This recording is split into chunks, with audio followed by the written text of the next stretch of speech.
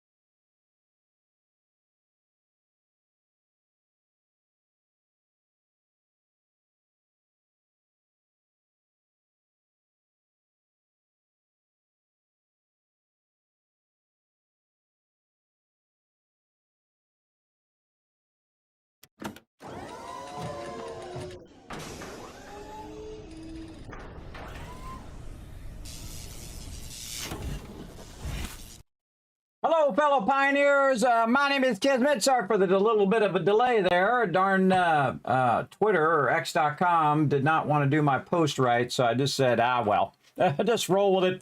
roll with it. I always have so much to do, and if any of that one of those things starts screwing up, then I fall behind, and I'm like, come on. And this is why typically I had a 10-minute startup more than a 5-minute way back in the day, but I've got it down to about 5 minutes. But sometimes I run a little longer if it's being feisty, like it is today. So being very feisty. But we're going to get into some Satisfactory here. I am loading it up here. Let's get it going. Now, put a 1 in the chat if you can see and hear me. You guys will show up right over here. There you are. We're going to get into some Satisfactory today. We have a whole bunch of things on the docket, including turbo fuel and a whole bunch of other fun as well. I tried to update my title. It wouldn't update, and then I had to update it all over again. I think it's update now. Let's take a look. To update it, because it was updating with the last one. Yes, and then we're going to get into potentially some nuclear power today. So we'll see how it goes. We're going to get into it. Now, again, I am your official FICSIT corporate trainer. I am here to show you how to make amazing factories that are both efficient and also eventually very cool as well later on. Now, again, I basically build a very modular style in this particular playthrough where we're just wherever we started, that's where we started going. And then we've been building modular factories to take care of each thing that we need. And then very efficiently, we've been running all of those resources back to a central hub. And then we're going and using our larger machines overclocked and doubled up so that we don't have to run as many lines. We don't have to do as much work, which saves us our most precious resource, our time. That's right. That is your most precious resource, and I plan to help you save as much as you can as well. So let's say hello to everybody in the chat, and then we're going to get going on over here. I appreciate everybody chilling out in the channel. We got Paul coming in. What's up, Paul? I see you there. There we go. 1,000 kids cats for everybody in the chat for the first few peeps I see in the chat today. Human coming in right at 10 o'clock. There we go. I appreciate everybody coming in. Still got those emotes, man. I was going to try to get those emotes. So exhausted, everybody. So exhausted. Been really pushing myself big time. Very cool. Dragon Wolf coming in, showing that hype. What's up, Dragon Wolf? And again, yes, there we go. Kismet Love train coming in. Love it. Wish with the 1, Hair Luna with the 1, and Paul coming in with that Tycoon twist. Like it, like it. Appreciate y'all coming in, throwing those 1s in there, letting me know everything is working. Hopefully. We'll see how long it lasts. We shall see. You know how this stream goes. Everything always goes off the rails, that's for sure. But we got lots to do, everybody, so it's time to jump in, get it going. Let's go.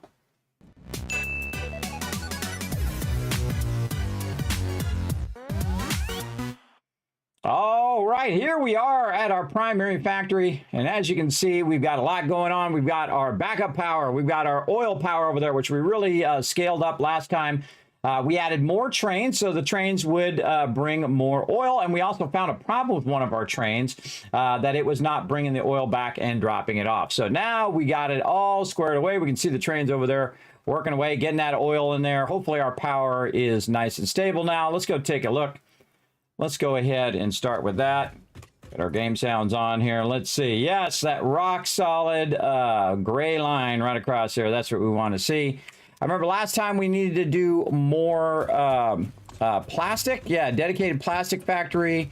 We're going to do some turbo fuel, some rocket fuel, maybe some drones, and we're going to need fuel for the drones, and then maybe some nuclear power. We'll see how it goes. Let's go ahead and check in where we left off. In our hub area here. So we have done our drones, and we put one of those down. We're now to our nuclear power, which we can build that. We're going to need a bunch of some supercomputers. We can also do our now advanced aluminum production, so we can get to our fused modular frames and our heat sinks and cooling systems, all that kind of fun stuff.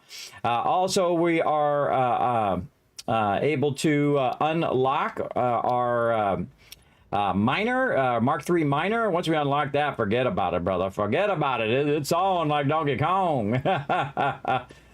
For sure. But the problem is, even if we do unlock our Mark III miner, we need those belts in Tier 9. So we'll get to that. Now, I'm in no hurry, everybody. Just taking my time, enjoying the journey along the way. But we are getting up there now where it's going to be really, really fun. And now, one of the things we did do is we let our supercomputers and a whole bunch of other stuff run all week long since last week. So it's just been running and running and running.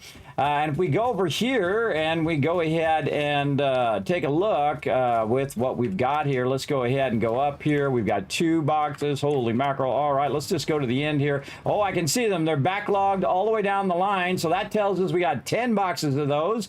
We've got 10 boxes of AI limiters. We got a lot of those. Let's take a look over here. We've got a bunch of these going in here. Whoop, we got 10 boxes of those. How we doing over here? Not quite 10 boxes of those, though. Those have probably been getting converted. Let's see if anything's still running. This one's still running. So our heavy modular frames are still running after a week. Wow, wow, wow, wow. Oh, look at the modular frames. That's what's slowing it down there, but that's okay. We have the power of time, and we can see that these have run into here. How many boxes of these do we have? Let's go up 3. We've got 4 boxes. Oh, okie dokie. We've got, okay, 5 and a little bit over here. These are still being used. What's in this one here? I think these are our other, yes, these are our high-speed connectors, and looks like they've been getting used up, though. Yeah, I like that. Okay, we have about 3 boxes of those, and those are being run into there. We've got our supercomputers here. Okay, we got a nice stack of those going in there. I don't think we're diverting those anywhere. We have a couple hundred of those. So we're probably lacking something. Like right here, it's waiting on cable. In fact, I have some on me. I just throw it in there. For those crystal oscillators, over here, waiting on cable. And over here, waiting on modular frames. Let's go see what we're waiting on over here. So this is what I do is I let it run until it gets to a point and I can say, okay, what is it waiting on? Right now it's waiting on computers over here and waiting on computers over here. So computers is our biggest problem, our biggest slowdown, but that's okay. We have a lot of all of this stuff. And that's what we need to go to the next stage. What do we got over here? Also cable. Okay, so cable on all of this is slowing us down. So we're going to need to make probably a dedicated cable factory. That is going to massively update those. Oh, there we go. A whole bunch more modular frames just came in. Let's throw some. Oh, that's as many as we can throw in there as well. So let's see. What else were we making other than these? Oh, over here. Oh, we already looked at all of those. And we looked at these. This obviously is not going to have a backlog. These are all good. Got a bunch of those. Good to evaluate what you have and what you're looking for. Over here, we can go ahead and take a look at our rotors and motors. I'm going to go all the way up just to get an idea of how many of all of these that we have. We've got, oh, mama. Okay, we have 5 boxes of those at least. Let's go down here and see what we got. Oh, look at all that quick wire coming in. Over here. Yes, that is 10 boxes of that, 10 boxes of this. Whoa, 10 boxes of heavy modular frames. Okay, we could probably turn that off at this point. That's good. This is good. Holy moly. Everything except for modular frames. All right, nice. And actually, we can go over here and we can turn this off now because we do not need that running if we don't need those heavy modular frames. So now we can let this stuff backlog. And that's what I wanted to do, backlog these heavy modular frames, and then that will divert more of these resources to other locations and start to backlog our modular frames again. That's good, but man, we got to get a lot more cable. Apparently it has burned up every bit of our cable that we're using. Yes, so there's 2 that uses cable. I think there was a 3rd one back here. Computers there, computers. This is cable, yeah. So one that needs 3 things of cable. So we're just going to make maximum level cable. Another thing that we can do too, if we're not using our wire, which is actually on this side, we'll go take a look at our wire here. Now it's best to take a look at it from the back because that tells you if it's backlogging or not. Like I can go look at the last one. Yeah, we have a lot of wire. See, I can take that wire and convert that wire into cable and then re-infuse that into the line. We are also taking our plates and quick running them into the dimensional depot there. So what can we do? How can we infuse these in here? We can just take some of this and run it back out behind here and then run it that way. How do we want to use up this wire? Good question. Could just take all of this out. We'll just take all this out back here.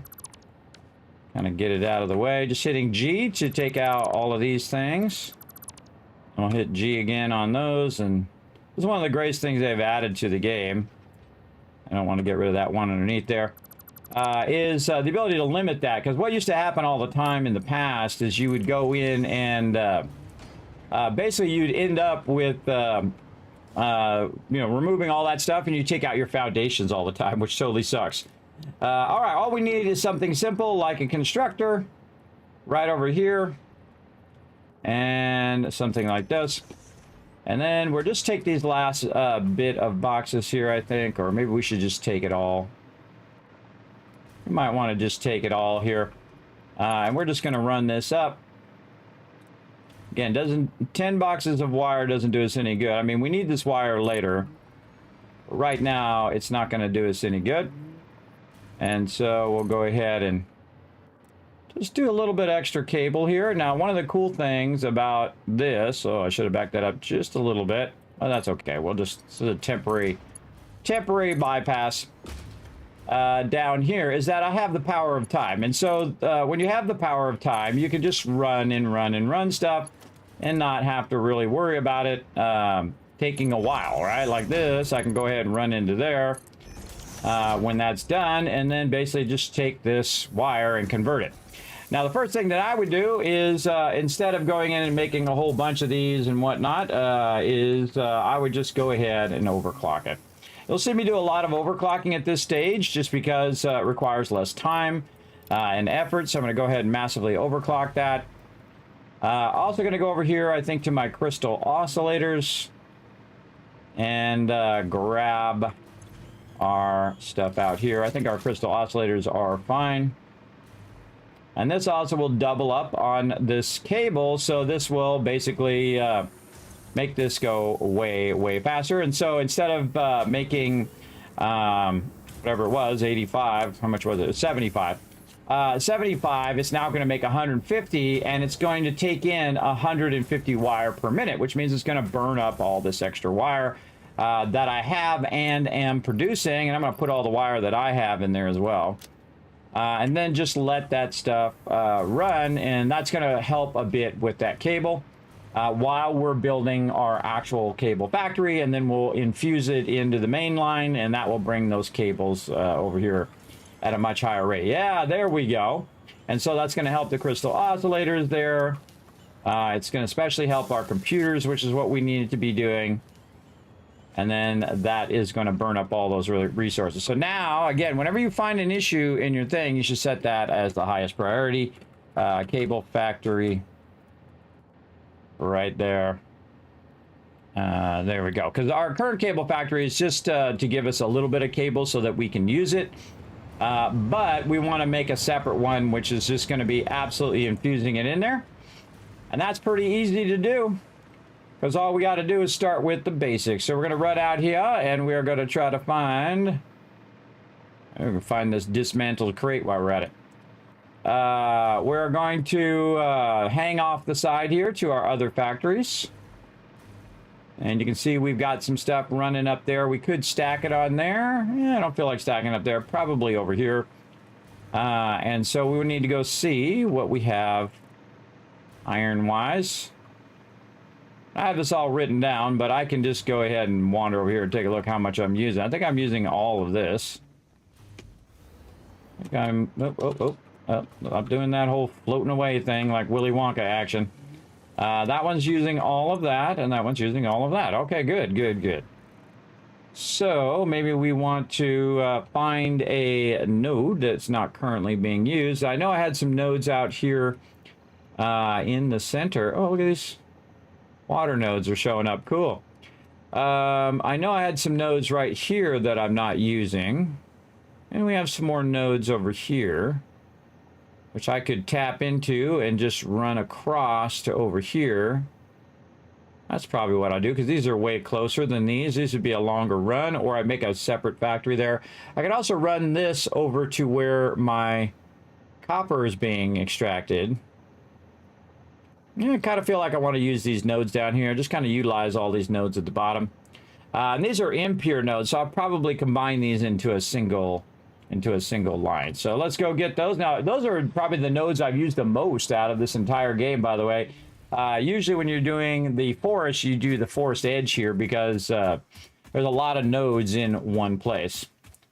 So we're right over here, and we'll get this going on. Again, welcome everybody. Relax, take it easy. We're going to have fun all night long with some Satisfactory. We are working to our next stage over here. There's probably going to be some baddies who think they're going to get me. Go ahead, give it a try. Give it a try. Nope, too slow. Had your chance, but no. Now you die. Anybody else want to die? No? Okay. Okay, now you can see that we haven't used these ones because they have the topper on them here. We'll go ahead and take that off. You can't leave that on and put your extractors on. At least I don't like doing it. So we'll take that out. And then we'll go ahead and take this out here.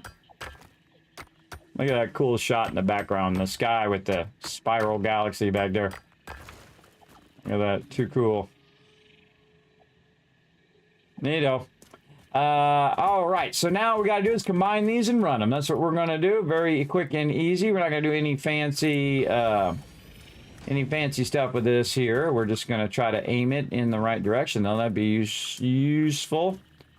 Let's say somewhere over there. And then this over here. Like this. And I don't like that tree there. I know just the way to fix it.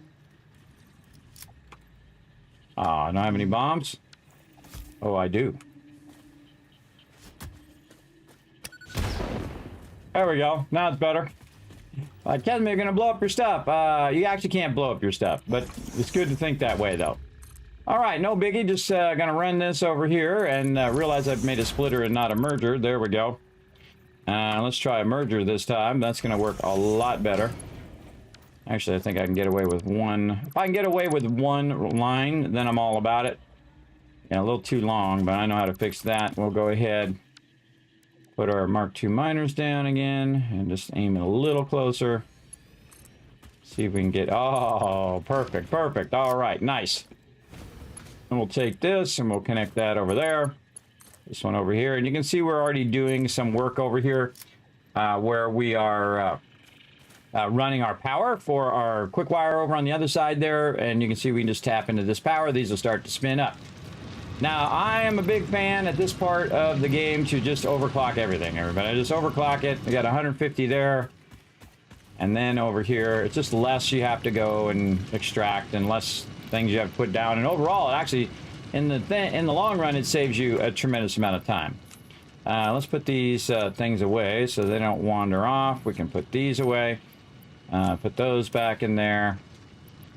We got all this raw ore. We do, then we'll just throw it away. Okay, that's gonna go ahead and do that. Now our two nodes are both 150 each, and they're iron nodes. Let's go ahead and go to our spreadsheet over here where we're going to go ahead and add some more stuff here. Oh, I got to reset something here. And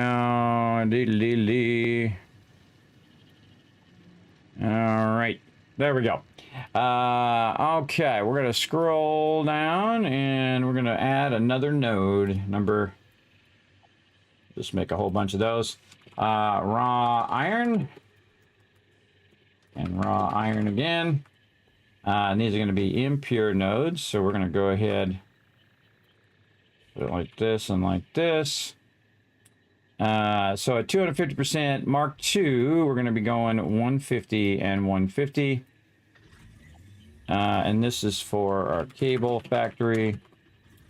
Combined both lines right there. Okay, so basically we're going to extract 300 and we're going to run that to our cable factory.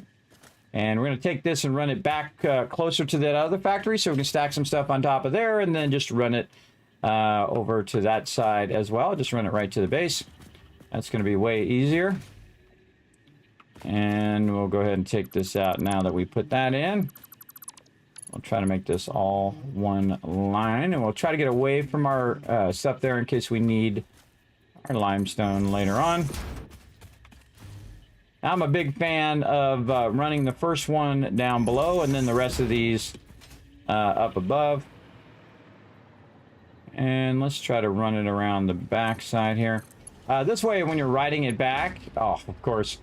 This way, when you're riding it back, you can get up away from the mobs, which is very useful. Let's go straight first, and then we'll cut across. And again, I can build a whole fancy system for it and say, okay, I'm gonna have it go this way, that way, and the other way. Or I could just run it across the thing like I'm doing now, because that's the most efficient thing to do. And again, we can make it all fancy later on. I'm all about efficiency first. Right here. And we'll just run this right where we have this other stuff. And let's say back here. And we're going to go ahead and utilize what we already got. Let's see. I wanted eventually to go up there. So probably a good idea to bring it up. Or bring it down, one or the other. So that's going to there. And we could... How'd that guy get back there? I definitely would have picked that guy up, I would think.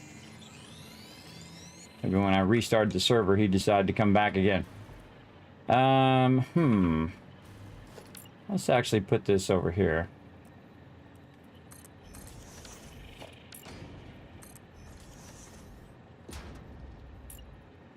Put that up there. All right. Looks good. We want to take that and we want to get that over there.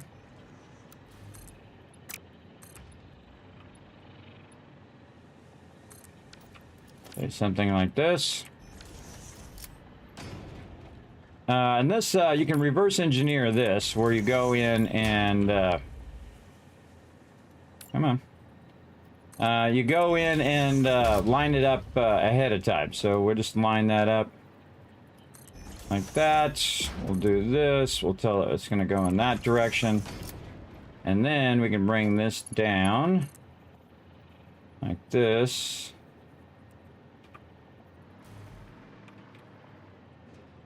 And let's just say something like that. And then we can just reverse engineer this by taking this one out, the last connection, and then just now running that right into there. So basically reverse engineered that a little bit. It's where I start at the end, work my way backwards a little bit to line that up.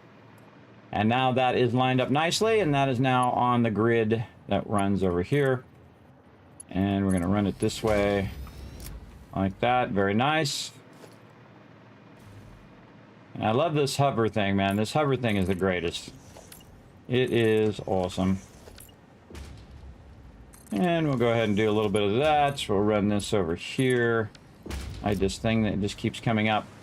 Now we got to get it way up here to the top. So we've got 300 of our ore coming in. So we'll go ahead and go to our next thing over here. And we'll just copy this and paste this over here. Now this is going to be super easy. So we're not going to get too fancy on it. But definitely we're going to need some smelters.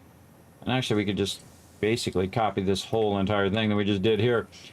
Oh, it just dawned on me. Wow. Wow. I must be tired. It just dawned on me that I'm running iron and not copper. That happens. That happens, but thanks for letting me get there, everybody. That's okay. I can use that iron later. Yeah, duh. I need the copper. I did just wake up a bit ago, so there we go. Yes. So actually, we'll put these down here, and we'll come back to those.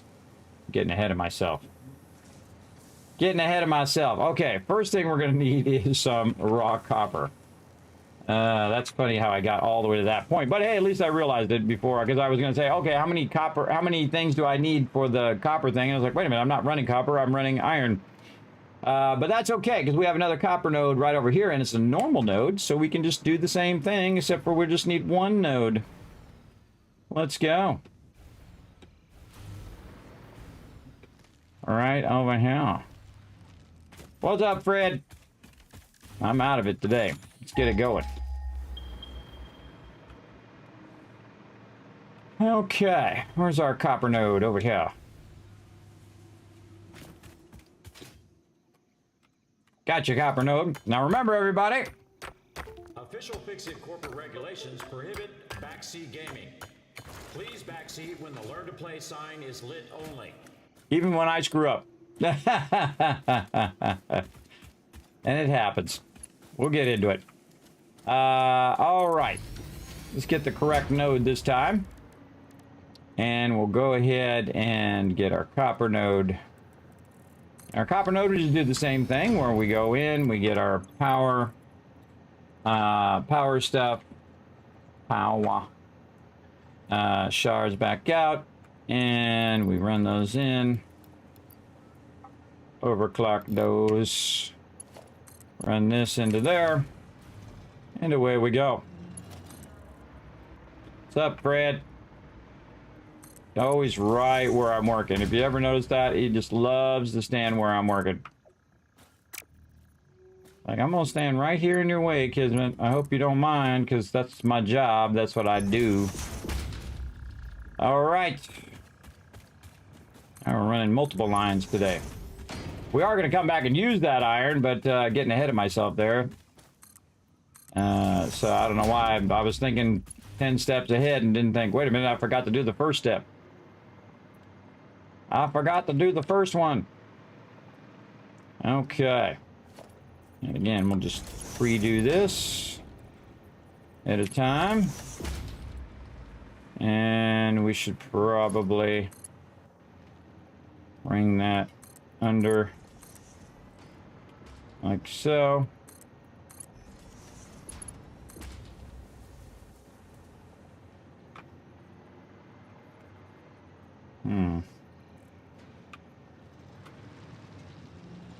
Close enough.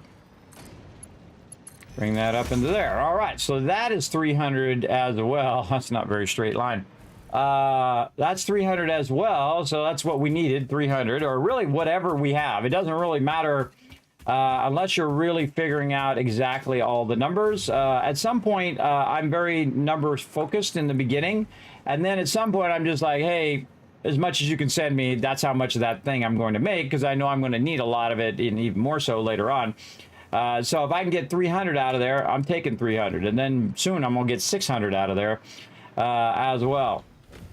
We can run along the belts. That's how we used to get around in the old days. We would use the belts. Okay. Now let's get this copper run across here like so. And then over here. Now I like leaving a gap in there just so I know that those are separate lines. And it doesn't matter, I'm not going to run that much more stuff over here. Let's go up here to the top, and now we need to figure out our numbers, which are going to be pretty easy to figure out. And this is a normal node. So we're going to go in and we're going to make that. Why are all these green? These don't need to be green. Reset. So we know that's going to be at 300, and then we'll combine both lines and move that back down there. There we go. All right, so now this is going to go to our copper factory, because we need, or to our cable factory, because we need copper and not iron. There we go. Raw copper. Again, this is all going to end up the same. All you have to do is just change the name, copper ignits. And then at the end, we're going to make a wire. And then we're going to have one more stage after that, which is our constructors here. And this is going to be cable. All right, let's check our numbers. 300 in, 300 out. Okay, looks good. 300 in here. We're going to need to take this and adjust this. This is, again, copper ignits. So copper ignits and iron ignits are the same thing. They're 1-to-1. So how much ever you put in is how much is going to run out. And then these are, I can just copy these, copper Ignits from there, and then this is wire. And then this will go from wire to cable. Oh, we don't need the last one. So copper to ignits, ignits to wire, wire to cable. Yeah, no, I was right. Okay, cool. Cool, one less thing. And so we just got to figure out our actual cable numbers, because the wire and cable numbers, the ignits again are going to be the same. So our wire and cable numbers, let's go figure those out. I think I have some running over here somewhere. That's limestone on that one. Let's go down here. Smelters, yes, there's our copper ignits there. Let's see if we can find our way up to the converters. There's our wire. All right, 15 in and 30 out. So let's go ahead and change those numbers. 15 in and 30 out. So that's 600 out there. And so we're going to need 20 machines for that. And then this is 600, which is going to output 2,400. That's a lot of cable, everybody. That's a lot of cable. In fact, I have to run 4 lines just to get that cable to run over there. 3 to 4 lines to get it going over there. And we can actually figure it out right here, is that we can take this number and we can divide it by the speed of our belts, which is 780. And that is going to be around 3 separate belts we're going to need. And I'm just going to round it to 1 decimal. There we go. So 3.1 is what we're going to need. And so it's going to be 600 wire. And then our cable, let's double check those cable numbers. Let's double check those cable output to see what it's really. So 60 and then 30. Oh, it converts back again. Okay, so 60 going in, and this is 30, so that's actually 1,800. So we still need about 3 belts anyway, because it's 2.3. So 600 wire in, and we're going to need 60 machines. Holy mackerel, that's not right. We need the proper input, which is 60. There we go, 60. Now we need 10 machines. And then now it's going to be, our output is 30. So basically it's going to cut in half to 300, and we need about 0.4 of our belt now. So there we go. Those numbers look about right. Again, sometimes those numbers will scare you. So 30, 30, and then wire is 15 and 30. That doesn't seem right. Let's check that wire again. Check that wire. Get them numbers right today. Those are copper sheets. There's a 30, 30 there. And then wire here, 15 to 30. 15 to 30, so that's 600. And then our cable is up here somewhere. There we go, 60 to 30, the opposite direction. I don't remember all these by heart. There we go. So that's about, it basically ends up at the same amount that our input is.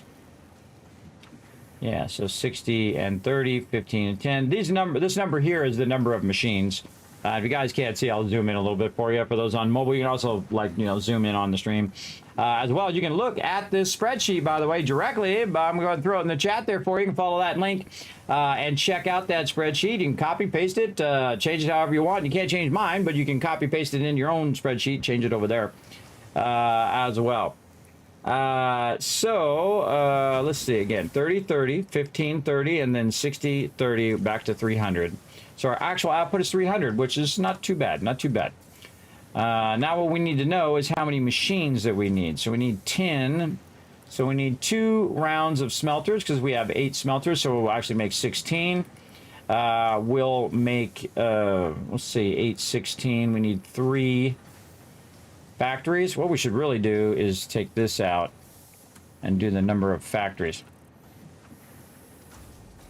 So copper ignits is going to be the number of machines divided by how many we have each factory, which is 8. There we go. So 1.25, and then this is going to be the same. That'll be 2.5 factories, so basically 2 and 3. And then for wire, we'll need 2.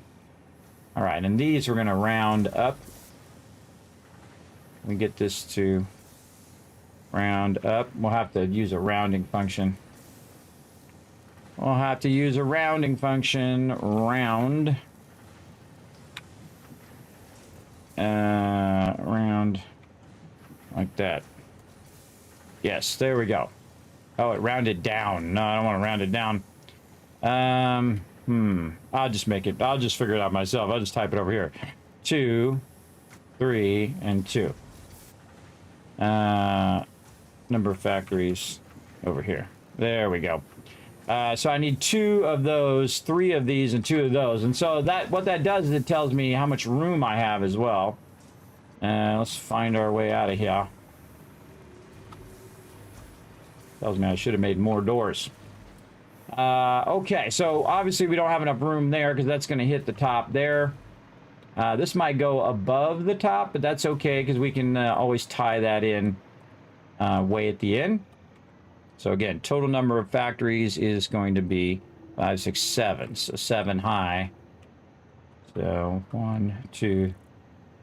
Yeah, it might go off the top. All right, that's okay. This is what we got it for. Now we have made a bunch of stuff here. Oh, that was the other thing. I was going to post the updated ones. That was the other thing I was going to do.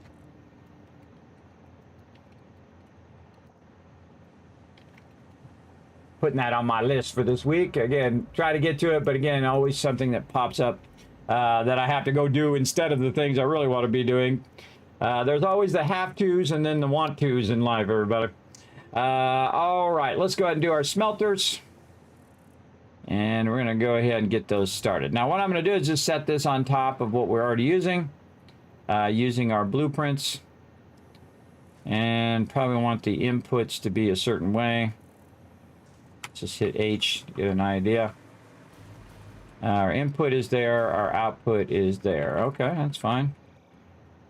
I'm cool with that. Which way is our arrow? Our arrow is pointing toward us. I see. Looks good. Boom. All right, so let's get this copper up here and let's get her going. So we'll bring this down. Like so, or even better, let's do...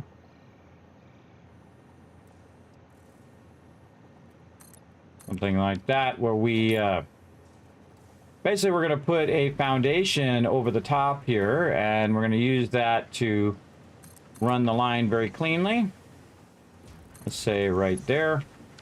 And then we're going to go way up here to the top. So we don't have to run it by all of our doors. Plus, we don't have to do the whole switch back here, switch back there thing. We can just very easily line those two things up like this.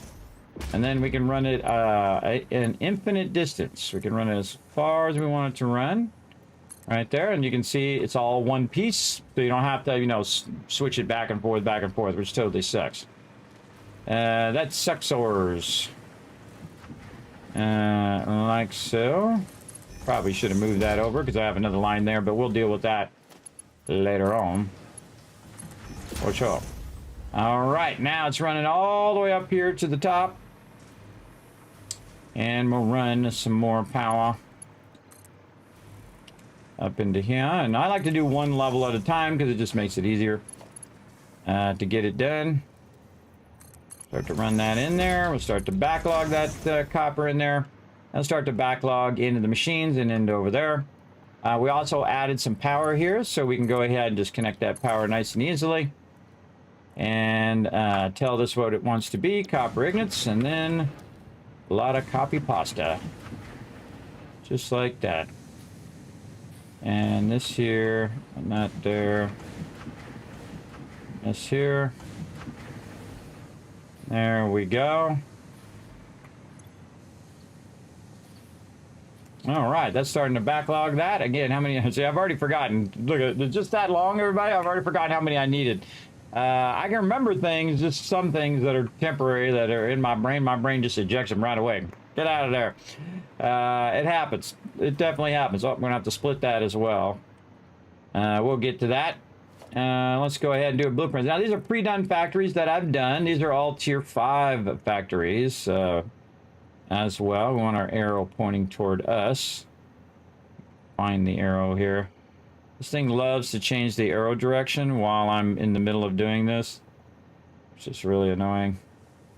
So do what you got to do. I always do hologram too, just in case. And then, of course, we've got it facing in the same direction. Did not want to do that. Just want to hit F. There we go. Pick that up. Run that right there. Run that down. All right. That in there. And I already have this still pasted, so I can just paste all that in there. At least I can try, apparently. Apparently not. Not what I did. Get lost its pasting thing right there. Come on. Control V. Oh boy. Okay, it's gonna be like that today. All right, I see. I see. Okay, we'll get it going. And then we need to split this input. Okay, and it doesn't want to let me get my thing. Come on, give me the... Nope, okay. That's how it's going to be today. There we go. I'm pressing the button to get my splitter there, and it does not want to let me do that. We got it now. And that is going to be an issue. It's too close for that, but we'll deal with it. That in there. Yeah, that's going to be too close. So... Knew I should have moved that out. Yeah, we should just fix it. We should just fix it. I'm gonna move it out here.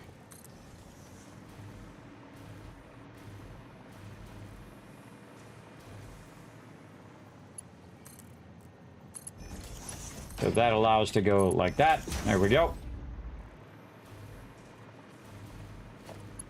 Easy to fix. Very, very easy.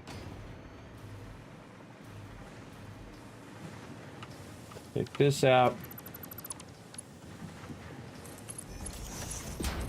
That's nice and lined up. Okay, there we go.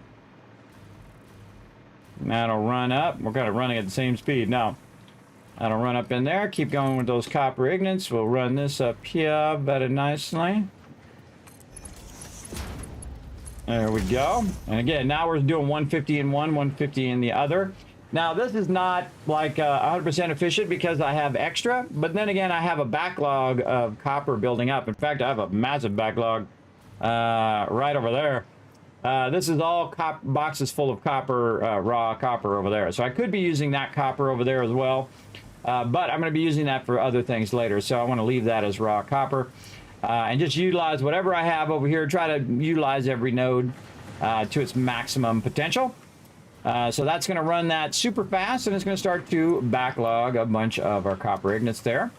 Now what we want to do is make our constructors for our wires. So we need 3 factories for that. And again, this is what makes this so nice. I just realized I have that power running along that back edge too. I could probably take some of these out now.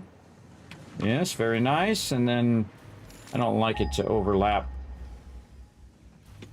down here because it creates what's known as like a Z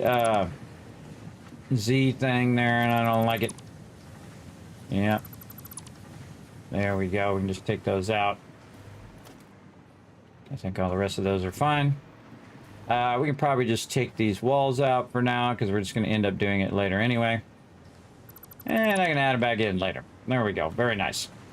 Okay, so now we are to our constructions. And again, once you have your blueprints for this, it just makes it so easy that you can just keep stacking them and stacking them and stacking them as much as you need to. We need to get our input on the right side. I believe this is our input. Nope. That's our output. Let's find out where our arrow is. So our arrow needs to be flipped the other way to the right. So we'll try it again. And there's our arrow. Come on, arrow. There you go. And we'll nudge that into place. And this way our inputs and outputs are lined up. And actually we should probably do a little offset on this one. And we'll put this one into that one. And we'll put an offset in there like that. And then we'll bring this up to the next factory. But let's get some power in there. And again, we're in trouble because we are using a lot of power. Though we did turn off our heavy modular frames, so don't really need that much power right now. Again, I like to get everything running and make sure that each level is off doing its thing, because again, I have the top of it open, so it makes it way easier just to, you know, go down in there and make sure that everything is doing its thing. Okay, that's going to make a crazy ton of wire there. And we need 2 more of those. We should probably actually combine those together, then split them into thirds. That'd probably be a smarter idea. We'll get to that in a bit. So this is number 1, and we need 3, right? Yes, 3 of those. And we know that we want it to go to the right. It's kind of set down in there. Come on. So fidgety. Gotcha. All right. And there you go. More power.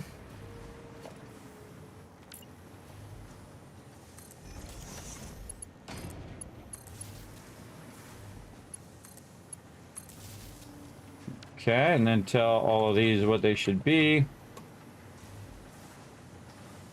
And we should see them all go yellow. If they don't go yellow, then I didn't paste it like that first one. It didn't take it. And then you want to double check. It says wire. That's good. And I want to go down here and actually combine these together. Combine, combine, combine. All right. And we'll do that by getting a foundation. Stick it right here. We'll do a merger. And have our merger go out like this. Very nice. Just like this. Make that go down. Come up into there. Then we'll take this out this way. And we'll run it the other way. Ah. Right when I click. Right when I click, it loves to do that to me. All right, we got this. Maybe not. A little too close. A little too close. Okay, we got this. Let's see. We can go this way. Let's just go this way. Even better idea. Yeah, just go this way. And then we can just go up. And that's going to line up. Just like that. Well, it should have. No, it didn't, because it's offset. That's right.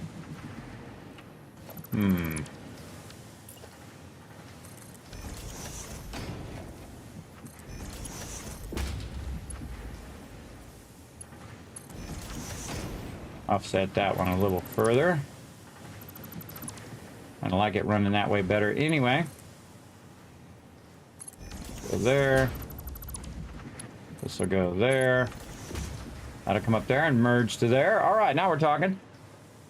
Okay. And now we're going to need to split it 3 times. So we're going to merge it together and then turn around and split it into thirds.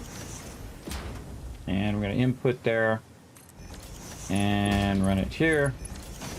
And so we'll put the first one on the first level.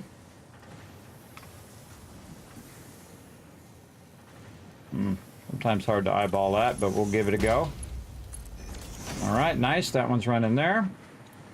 Then we'll do the outside one.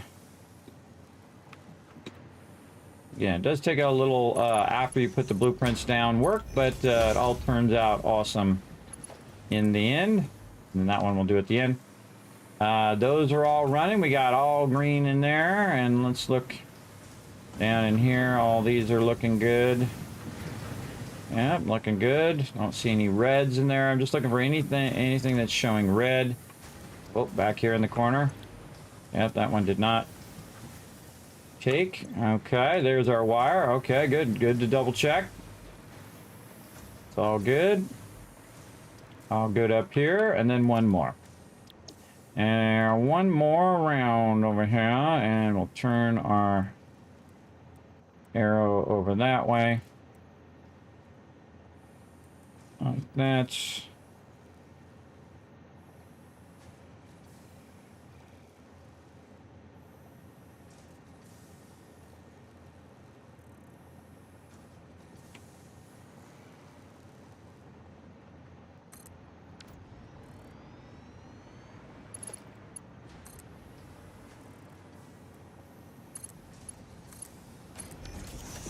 And there we go. All right, third one in.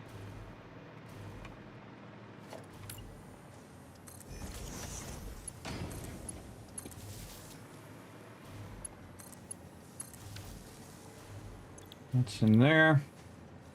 And this is more wire. Yes, from wire. Get that going. Lots and lots of wire going to be done in here, that's for sure. Okay. Bam. So we have our 3 layers. We have our 2 layers of smelters that are smelting all of this raw copper, and then that's being converted into ignits. Now, of course, it also is backlogging it, so I do have a bunch of extra. So here in the beginning, we're going to get a quick boost to the amount of wire that's producing. So we have 3 there. Then what we want to do is we want to turn it into cable. So we're going to need constructors for that. So 2 factories of ones for cable. Again, this is quick and easy, again, when you have it all kind of pre-worked out. Now this time we want the arrow to go the opposite direction so we can put the inputs and the outputs together. So we're going to try to get our thing to turn this way. We can get our arrow, there we go. And then it's kind of tricky to set them down on these walls, really they're doors. It's a little tricky to set them down on there, but once you get it down, highly recommend you got to set it down just a little bit. Oh, we don't have enough of something.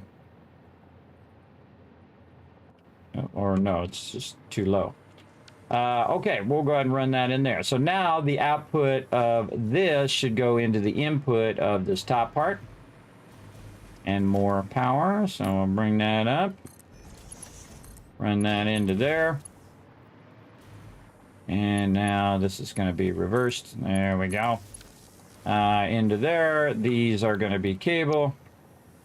This stuff's pretty simple. This is just how many of these things do I need? And, you know, putting them all in there. Again, make sure they're all not red. And they got power. And then this is pretty easy. We just do the same thing we did over here. How we got a bit of a problem with that, though. That's going to be an issue. Yeah, that's not good. That is not good. All right, we got to fix that problem. That's for sure. All right, let's go up here and fix this up a little bit, because they don't have to be right there. They can easily be moved out of there. And that's from our screw factory that we have going. And we could use the same ones there eventually for the other thing, but we'll move these forward. Let's say really far forward. There we go. Actually, should put them right next to each other so they're easier to run. In that corner.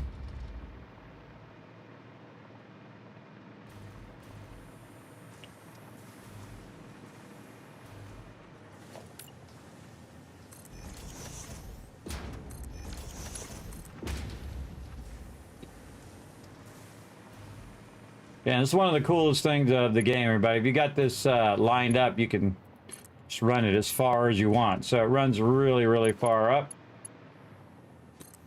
And then we're going to run this one all the way up. And then you can also watch it outside of the factory to make sure that it is working. And then we're going to go down here, and instead of running it into there, we're going to go ahead and divert it. See, there's sometimes just to take out the floor hole. If you take out the floor hole, it takes out the actual things up above it. This one's going to be tricky. That's pretty close. Yep, that's pretty close to try to run that one there. Let's do this. Let's run this down here.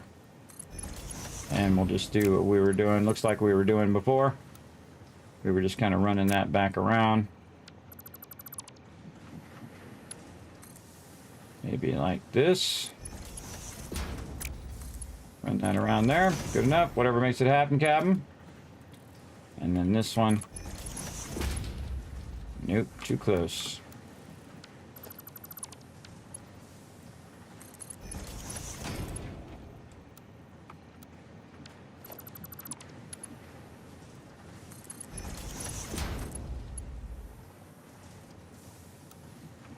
No, it doesn't like any of that. It don't like it. All right, here's what we'll do. We'll go ahead and make it work by running it and attaching to the top of that. This is really weirdly running it like that. Should not be doing that. It should be running it out a little bit. Yeah, it should be curving it out. All right. Solving all of our screw problems. We can just run it out a little bit to the side and let it loop back. There we go. And now we got all of our screws running back up the thing. And then we want to run our screw lines again. Up here, which is going to all of our stuff. Honestly, I can't remember where I had them running to at this point. But we'll find out here in a second. I think this one, the outer one, was going to here. And then this one was going to that screw line there, because we have two separate screw lines, because this is way too much for a single screw line. Oh no, not up there. No, we were running it up here. We're running up to there. Those screws are stopped. Oh, probably because those screws are full, that's why. Those screws are very, very full, no doubt. Let's go take a look. Again, because you need a lot of screws for your computers, but if you don't have enough cable, it's not using the screws, so the screws are going to backlog massively. But once we get enough cable going, then we can burn up all these screws. That won't be as big of an issue. Again, one thing leads to another in this case. Screw problems are never solved. You are correct, Buck. You are absolutely correct every time. But we have a dedicated screw factory going there as well. Okay, so now that we got those out of our way so we can utilize our stuff here, I'm actually going to run this a bit away from those lines out here. And again, we want to merge all of these together, so we'll get our merger and we will run our merger. That is a tough one. Let's run it forward so we can try to do a little tricky there. There we go.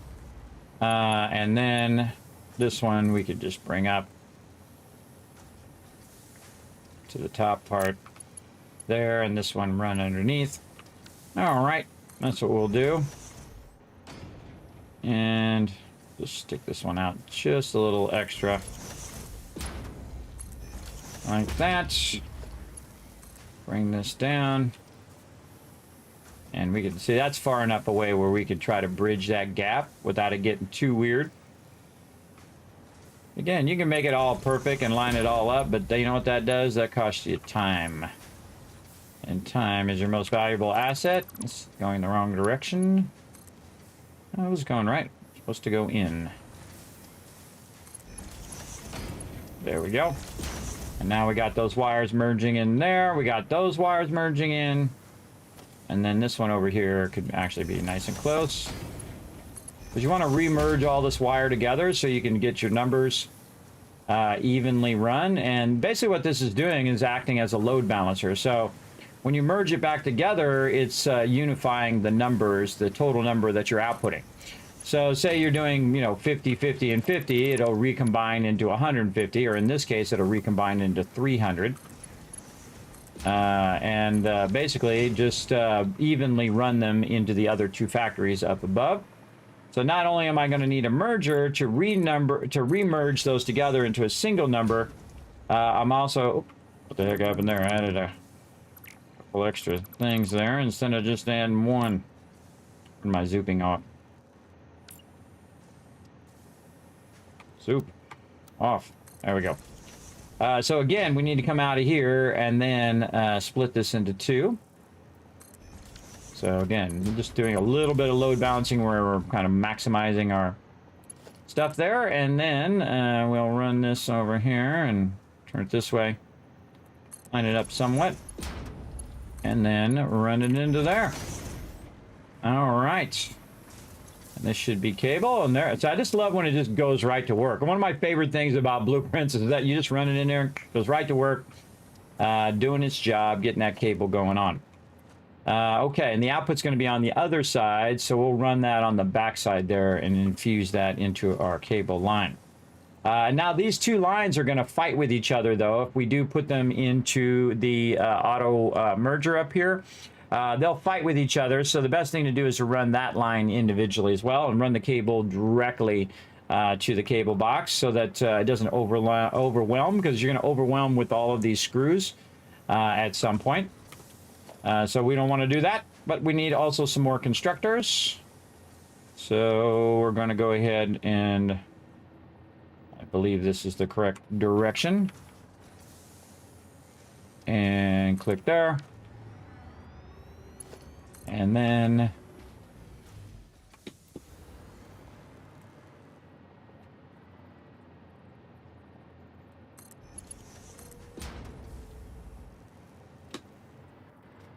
that is not the correct direction.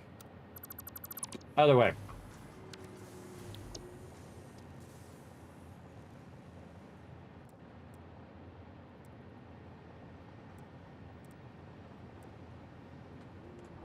Other way, because we know it's not... Oh, and it didn't set down. We know it's not the correct direction because the red is the input. And we had... It was green. Again, this arrow has a mind of its own sometimes. Back away a little bit. Alright, arrow. There you go. And there we go. Nice. Okay. And we'll start with power. Come on. There we go. This up here. And run our thing like this. How do we end up doing that wrong again? Hold on. Red is the input. The arrow the same way. Oh, that's weird, because I put the arrow that other way. Again, sometimes I think it changes the arrow at the last minute. Let's try it again. Each, nudge that into position. Go. See, if it's not red, then it's not an input. There we go. Okay, now we got it. Also, I can tell because the way I connect the power was reversed. See, it should be on this side and not on this side. So if I'm connecting the power differently, then I'm like, oh, there's something going on there for sure. Okay, now we finally got it the way we want it to go. We've got the power running in there. We can go down here and just double check all of these while we're at it. And we're going to go ahead and get our cable. I'm going to run it in here. And again, this is going to burn up all this extra. And then we're going to go ahead and run this across. Now the cool thing about them screws, by the way, is there is an actual storage to those screws right there. So that means not only is it 10 boxes over there, but it's also like 20 boxes of screws. You don't believe me? Let's go look. Don't believe me? Check it out, everybody. Boom, screws, screws, more screws, screws everywhere. So there's 20 more boxes of screws in there once I get all of this cable going. Because what we're going to do now is take this wire, turn it into cable, and then take that cable and then output that and put that into the storage. And then that storage will then go to the other storage. So again, if it backlogs at any point, it's going to backlog to us big time. So again, we want to make sure we know which one's which. Let's see. This is our input on that side. Our arrow is to the left. All right, let's do it. Again, we want arrow left here. Let's say that's good enough. Nope, it's down too far. Always fuddling with it to get it so it's sitting properly on the other one. Again, you can do it without foundations or with foundations. I like doing it with foundations because it's easier to kind of line it up to the top edge and then just nudge it into position. Like so. There we go. And then this one, output, and then input into the first one. And then this one over here, we will just go ahead and do our little trick where we run this out just a little bit, and then we can run it right behind the other one. Like that. And then, of course, now we have a double input of all that wire. Look at it go. Or all that cable, sorry. All that cable. I get the cable and wires mixed up all the time. But now it's going to backlog a bunch of that while we're running our lines. And our lines, of course, ending up right over here. And the output of this is 300. So we could just run a single line. Also, we could go in and put a dimensional depot. I already have a dimensional depot for cable, so I don't need a second one. But that would be a great place to put it. And I'm probably just going to need one single line for the cable. I'm going to kind of run this up through here just to give me an idea where I'm going to need this floor hole.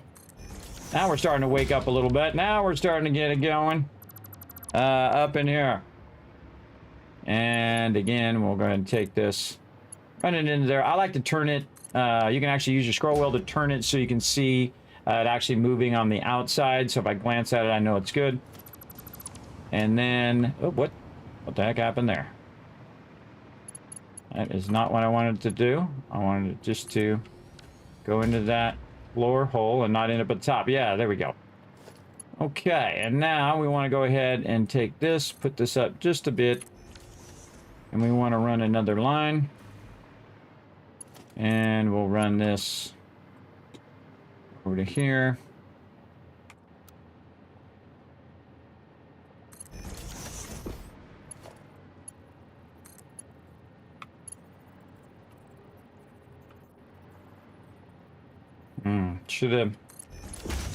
Should have done my things over here. Interesting, I didn't do it over here, but I do have it over here, so we'll see. We can sneak that in on the in one. I think we can. Let's run this a bit first. There we go. And we'll sneak that in on the in one. We're gonna definitely need to fix this one. I don't like it when it goes weird like that. There we go. Nice 90 there, and then nice 90 right there. And then we already have all of this. Not that I thought it out that far, but it's just convenient that we do have it. I do think mine out pretty far ahead, but not that far. Not 55 steps ahead.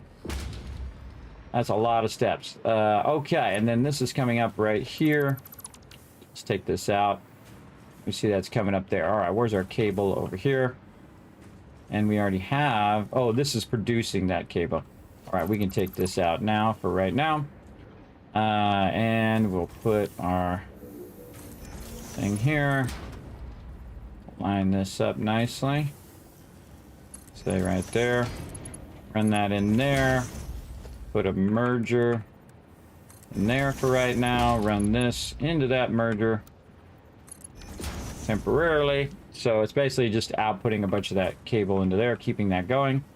And then this should bring the cable up. Now we have to get this cable into there. Get it to turn the right way. There we go.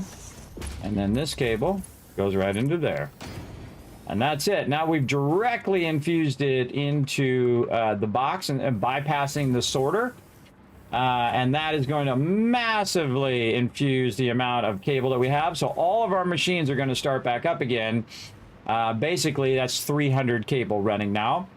And we have these massively overclocked, so it's burning up these resources very, very quickly. So now what it's going to do is burn up all the circuit boards and stuff. And one of the things that also the byproduct that happened was that it did backlog a lot of plastic because it did run out of cable. So now what it's going to do is start to use up all that plastic, and we're going to need to make that separate plastic factory as well. But again, you see that I don't need to work on power until I need that power, but we are getting to the point now where we're using a lot of power, that's for sure. Let's go over here and see how our power is doing. We're probably on a little bit on battery backup, I would imagine, at some point. Yeah, we're getting there. Okay, yeah, see now all that, you saw it jump like that. The reason why it jumped like that is because now all of my big manufacturers turned on, and they're using like, each are using like 1,000 power. And I can make like 15 of them if I wanted to, but it's much easier if I use one because I can double up the output using my summer sloops. So basically using one is getting me the value of 2, and it takes a lot less line runs and resources to make it run. So we're looking pretty good. We're right now at 11,000. So we're actually over our other power that we used to have. and we are boosting it with our cool new alien technology back here, which is boosting our power, our amplifier over there, which is pretty cool. I'll show you something really fun about it. You go over here, and what you want to do is lick this right here. You just run up there and lick that. My kids, you don't want to do that. That's bad. So yeah, so this is a new item in 1.0 release, which is the power augmenter, the alien power augmenter, which is pretty awesome. It's boosting my overall power right now. So very good use of that at this stage. Again, I could go build a whole lot more power, but again, I don't need to because I'm working very, very efficiently over here. And then again, look at that cable now running at max speed. That's going to really get us a lot of supercomputers going. Over here, our radio control units are looking good. Our supercomputers are getting there because we need more computers. That's the thing that's really slowing us down. And over here, ooh, mama, our high-speed connectors are now kicking butt again. Nice. Nice, nice, nice. Now, one of the things I want to do right now, though, is before my cable massively fills up, which it will do at this point, I'm going to go ahead and take all the cable that's on me, because I was working on cable, and run that in there. And if I have a bunch of stuff that I need to sort, I can very easily, and let's grab our little guy here, I can very easily just throw it in the dimensional depot myself. If it has space for those things. I think I got most of this in here. We can throw that in there and that in there for right now. Let's see. What about raw copper ore? No, we don't have that in there. All right, cool. Let's throw that in there. So I just keep throwing stuff in the dimensional depot as much as I possibly can. Okay, so that's all good. All good. I like it. I like it. Okay, so we got all that done. We have our other stuff done. We were kind of back infusing some of our wire in there just to help out a bit with that cable. We could probably stop this now. This is all good. Yeah, and sometimes I just do stuff temporarily like that. And then I clean it up and look at that. It was like it never was. And this... just hit press control, and then I get both of those without accidentally getting everything behind it. And then it's back the way it was. Nice. Okay, all good there. Fixed our cable problem, and now we can go ahead and take our cable factory out of the list over there as well. All right, I think it's finally time, everybody. Finally time for some turbo fuel. Let's go. All right, so the first thing we want to do is click on our turbo fuel and get a general idea of what we want to do. Let's go ahead and clear this out and add our turbo fuel. Now, the first thing we're going to need is we're going to need a ton of actual fuel. And we're going to need compacted coal, which is something actually I think we're making way out there in the sulfur, which we'll probably have to end up running over here. We'll go ahead and just tap into this train here and add another car to the train, and we'll bring it over. You can see that we're using a lot of oil power here, and we're using so much of it right now that if I were to take one side off or readjust how that stuff is working, it would actually cause my power to go off, which I don't care because I have it all set in priority switches. So it'll automatically turn the bulk of the factories off and not necessarily the actual power itself. So that's an important thing. But we also need to look at our turbo fuel and basically get an idea of how much we're running here. Let's see. Did we do our oil nodes? We did not write down our oil nodes in there for some reason, but we probably have it back here. Let's see. Refineries, yes. Our raw oil is here. Oh, man, my scroll wheel sucks. There we go. So we have our oil coming in at 600, 600, and 300. And we need the 300 here. We're going to utilize that for our other stuff, which is our rubber and our plastic, which we really need to up our plastic. But let's go ahead and see if we can up our refineries here first. So our total fuel output, so our oil input is all of this. Our fluid input is non-existent because we don't put fuel, an extra fuel fluid in there. Or really it'd be an item input, so we really can just take this out That would be item input anyway. And then the fuel output is 40, so we're really outputting 400 fuel right now, and that's the number that we need.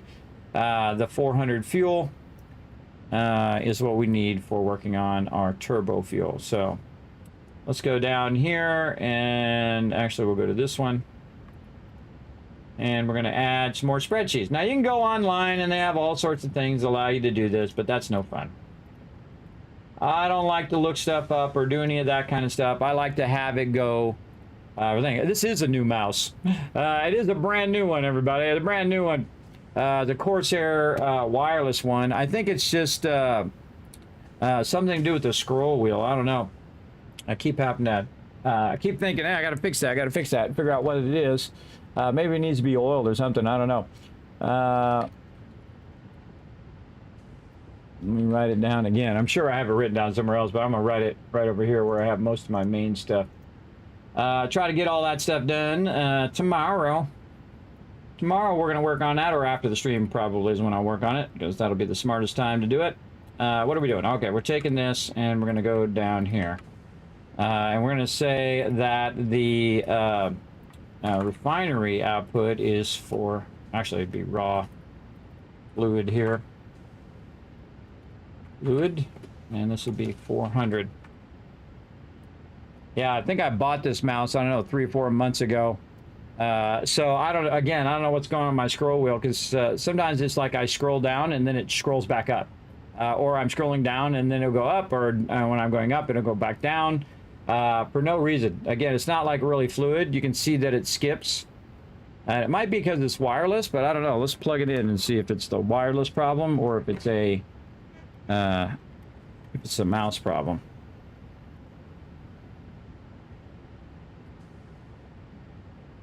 No, it's a mouse problem, because you can see it still does the same thing. You see it, the thing will jitter. See how it does that thing? Yeah, something definitely wrong with this mouse. But we'll figure it out. We'll figure it out. It's funny too, because it's my favorite mouse too, and it's been having that problem for, I don't know, a month or so. And actually, I don't even know how long this is. It's actually like maybe like 6 months old. Now that I think about it, we've had it for a while. But all right, so this is our fluid, and we're bringing in 400 fluid, and we need to figure out all of our turbo fuel stuff. So to make turbo fuel, we're going to need a bunch of stuff. So let's get our turbo fuel back up again. So turbo fuel is made in the refinery, and so we need to go ahead and bring in our fuel, and we need to bring in our compact coal. Now there is actually what do we call it, alternate recipes that you can use. I don't use any alternate recipes in this particular playthrough, but we will use them in the future. This way, everything that I'm doing, you can do as well in the default game as well. So compact coal and fuel. And again, compact coal comes from sulfur, and we're actually making a bunch over there, and we'll scale up our sulfur factory now and bring all of that compact coal over and combine it with our fuel. So again, right now we're producing 400 fuel, and so we need 400 fuel and so much compacted coal. So let's run over here off to the side, and we're just going to put a refinery down that we can kind of fool around with.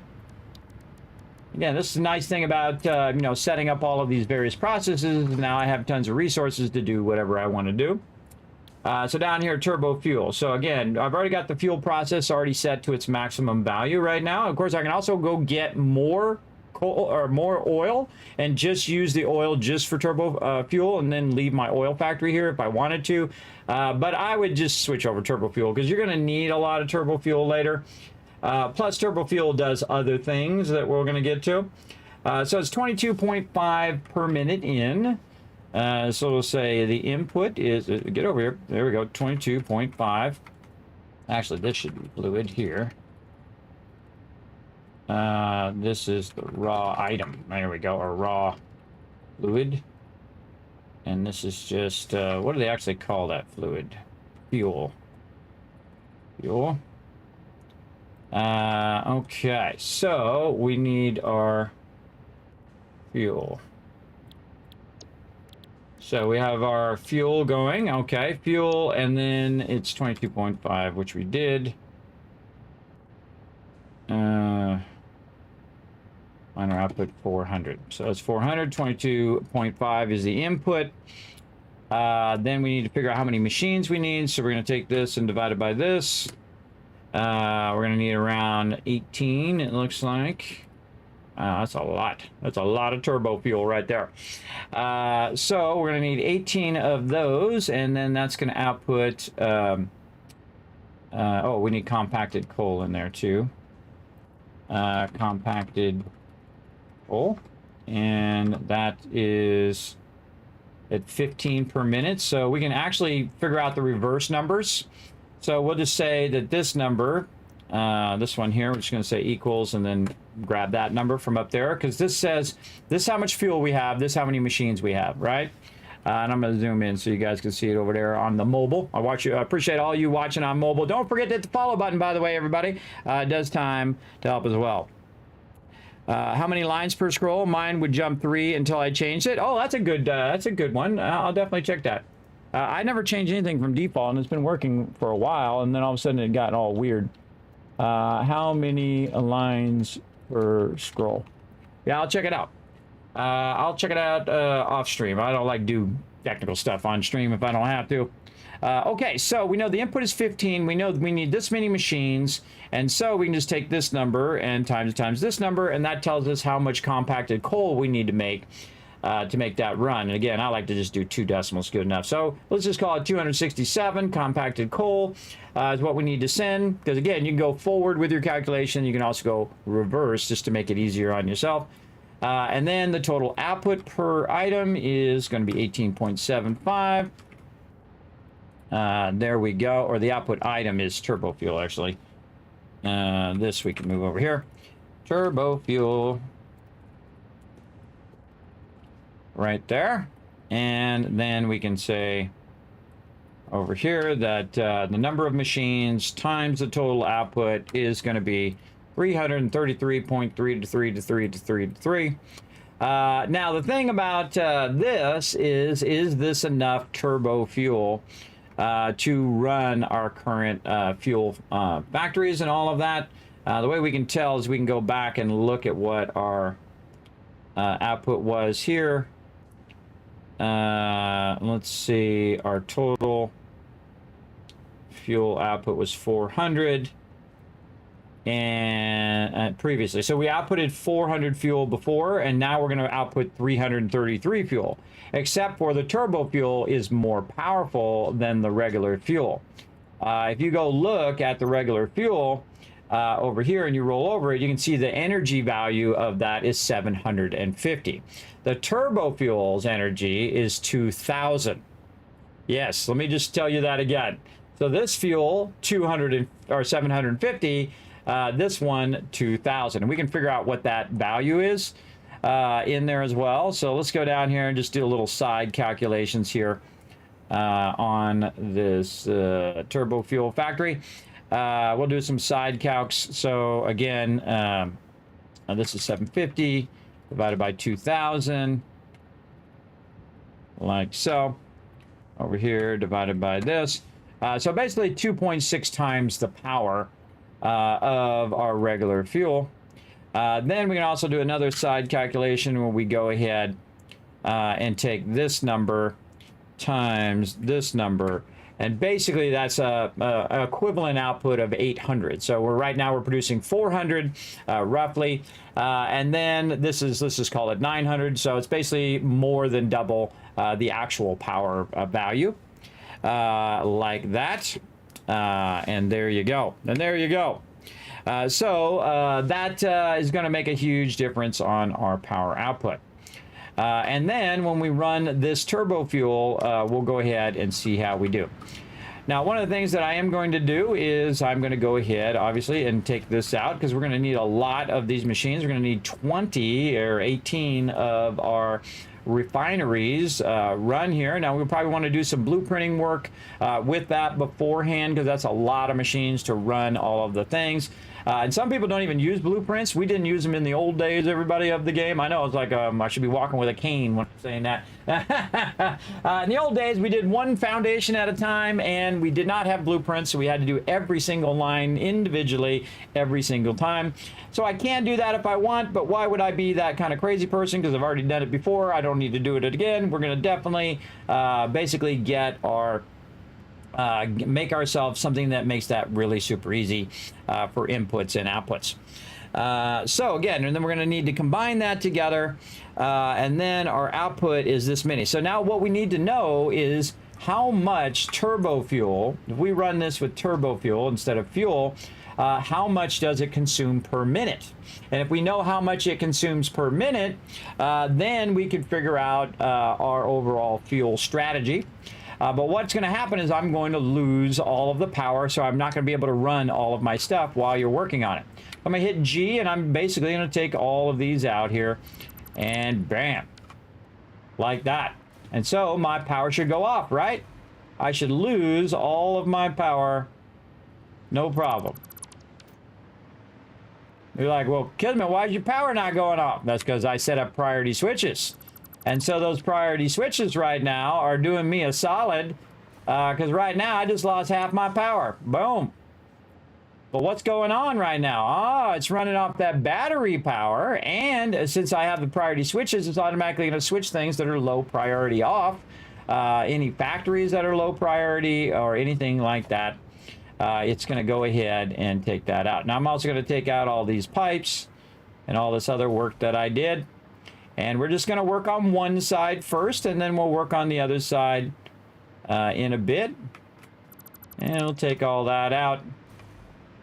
And we'll hit G on those, and we'll get those. And you can get multiple of these at the same time. Like an old habit now to just do one grouping of stuff and then another grouping. But you can totally do multiple groupings simply by doing this. And then you hit G again, say on pipes, and then you can take the pipes out and whatnot. You got to be close enough to take them out. There we go. And again, you can group those up. But one of my favorite reasons to use... Oh, now I'm dropping stuff. What am I dropping? I don't know. Oh, I'm dropping all these resources. All right. Well, I'm going to need these resources in a second anyway. So here's what we'll do. I hate those boxes. They trigger me. We'll just drop all that in there. I see a dismantled crate over here. Oh, I just remembered that we had our, we died way out in the middle of nowhere and we couldn't get back there. I'd totally forgotten, everybody. See, that tells you. I'd totally forgotten about our death crate, which is beyond the area in which we can reach it. And it's way underwater. I just remembered that. That's okay. It's fine. It's fine. And then we're going to take all these out. Very nice.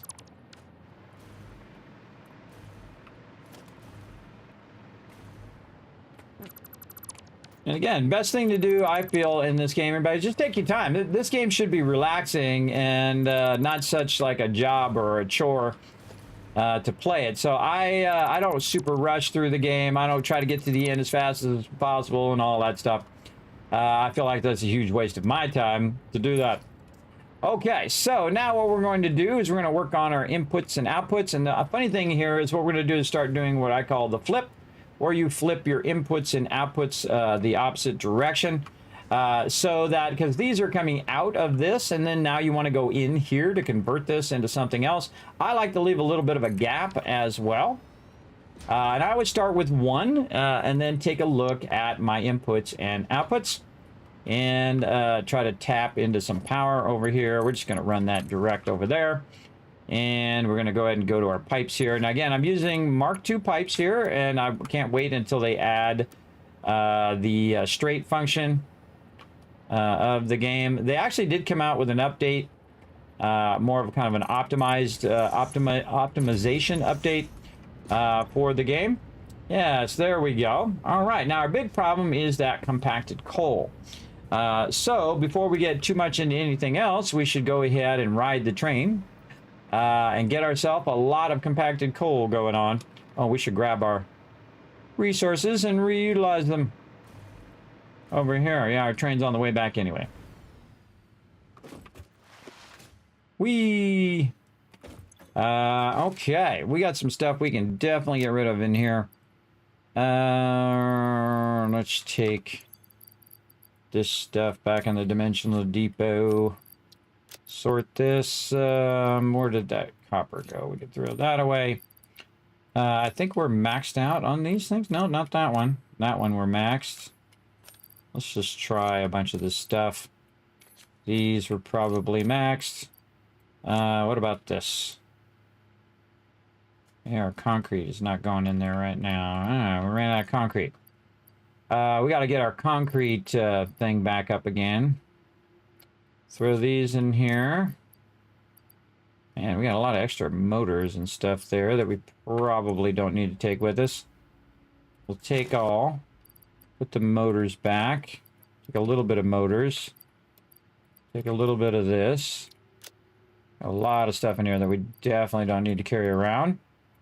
Don't need those radio control units right now. Maybe modular frames. Converting compact coal is not really, doesn't really take that much resource. Plus I have a bunch of stuff running in the dimensional depot. So let's run some of this back to our primary base. Or we can just drop it off in what's known as our overflow sorter, which is right here. You can see we got a bunch of other random goodies in here. We're going to throw a bunch of these random goodies in there. Let's see. A lot of that stuff we can sort, especially those modular frames. We could definitely...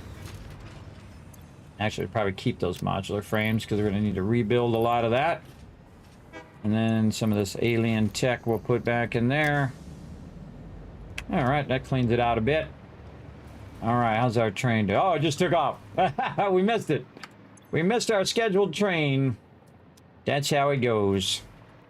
But we have the power, everybody. We have the power. We should check on our stuff over here and do our concrete. Yep. One of the things you can see I'm doing is doing plates over here, and now we're just going to go ahead and do concrete. I can get it to work here. And do a bunch of those. And we'll go ahead and do our splitter first. Let's make this easier. Really?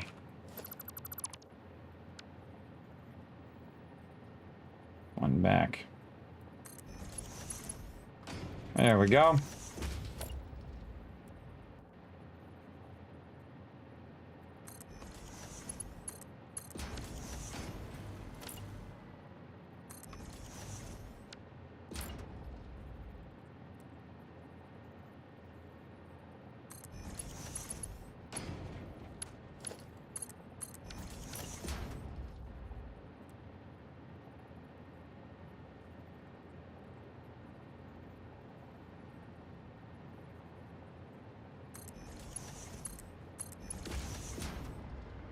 Looks good. All right, and then we'll load balance it all. Run half of it in there, half of it over there. And then get yourself a nice box. Stay right there. And then try to sneak out. Dish up into there. Too steep, really. There we go. All right, so now we're running that concrete directly out. And then we'll just run this back. Run it across here first. And then we'll run it to here, and we just hit R, and then it will make a nice straight run. And then now it's putting that concrete in there. It's so cool to watch the sorter, especially when you're doing a load balancer.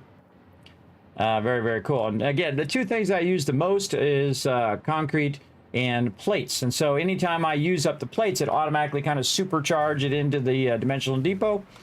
Like right now, concrete, you can see that I still have about 1,000 of it in there, but I'm going to need a bunch here when I start building some more factories. So instead of me having to run back every time to get those resources, I will keep some on me. usually. But instead of me running back over and over and over again, I can just have it automatically feed in there. And the more of those you use, the faster it goes in. And again, when it runs out, or if it fills up, it'll just stop. And then when I use it up, it'll just throw it back in again.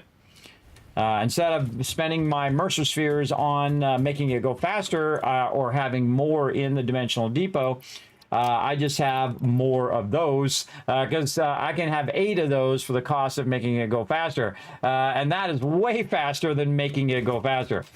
Because again, going at 8 times the speed there. So again, it's how you think that stuff through. Okay, so our train should be coming back here in just a moment, and we will go work on our sulfur. And we'll make ourselves another little sulfur factory over here for our compacted coal. Dee-dee-dee-dee. I love the trains in this game. Totally awesome. Totally awesome. So remember, everybody, it's not my first time playing through. I've played this game for thousands and thousands of hours. Just remember your corporate rules like this. Official FICSIT corporate regulations prohibit backseat gaming. Please backseat when the learn to play sign is lit only. There you go. Now you know. Now you know. Now this right here is grabbing all of this quartz from over here. And we're going to go ahead and add sulfur to it now.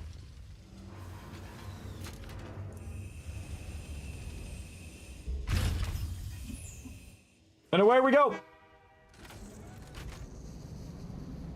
Makes me smile every time. Makes me smile every single time. Totally fun every time. All right, here we go. Running our trains out here. Actually see it right down below us, down over there to the right. I say we jump off. Whee! Uh-oh. Uh-oh, we got no jetpack. What are we gonna do, chat? What are we gonna do? We're all gonna die. Oh, that's good. I have some power right there. You can see I got power lines run all over the place because we went on a grand adventure finding so much loot. And you can see I've got my little mini factory over here doing the job for me. In fact, I actually have some compacted coal, I believe, right here. I sure do. A lot of compacted coal in there. Doing its thing. Now, compacted coal actually comes from 2 separate things, which is coal and sulfur. And that's kind of unusual because normally what you do is you make an item and then that item then goes into the assembler. In this case, one of the few things that you actually take the raw ingredients and then make the next thing. So it's kind of smart for me to figure out how much coal and sulfur we have running here and then run that. Now we're also running sulfur for our black powder, so we can pick that up while we're at it as well. And you can see that we have a ton of coal actually running in. And combining with our black powder as well. So we're kind of using some for black powder and then some. Oh, one of my power storage is now draining. I bet it is. Again, we're going to go ahead and try to set up a compact coal. So first thing we need to know is our starter numbers. I think I remember what the number of this one is. Did we make a... I don't think we made a thing for this. No, and this is going to have a massive amount of coal and other things like that. And this has got just regular black powder. You don't need that much black powder at this stage. That's a lot. And so we'll just leave that factory as is. We have a lot of other sulfur over here we could use as well that we're not even utilizing. We're actually just sitting on that sulfur node without using it. So again, I don't think we're really hurting for sulfur. How much sulfur are we actually extracting in here? This also is a low-end factory, so it's going to have a Mark II miner, but it's going to have slower belts, the level 4 belts. So right now we're extracting 240, and this node is a pure node. Wow, okay. Because you got to think that when I overclock this, it's going to double this again and a little bit more. And that's going to be a massive amount of sulfur. And how much compact coal do we need again? We need around 266. So let's think about our compact coal now. So we'll go ahead. Actually, we'll just put this as it. I'm going to say compacted coal over here. And this is going to be an assembler. So the amount we're going to need in, we don't know, but we know what our output is 266.67. Our actual output of our thing here is 25 per minute. 25. Our input is 25 and 25, so 25, 25. So this is coal, this is sulfur. Okay, so to get this output, now see how we're working in reverse. Actually, this should be here, and this should be called compacted coal. Coal, just to remind me. So we don't know what our required inputs are yet because we have to figure out what our total output is. And this is compacted coal here. And so now we just do some reverse math where we take this and we divide it by this, and that will give us that we need 10.68 machines to output that. But we don't know what our input is, but we can figure that out simply by taking the number of machines times the input, and we need 266 in because it's a 1-to-1 ratio. We can see that it's 25 in, 25 out, which means that the same number is also true down here. So we can go in here and we can do this, and we can say this all is the same because again, it's 25 and 25. So we need basically around 270 coal and 270 sulfur. So that sulfur one is definitely not going to be a problem because we can just go in and again take our one node and overclock it, or we can just tap into another node over here and utilize it there. Now we already have some compacted coal, and we can go ahead and kind of move that out of the way is what I would do with it while we're kind of setting up what we want to do here. Come on, scroll wheel. There we go. And run that over there, and it'll just start running that out. I'm going to take this out so it doesn't start that up. And we're going to take this and actually take this and move this up to the top here. And let's see, like that. Just have this factory totally separate to itself. There we go. And we're not going to need this side stuff over here. We're going to let that run out. We can take this out here. Take out all this stuff that goes along with that. There we go. So now we have it automatically running our black powder in here. So anytime we need black powder, we'll have it. We'll also have it divert into a separate box. I probably a backlog of sulfur I see there, and a backlog of it right here. So yeah, it has its own storage inside there. So it's already storing a bunch of black powder in there, but we can divert it here. Eventually, we're going to divert it to the train station. So we're going to try to get it on the line. There we go. We'll divert that and run it to our train station way over that way. So we got that done. This is going to take a minute for this to run out. Probably do myself a solid by speeding this up like this. We'll take all of that. Run this. Control click that just to get that in there. If I have any excess, I'm just going to throw it away at this point. Compacted coal. All of this thrown away. Put my Mercer sphere back away. I don't want that to get messed up.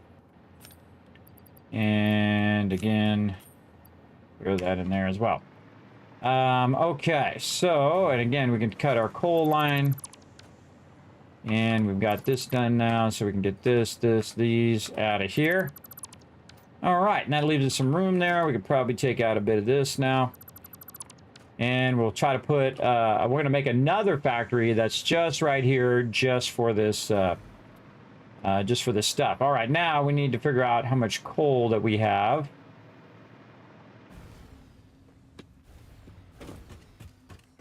Oh, wait, we go up here. We go up there.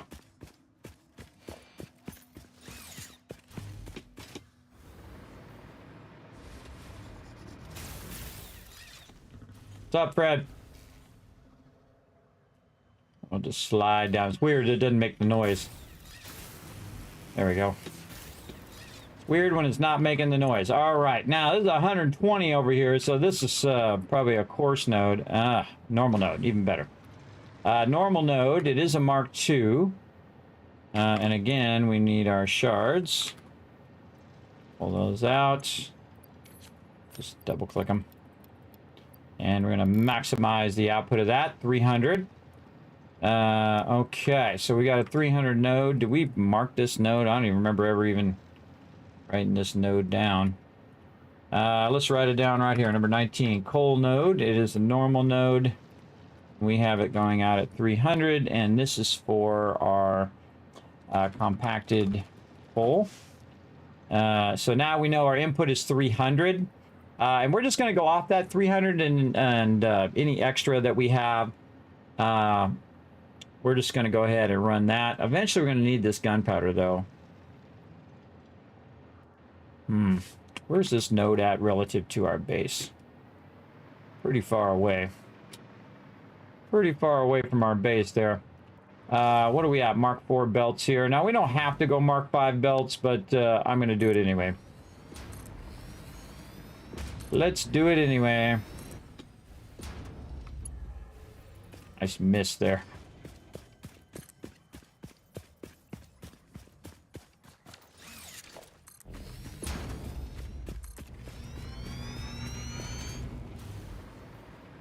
So this is only running at 300, and that's a 480 belt already. Now when you're on the belt itself, you want to try to get ahead of it when you're running your upgrades. Sometimes you'll be in the way. Don't forget to get this little stuff here. We're going to take that out just to make sure these are all 5s. I'm just going to backtrack.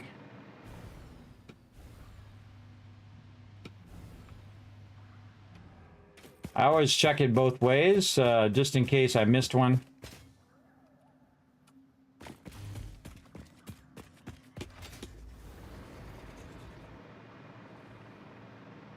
You can run on the edge of the belt, by the way, instead of it pushing you back if you run on the very, very edge.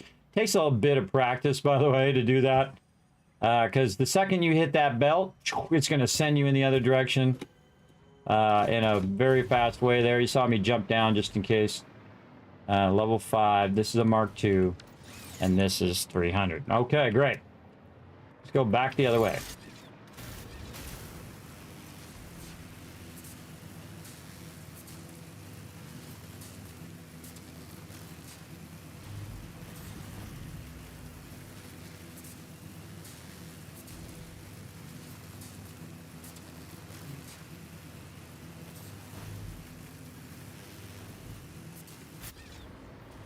Okie dokie. So we also have one here that we can just use separately as our extractor. We should probably do our own extractor setup. So let's do that. We're going to go ahead and let's just turn it kind of like that. Let's go with that. And then we're going to use my technique, which is a one move technique where I can just go in, use the beam, hold down control, rotate it to the right, and try to line it up nice and straight. There we go. Click it, bring it forward like this until it sticks out just a little bit. Then you go 1, 2, 3, 4, and then that's it. You're done. You just aligned your foundations to your actual extractor. Perfectly, by the way. Not this whole weird offset that I see some people do, but I mean beautifully, exactly right on top of that sucker. I don't use that other technique. I find that technique to suck. That other technique sucks because it doesn't perfectly align to the foundations in the way that I like it to align. Oh, I forgot to take out this bottom one here. You can see I stacked it up a little bit, so then I could put a 2-meter foundation in there just to kind of get it up a bit above the actual thing, because I hate it when it's going through the stuff. Not a big fan. And then put my Mark II in there if it'll let me. Now see, sometimes it won't let you because the actual part of it, ooh, there it was for a second. There it was. It'll be too high. But because the rivets here are going into where the node is, there's a magic spot in which the actual center of the node is up high enough over that kind of middle part there, and that'll snap in just like you see there. And that is perfectly aligned. We'll go ahead and just start that up. Now this one right here is going to be 120, but we're going to go ahead, like I said, and overclock the heck out of that sucker. Now we have a pure node over there that we could use, but we're going to go ahead and make this separate, and this is actually 300 sulfur here, which is more than what we need. And this one will be its own separate thing. Now what I'm going to do is go ahead and widen this out just a little bit to accommodate our blueprints. And we can turn on our zooping. And I kind of feel like going back one more here, I think that way.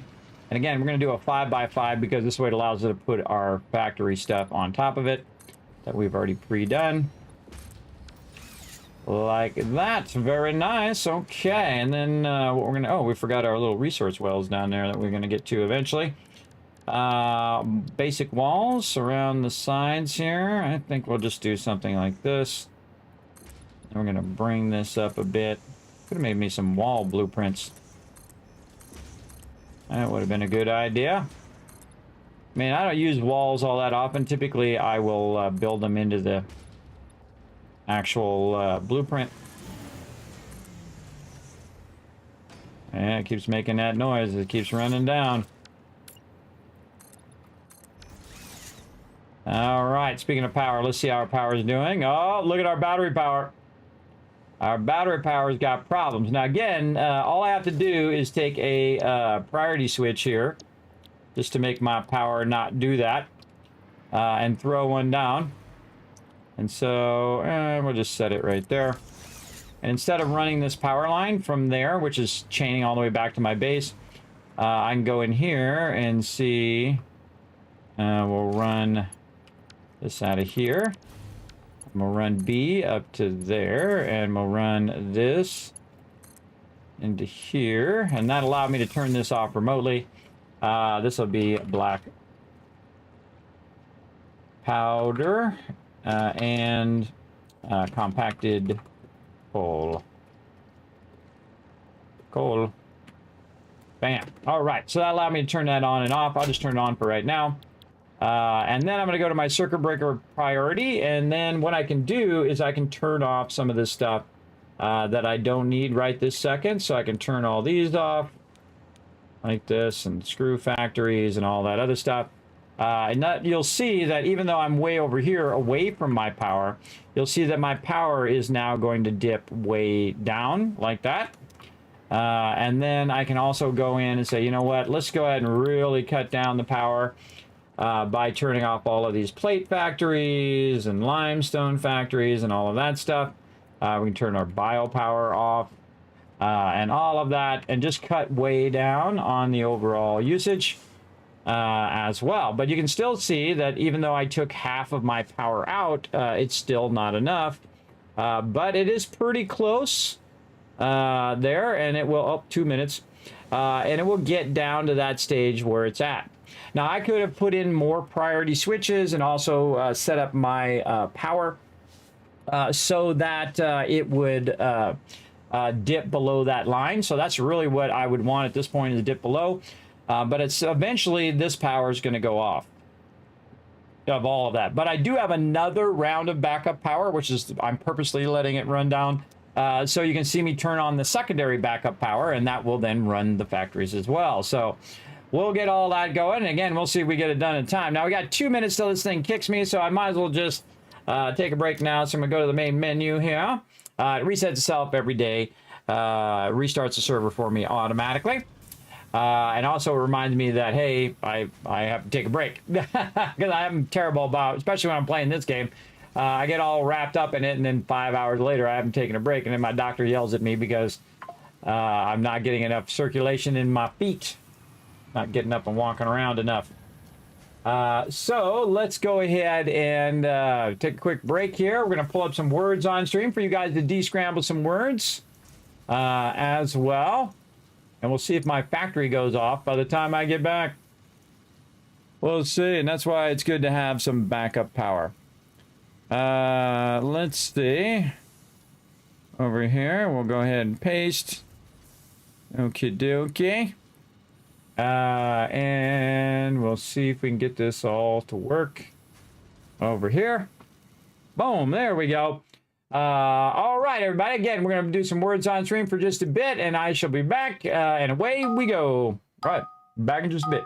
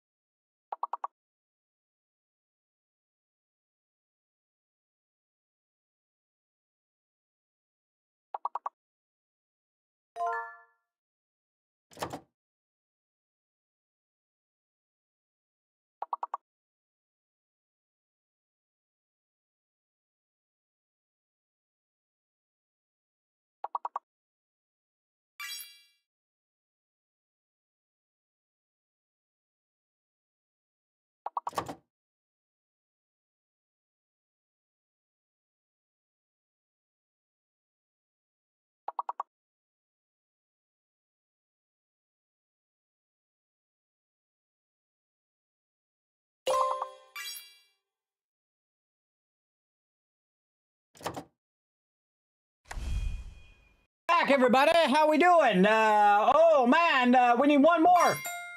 Oh, there it is, right at the very end. Dio, wow, Dio doing all the work. Jonker's helping out as well. You guys got it, though. Wow, there was just 2 people who got that done. Nice job. Wow, you got all 5 chances to put in a word. You got every single one. Nice. Nice try there, Chad. Great. Actually, you did it, so nice job. Let's go ahead and give you guys a bunch of love in the chat and for mostly soloing that deal get you going. But I see some other people in there. Doug trying to help out. I'm Dead trying to help out as well. That's a tough one, especially with the hidden letter like that. That can be pretty tricky. But we'll come back to some more words on stream later on when we take another break. But for right now, let's get back to some Satisfactory. We're standing around by our factory here. We're going to get back to it. So what we did is we've got this stacked up here so that we can go ahead and utilize these side rails here to run our sulfur here. Actually, we could run it the other way if we really wanted to.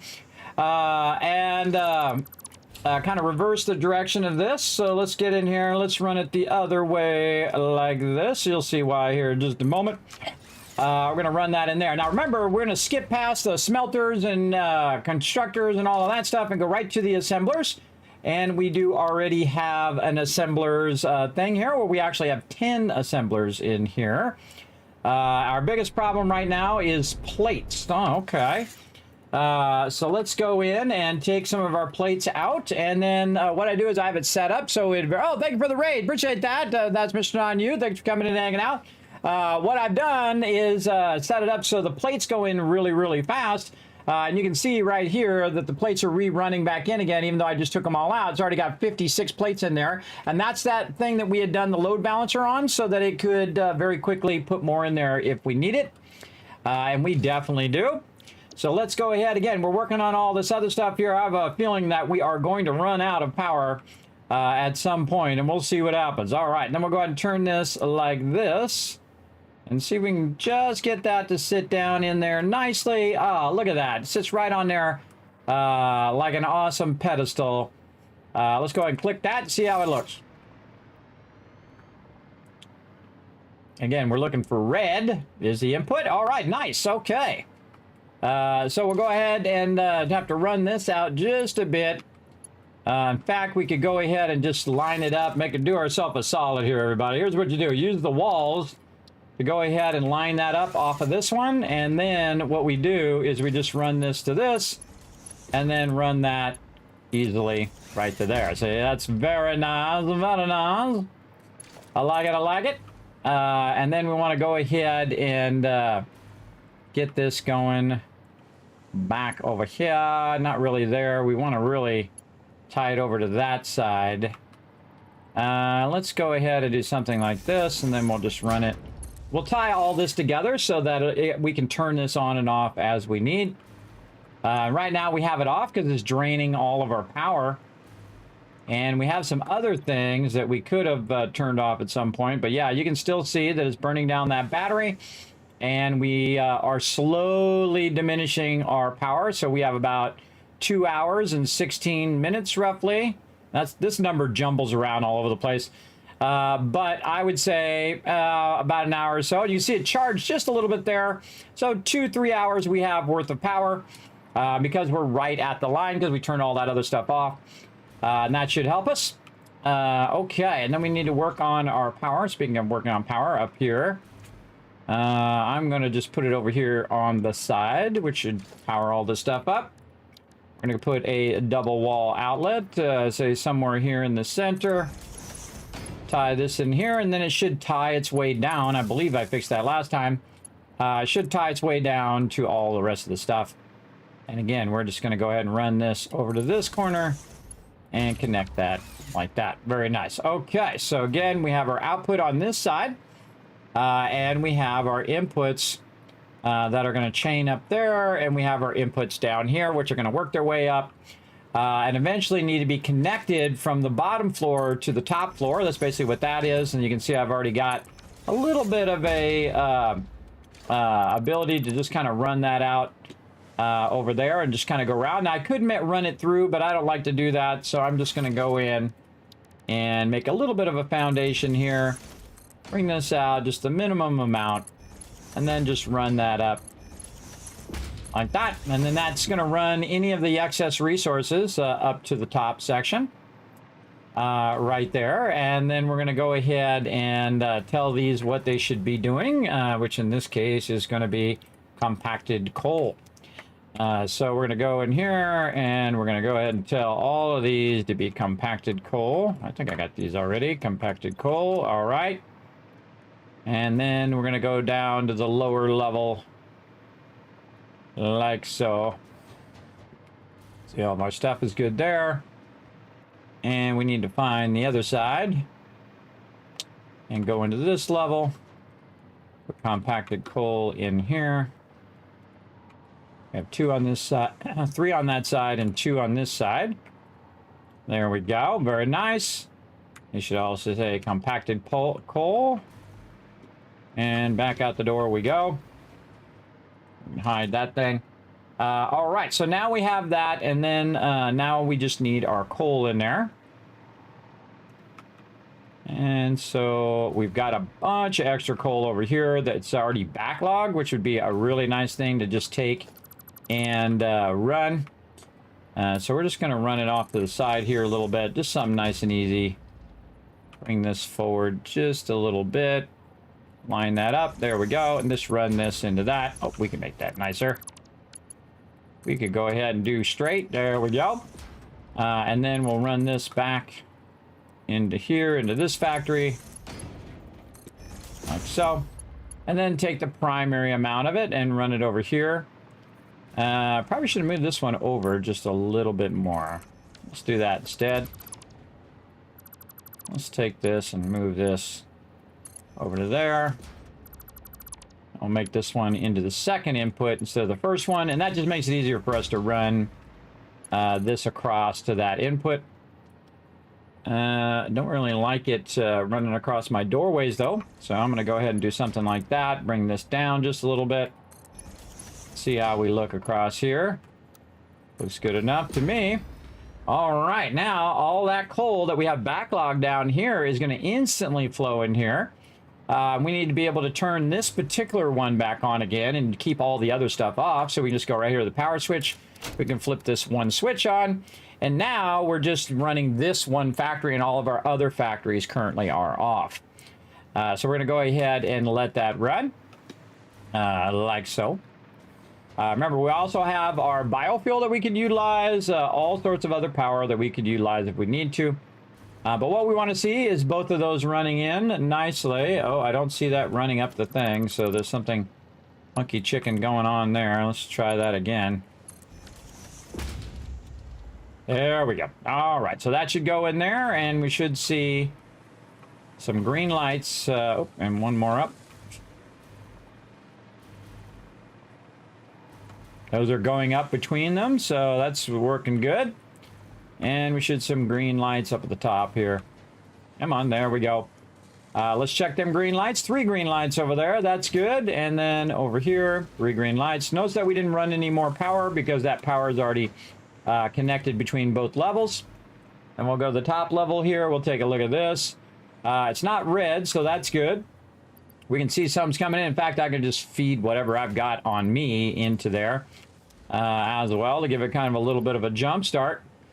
So that coal and sulfur are going to take a bit to basically get all the way up to speed.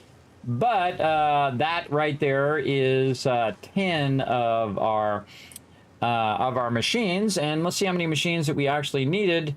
We needed 10.6. So we need a little bit extra. Now I'm going to ask myself, do I really need to go in and do more than 10? Maybe I can reduce it down a little bit and then just not use as much fuel and then have some extra fuel, maybe for packaging or for other things. I could just bring that down to 10 machines if I wanted to, but I'm just going to go ahead and do it at the maximum amount that we can run it. In fact, we're not even running it in at 266. We're actually running that in at 300 and 300. So we're actually going to be making extra. So that all is going to work out in the end. Come on, there we go. It's all going to work out in the end anyway, but it will require more power and more resources to run it. So let's get our assemblers ready. Let's see if we have enough. What are we missing? We need some more aluminum stuff here. Yes, the aluminum sheets are still going back in. We'll grab some of those out. Also with our plates, grab some of those out. Let that backlog those as well. Let's go over here, clear this. And again, all this stuff is running in the Dimensional Depot, so I don't have to run all the way back every time. That's the important part. Really, our aluminum sheets is what we're waiting on right now. So we need a bunch of aluminum sheets to run in there, but we've got everything else. Okay, that looks good.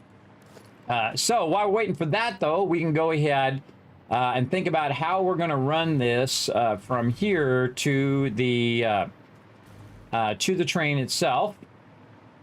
We could also run our black powder and automatically make our Nautilus as well. So I say we go ahead and make some sort of output here. And we'll probably bring the one from up above down. And we'll just make ourselves a nice little ramp there. And we'll use our conveyor walls because we're going to have 2 outputs here. Don't need to zoop. We'll run our compacted coal into 1. And while we're waiting so that it can do a bunch, maybe I should put a backlog of that compacted coal. But we'll just go ahead and do this.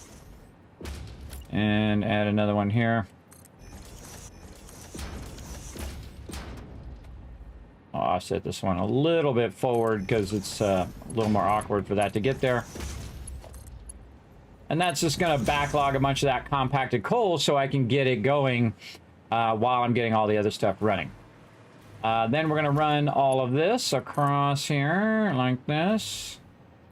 One of my favorite things to do is to do this, where you can just go and use the side connectors, where you just connect it to the side of the building and it automatically makes a little connector there. I think that's actually pretty cool when it does that. And then nice little 90 right there. All right, so now it's starting to backlog both of those. Now I actually already have a box full of this in here. So this really should be coming out of there pretty quickly after a bit. It should have already backlogged this. Why is that going so slow? It feels very slow to me. That should be coming out of there way faster. Let's go down here and check it out. Probably the belt speed. Yes, we have a Mark III belt speed. All right, let's just speed that up. That's much nicer. There we go. In fact, we have 3 boxes of it. Holy mackerel. Okay, we got a bunch of that backlog. So that should be rolling out of there much faster. So we'll upgrade that belt speed, and then we should see this just flowing out of there at maximum speed. All right, very nice. Check these belts in here. These are all good. These are all level 5 belts. And we might want to upgrade our lifters as well between the things. You can see that they're going a little slower, so eventually that's going to catch up with it. So let's go ahead and make those faster. Let's make these little small belts faster. So that's going to keep up with the output. Over here, same thing, bit faster, faster. And there we go. We can see that those are running way faster now. But level 3 belts, everybody. Those are fairly slow belts now. Level 3 belts is going at 270, and level 5 is 780. So 3 times the speed, pretty much. Very, very nice. And that's going to run that much quicker and nicer. And I love to get to level 5 belts before I really get into all of this, because it just makes it way easier. Compacted coal looking good there. Now we want to take this compacted coal as well and tie that in to there. And we'll come back to the rest of that later. Okay. So now we got that going. Do we have our aluminum yet? No, we're still working on it. Okay, so now we've got to get this from here into our thing over there. Okay, so we'll just do this nice and simple. We'll just run that out just a bit. Then we'll dogleg this way, something like that. And then we'll let the walls do the work. So we'll do 2 here, 2 there. Nice straight corners. Oh, that is not what I wanted to do. What is going on with this today? Holy mackerel. Okay. Fine. Make me do it again. Weird, it's like trying to go up today. I don't know, maybe it's just the way I'm clicking today. Click that edge. Get it done.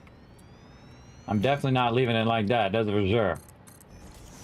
I don't like to waste foundations or pieces in any way at all. There we go. Got those going together. Run these down.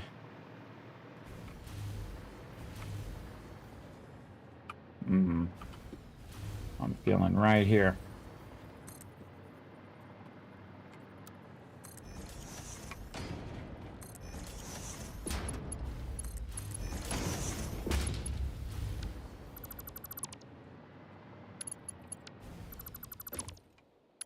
Running out of power. Making it awkward. All right, let's fix this awkward power problem I just had there. There we go. Run some power lines there. And then we're gonna zoop way out to there.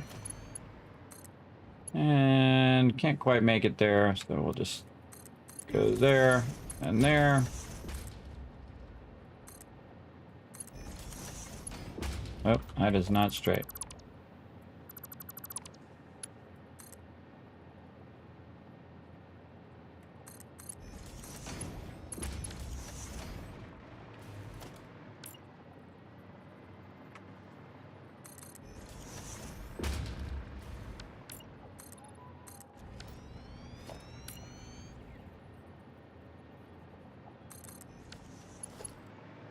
All right, running.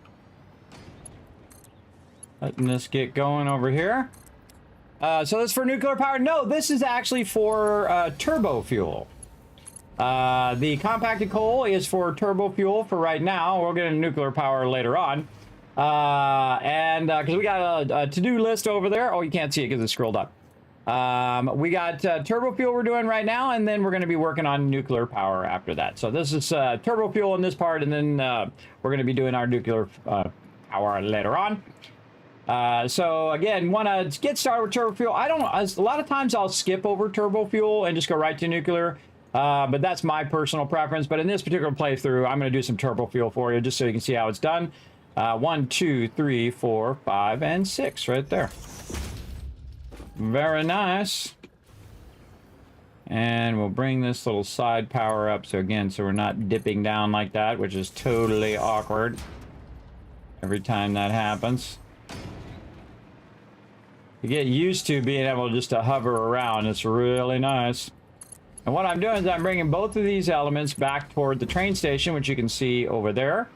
So we're basically just trying to work our resources over there.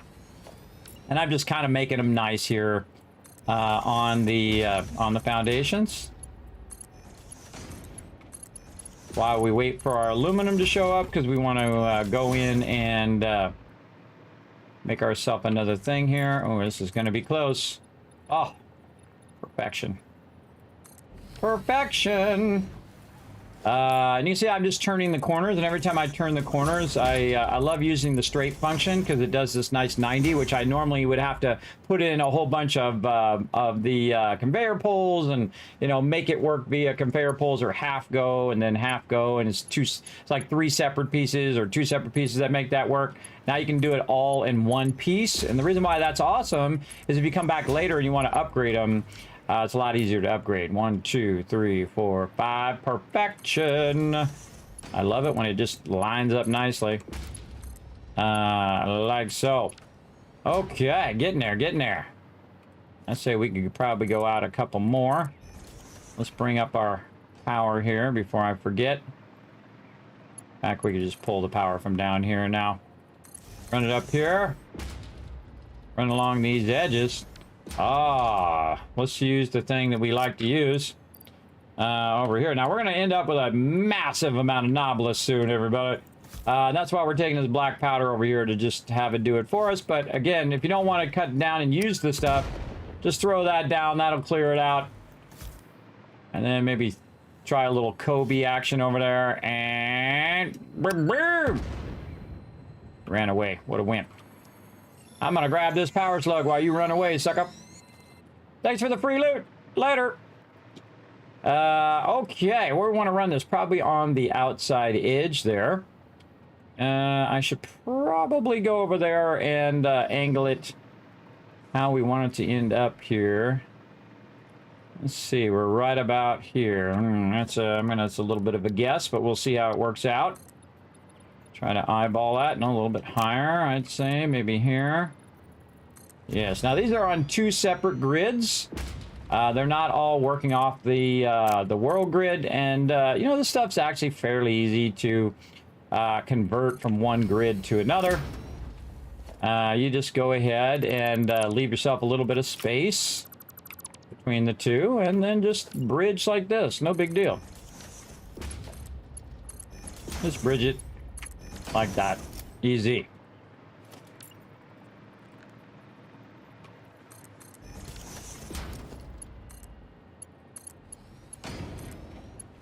Getting there. Oh, right there. Okay. What do we want to do? Probably want to bring it to here and then do some nice lifters. So we'll bring these all the way up like this.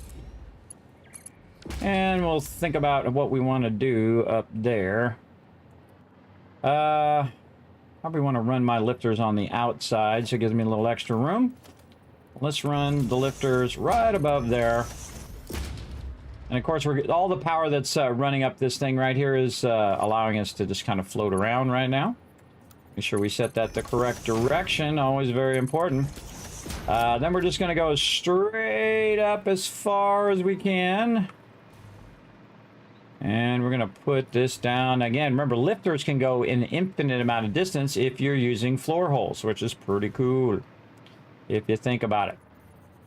All right, and now we're going to also transition from that grid, which is its own grid, then to this grid, which is its own grid, and then this up here, which is the world grid, right? So we're going to transition a lot of this stuff like that, and we're going to do this one here, and that one there, I believe, yes, to there, and then we're going to take these and just go ahead and fix these right now by running these up through here like this. And that'll basically just tell me where my floor holes go, because I'm definitely not leaving it like that. And we have a bit of a problem there with that input, but we'll see what we can do to fix that up a bit. Try to get that out of the way. And then hit H for hologram and just try to get that in there. It's really, these are real tricky when they're awkward like that. I'd say something like that. And we need to go ahead and kind of bring this off to the side a little bit. See if we can get this to go out like that, just to get it away from there. This over here can come out of there and get redone in this direction.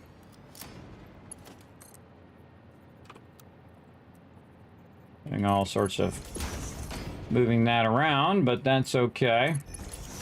We'll make it work. And we still want it to turn. It's not going through that other one. All that it matters is that it goes from there to there. That's what really matters. All right, and then this one is going to come out of there. And that one's going to come out of there.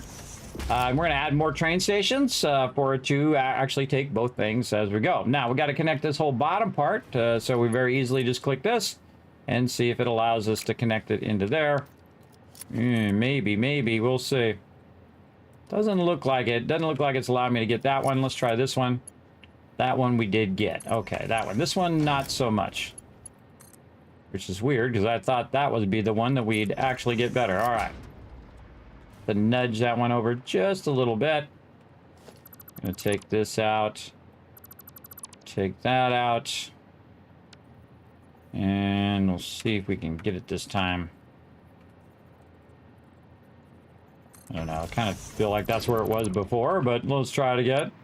Sometimes it's really tough to cross these two grids. You'll see it snap. If it doesn't snap in there, then you know that you got an issue. Another thing that I like to do is to leave it there and then just hit H, and then you can just kind of line it up a bit off of that. Of course, it's going to nudge on that edge as much as it possibly can just to irritate me. Just to make it where I have to figure that out. Yeah, I could have sworn that other one was better. Well, let's click on it and see what it does. See if it... Nope. That is not it.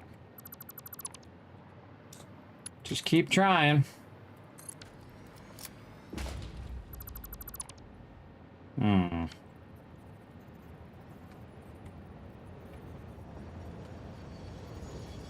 That one does not like to line up.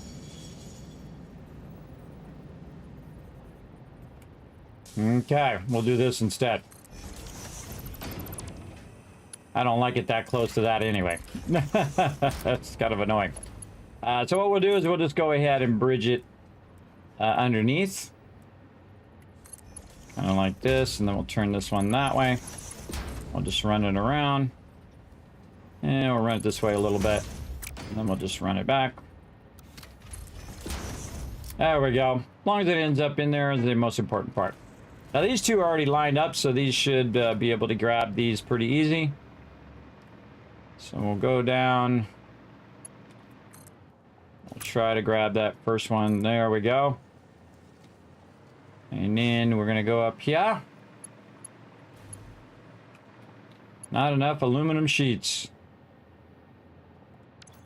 Come on, aluminum sheets. And we got to speed those up too.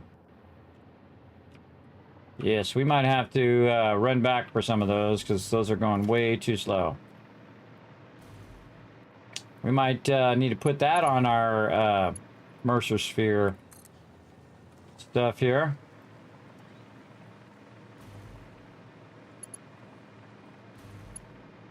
We need 208.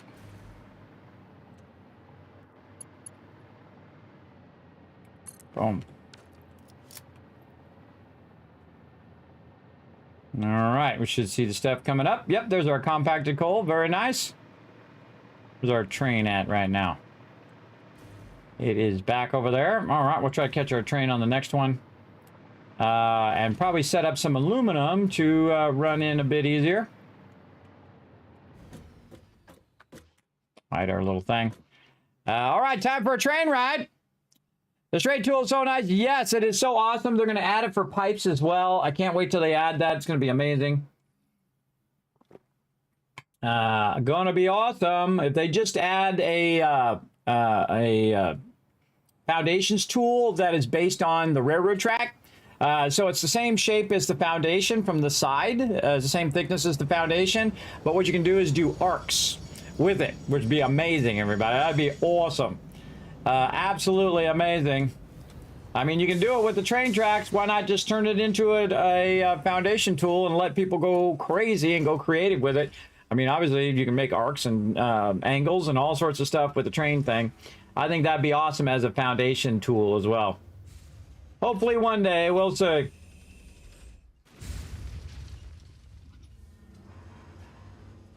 And we'll come back and we'll add more cars and more stuff to this. And away we go. Bye-bye.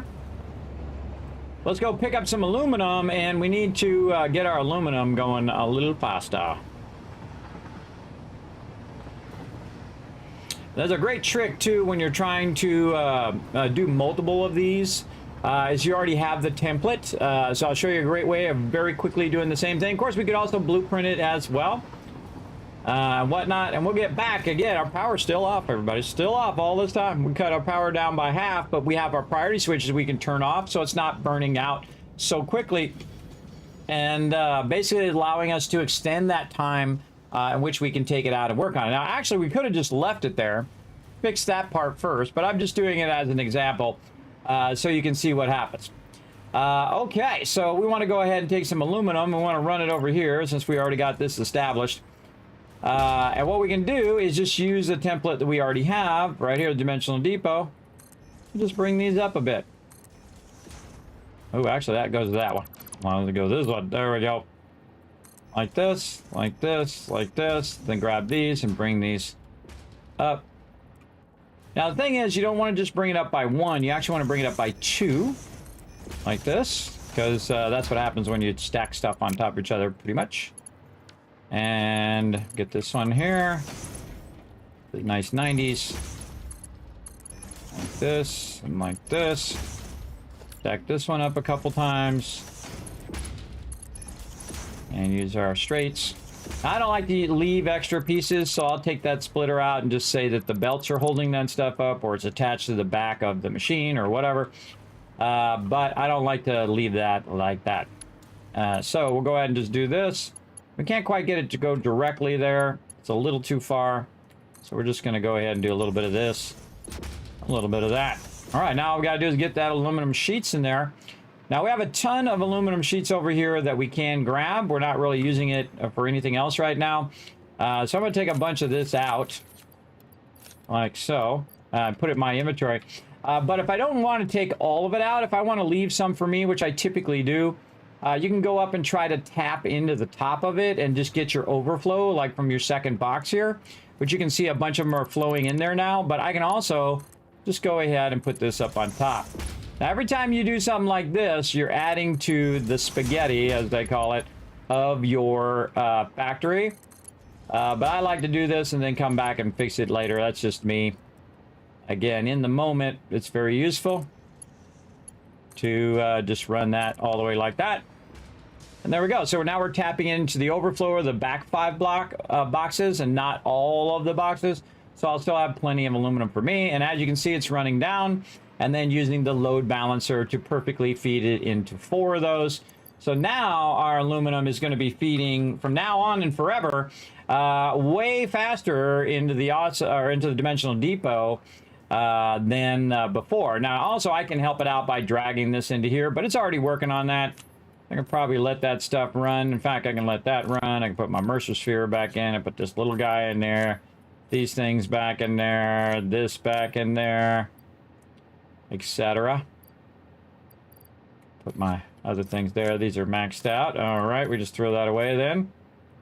And get those things back in there. You see me put them in, take them out, put them in, take them out. That just keeps my inventory nice and clutter-free. And there we go. So that'll do that for a while. I also grabbed a bunch as well on me. Just makes it a little easier. And then we missed our train. But we never really miss our train if you think about it. Because we can always just make another one. Of course, it's a little dangerous because they can crash into each other. But we'll see what happens. And if it does crash into it, you're also good. Look at our new little factory starting up down there. Very nice. And you're like, well, Kismet, you're just making boxes. You're not making fancy stuff with all the, you know, rounded angles and all that stuff.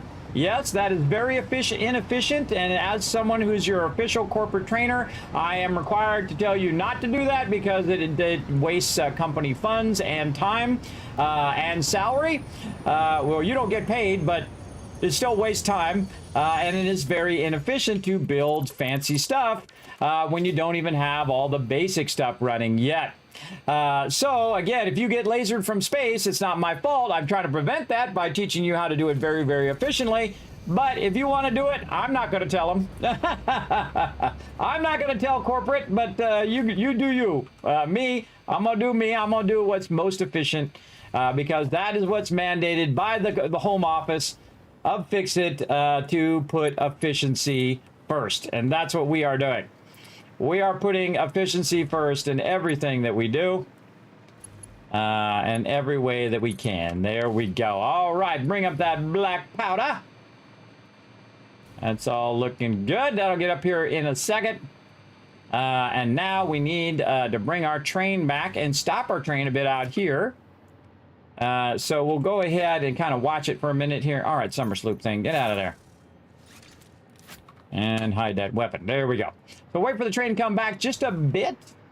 So we don't have to run it down too much, but we also want to be able to take out this section of track, add more stuff. Now, one of the biggest problems is that The connection on that side is going to be different, so that we don't want it to come here and then go back there, because it's going to run the wrong resources into the wrong thing, and then we're going to have to go in and fix it, which we don't want to do.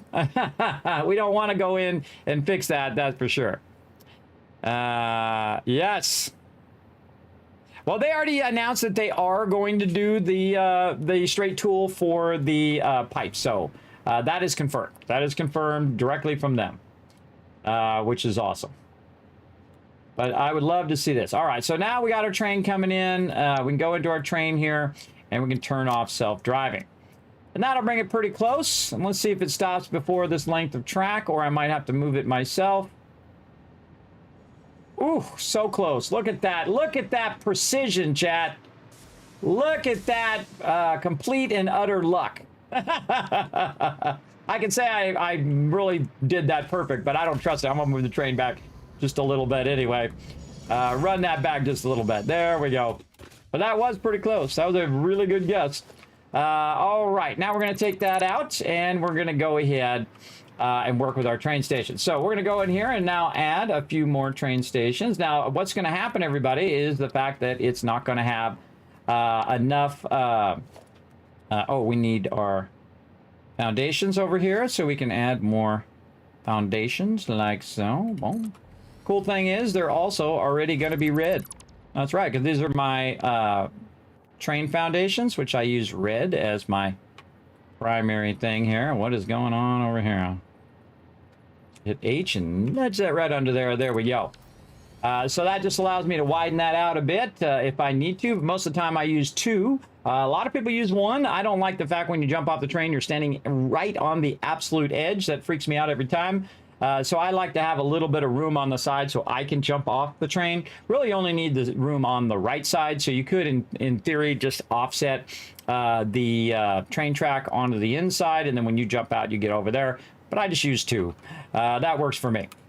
Okay, and then we need a freight platform because we are sending items and not fluid. So we need a freight platform, and then we need another freight platform to make that happen. Also, we're going to need more cars over here to hold us. Now, the first car is going to be what's already in there. So we're going to just take this out, and we're going to put 2 additional cars behind that, like that. Now, this is a push-pull train, so one train is facing that way, and this train station is facing that way. And then the other car is actually facing in the opposite direction. So this pulls it back that way, goes over there. That train station is faced in that direction. And then the other train on the other side then pulls it back this way. So it's really like having 2 trains in one. So this train pulls it this way. Then when it gets there, and then the other train pulls it the other way. And that's called a push-pull train. It does work fantastically. As you can see, less track runs, less work you have to do to make it awesome. Just like that, and also very easily expandable, as you can see. You can just go ahead and add a few more elements there. Now we're going to go ahead and get our elements into here as well. We'll run this right into there with a nice 90. Very nice. And over here as well. Now it's going to start to backlog that compact coal in there, and also our black powder, and we'll bring our black powder back and make an obscene amount of Nobilis back at that other side. So I set this up now, so it's going to come in. The first car is going to attempt to pick up the rock quartz, and then it's going to pick up the compact coal, and then it's going to pick up our black powder over here. Now, we still need to up our factory just a little bit so that we can accommodate that extra bit that we put in there. But we want to make sure this is good, and then we want to go ahead and fix it on the other side as well. Let's go ahead and take our train, and we're going to run it back while that backlogs a little bit, and run it back the other way.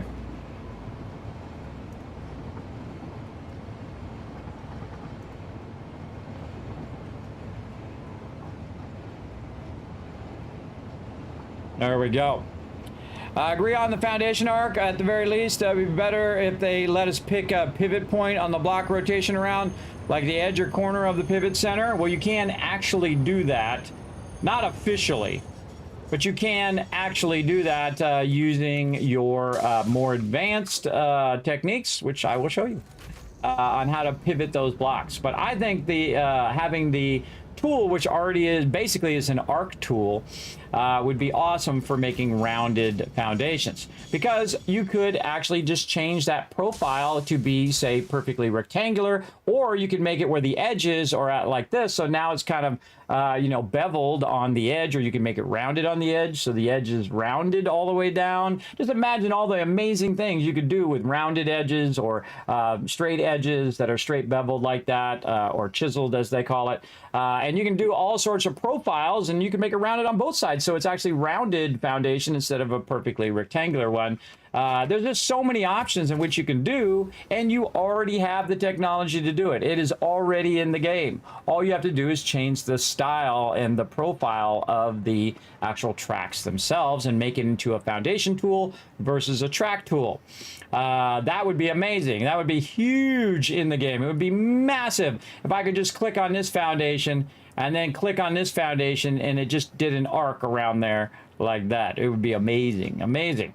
Very, very awesome. Instead of having to go in and do the advanced stuff. Now, if you want to see it, I'll go ahead and show you real quick on how to do it for those who don't know. You just go in and use your catwalks. Now, I'm not a big fan of using the catwalks, but again, I just don't like the fact that they overlap each other. I'm not a big fan of that. So all you need to do is just put this out here, and you can actually use your control key. Actually, let's do this. There we go. You can use your controls key on the outside one here to actually change that rotation holding the control. So if I wanted to go inside, say I wanted to curve this way, I could just go in and basically take these and do 2 of them. There we go. And then line my foundation up to that. And now you're starting to make a curve, right? So now you have to use all this wonky stuff. And if you're using these type of foundations to do this, remember, you can always color your foundations into different materials.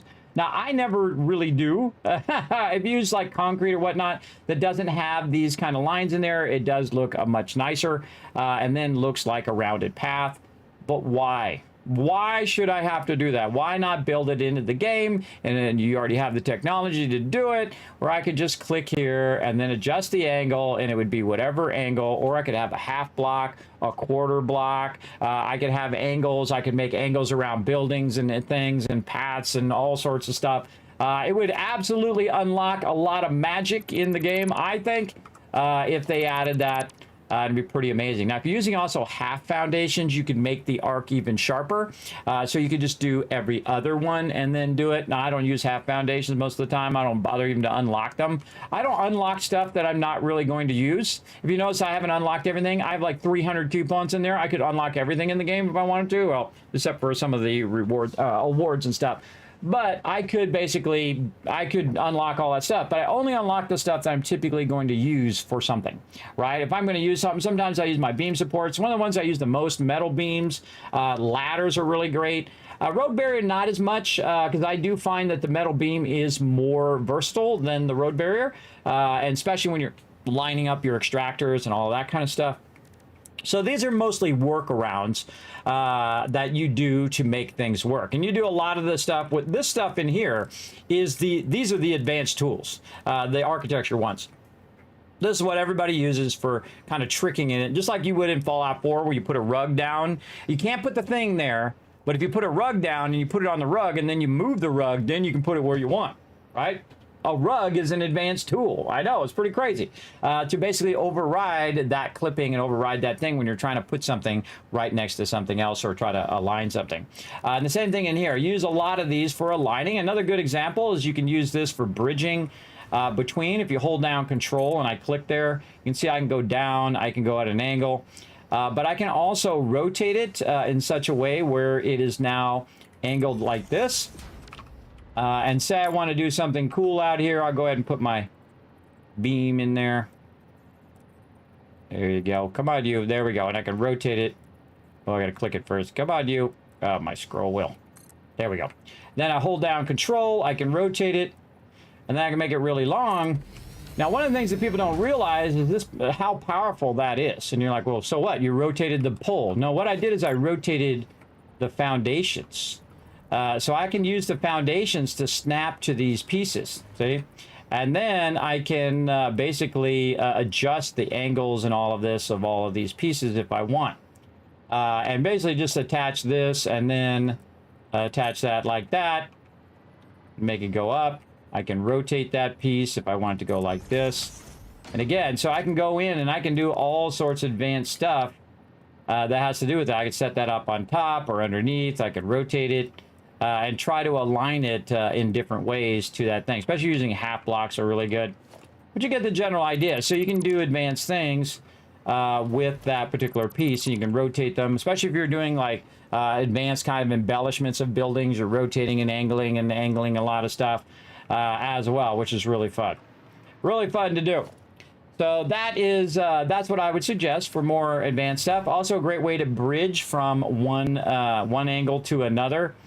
So say you're going to go in and you're going to bridge from say right here. Now see this tool, if you go into another mode, you can go into diagonal mode, and diagonal is going to allow you to go kind of like this. If we can get our way over here, there we go. It's going to make you go in diagonal directions. If I can reach. Come on, you. Down. Go down. All right, there we go. I don't know what's going on with my keyboard. Keyboard is out of control. So again, you can bridge between items. It should be going this way. Hold on. Put this one more out. There we go. Put that one more out. Again, diagonal, you click, and then you can... why is that not... oh, I have to rotate it a bit. One of the things about this metal beam is how you start. It's all about how you start, and again, it should be going freeform. Sorry, freeform. To go diagonal. And then you do this. Then you take this and you attach it to this, and now... See, now it's going at an angle. Now I would do the first one and then take this one and attach it to that one. See, now you're making a transition between one world grid and another world grid and using your diagonals and whatnot. And you can actually perfectly do that. I'm just showing you rough examples, but you can go in and really make that work where it's perfectly aligned to the thing. You're gonna have some overlap, or what's known as Z-lapping or texture overlapping. Sometimes it starts like moving, has that Z problem. I don't like to do it because I don't like to look at that. I don't like to look at the lines crossing over each other. But again, if you use concrete, it takes all the lines out. You don't have to look at it. But that'll help you a bunch, I think. That'll get you started anyway. A lot of great techniques to use with that as well. Okay, now we got a problem here where we got to move our train out of the way because we got to remove this bit of the track here. And I just started going, and then I jump out, a little ghost ride it a little bit. It'll do its thing over here. Yes, there we go. Now we can take out this part of the track. Now we got a bit of a problem though, because when this comes back, this is going to be in the back of the actual train and not in the front. Now, if we were lucky, we were able to go in and add the train station forward here and add more things, and it should all line up by a miracle. We'll see. We'll see how it goes, but let's go ahead and put these in now. Fill those in nicely. And we'll pick up our train station, and we're going to move our train station as far forward as it's going to let us. Let's see how we're lined up here off the center. And we want our train station, again, to be facing in that direction. I never trusted everybody. I always kind of swing out to the side and then just give myself a lot of room. So that's about as far as I can run that train station. But I can go ahead and say, okay, well, I want 2 more of these. So I'm going to actually put it on the other side because we're going to run the factory that way. And then like this. There we go. So again, we don't even need that distance. We can go ahead and just take that out and use those to space it out. And that basically means that when it's going this way, the second car here is going to be that quartz crystal. But when it goes the other way, then you have the train going this way. Then you have a car and over here, car and a car, and then the thing is actually in the back in this way, right? So you have to think about that when you bring it back. Otherwise, the quartz crystal is going to go into the wrong one, and you don't want that to happen. You want the quartz crystal in this case to go into this one I've already got set up because it's already tied to the production. And then this side, we will go ahead and run these out. Oh, I did those backwards again. This way, there we go. And then we'll run the other ones this way, so otherwise it'll run into my factory I've already got here. So that's all good, and then again we'll put back in our train station. Now whenever you take out your train station, it's going to confuse your train, so keep that in mind, that your train station needs to be reset up. All your trains need to be set up. Make sure that arrow is going the right way when it comes to push-pull trains. And that's it, and there we go. And now we can call this something different. We will call this HQ, and this will be what? Quartz black pow. That's just funny to me. I'll put it in there. And then compact coal. Call it CC for compact coal. Good enough. All right, then we'll call it that. Now we've got a train in here, and then this particular train, oh, it's not connected because we have to connect that line first so that it sees the train. Reconnect that line. There we go. Oh, or not. Come on, mouse. Work with me here, brother. I'm trying to get this done. There we go. All right. Now we got that in there, and so we can run to the train, by the way. We don't have to run over here. I just go over here. There we go. There's our quartz train. And then we want to edit the timetable again, because again, we took out the station, so now it doesn't know that the station is there. So there's the station. We're going to save that timetable. We're going to turn on self-driving.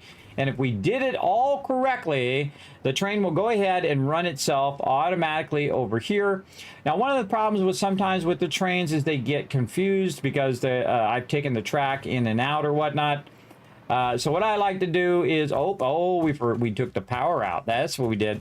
What I like to do is to test it, to see what's causing it not to run. And what it is that I took the power station out, which means that when I took the station out, I also took out the power. Because the power is connected to your station, and then that runs it all the way down the train tracks. And now that we've added that power, it's actually going the other way first. It's going to go ahead and run over there, grab the stuff, and we should see it come back and deliver some of that stuff here. Now, one of the other things that we need to do before it does come back is we need to make sure that it is set to unload, because by default it's set to load. So those other sides will automatically load, and then when it comes over here, we've now set it to unload those resources. So we'll let it run, and don't worry, I'm not hurting for quartz over here, but I'm definitely not hurting for them quartz over there, for sure. So we'll go ahead and let that do its thing for a minute, and while it's doing that, we'll go ahead and utilize some of our foundations here, and we'll just try to fill in a little bit of this. Let's actually do this side, since we already have this kind of aligned to over here. And we're going to utilize this for making lots and lots of Nobilis. And also for our turbo fuel.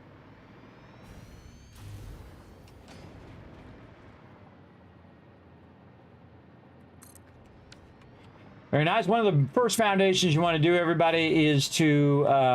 our first blueprints is foundation, especially the 5x5, which puts like 25 of them down instead of just 10 at a time. So 25 at a time, way faster than 10, as you can see. And we'll just go ahead and fill in this little area between the trains and the area in which we're going to do. All right, now let's see if it does it correctly.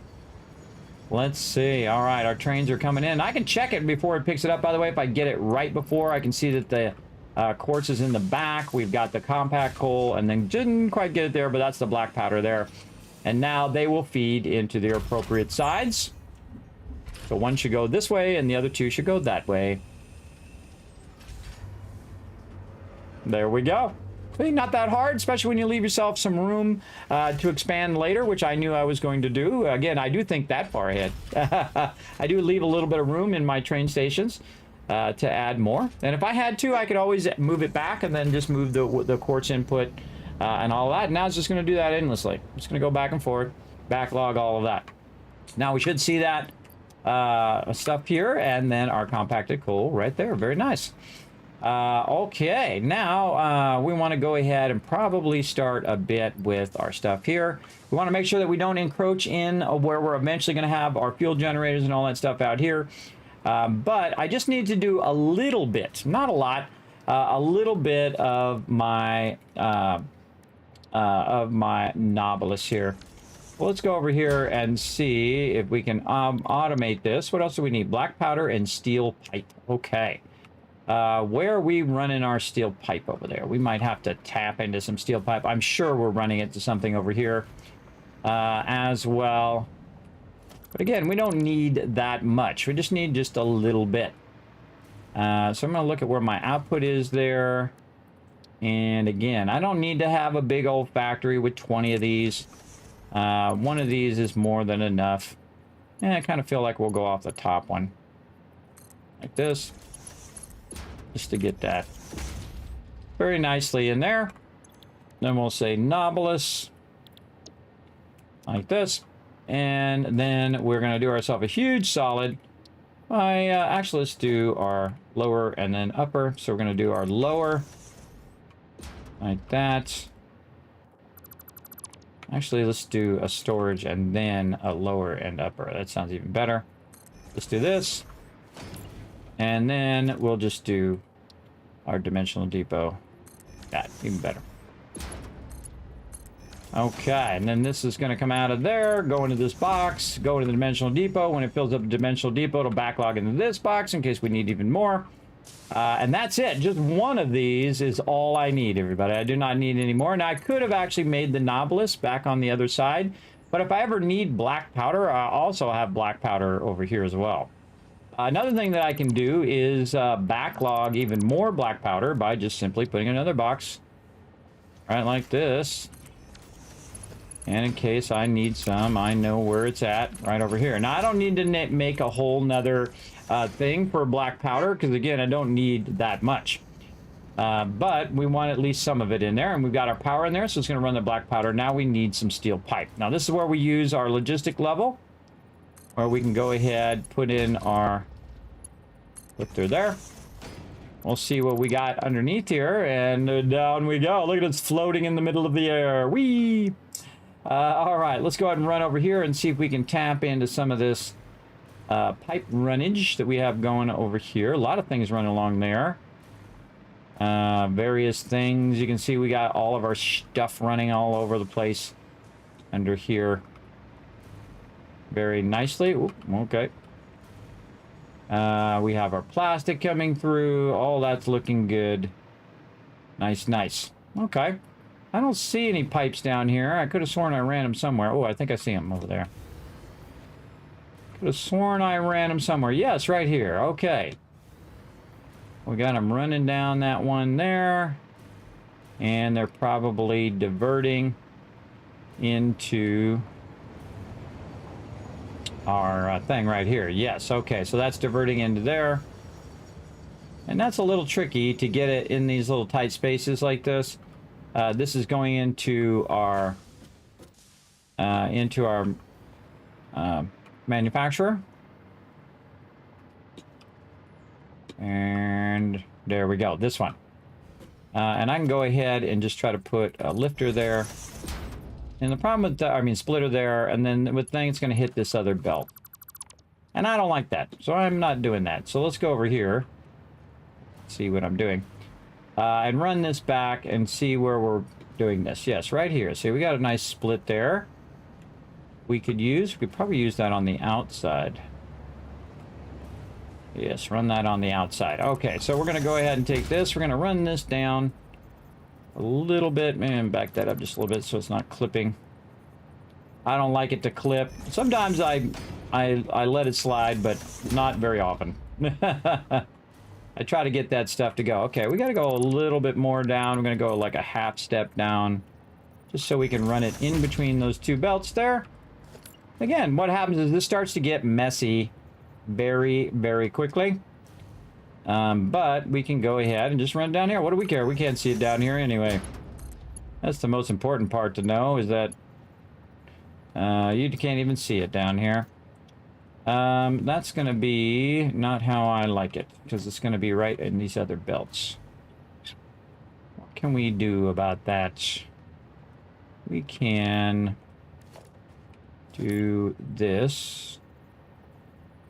This.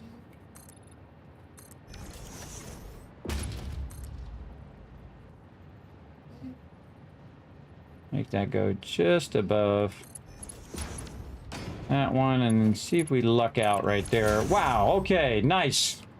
Again, I used the foundations above to stick it to the top or underneath of it, and then I could control the way it's going over that quick wire.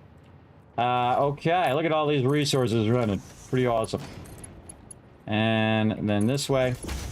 And now we probably should let that run for a little bit, or look at where that at, and look at where we're going to, right? Where do we want to end up? Again, there's our big boys there. We're going way over here. Right here.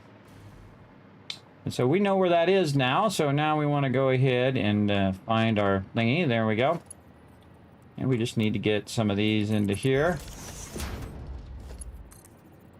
And we're just going to run this just on the roof, because I don't know, I feel like it. And then we'll utilize our walls. Right there.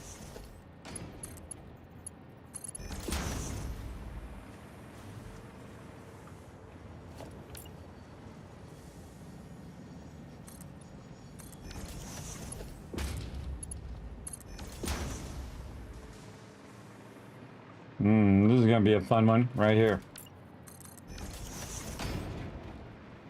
That is going to be a fun one. All right, now we got to find out where we have it over here. And we got to get it to navigate through all of that. Oh, right there is a good spot. We turning that one on the outside right. I think we... No, we're going left with that one. Okay. So we could go from here.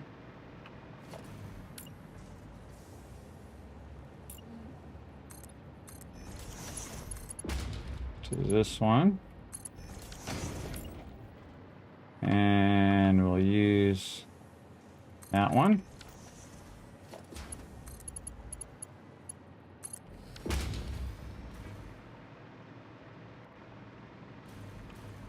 And we're going to bring this up into here, since we already have that established. Run that along there to there. And then figure out that that one is down here to here. So we're here. Where'd that other one go? Here. Okay, so now we want to go down. This does get complex fast. Now, I'm the type of person that comes back later and fixes all this. I don't do it while I'm doing it because you're just going to fix it 50 times. It's just a huge time sink. And I would rather not. It's more efficient for me just to run it now, unlock the things, and figure out how many lines I need, and then come back and clean up all the lines and make the lines really nice. But you can do them ahead of time if you so wish. Now, for me, again, I'm not going to be using too much of this, just enough to where it makes me a bunch of Nobilis, throws them in the awesome sink. I always have Nobilis to tap into, and then I can also control the production if I want to double it up. If I need a lot of them very quickly, I can put more output modifiers or multipliers, and I don't have to run all the way back to the sulfur anymore. That's what we're eliminating right now, is the need to run all the way back to the sulfur all the time. Now, the other thing we could be doing over here while the train is going back and forth is also backlogging our... that's right, right when I clicked it. That's when it decided to do that. All right, fine. There we go. And I'm actually going to double run these out. Right here. And then I can do the same thing down here. Just to double run that out so it comes out of here much faster. Oh, and just dropping it in there right now. And there we go. See, this one did not come out of there, and that's because this was full. But now that I'm running that out of there, it'll go back, grab more, and then put that in there. GG's. Okay, so that's all good. Now, we've got our fuel, and we finally have got our compacted coal. But we don't want to forget about our other factory. We want to really just finish that in so that we can say, okay, we're completely done out there, and we don't need to run to our sulfur anymore now. See, we don't need to run to our quartz anymore, and now we don't need to run to our sulfur, which is awesome. We brought them all out the same way. There we go. Yes, columns work really great for that. That's right. Absolutely. And we're just in the progression stage, everybody. We're not in the mega build stage yet. Oop, I should have stopped that myself. Oh god, my trains are gonna collide. Oh man, if I can get it before it does it.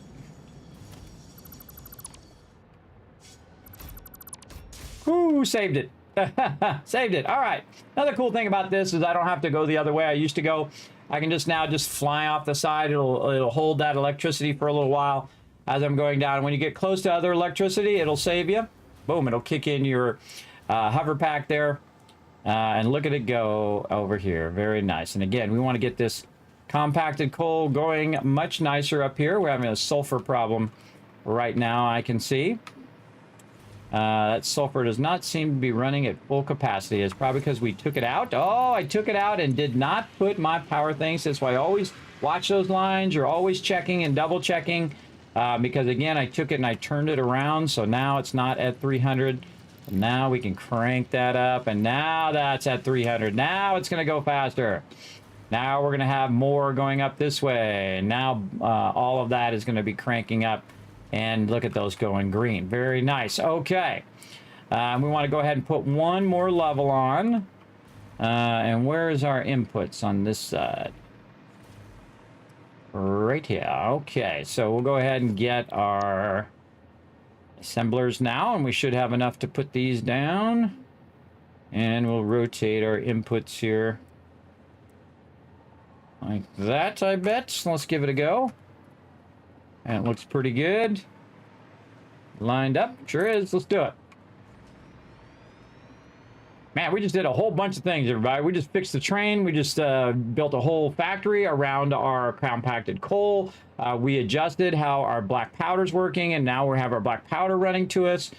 We added a whole bunch of train cars and run that stuff back and forth. We figured out the logistics of the train.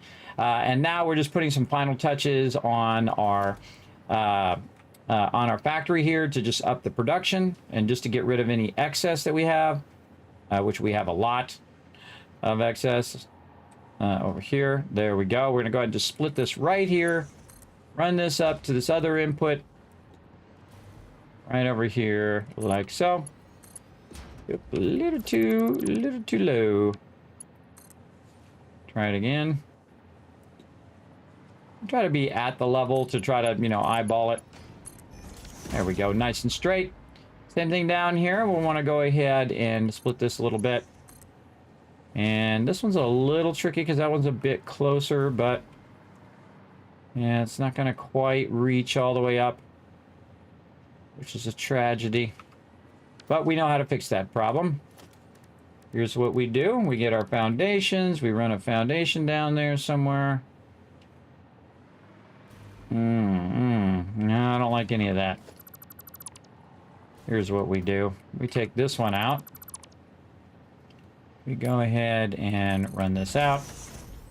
We go ahead and do a splitter that's coming in from the outside. There we go. Something like that. Run that in. Split it this way. Much nicer. And just run that into there. Okay, but we got to get our input here, so we're going to go ahead and do this. And tell it to go the other way. Going in, yes. Then bring this down. And align it that way. And that will do that. All right, now we're splitting it to both levels. So both is doing the bottom level and the top level from the same lines. And now we need some power. And this baby's going to be done and producing way more than it was just a minute ago. Especially since we fixed our sulfur output.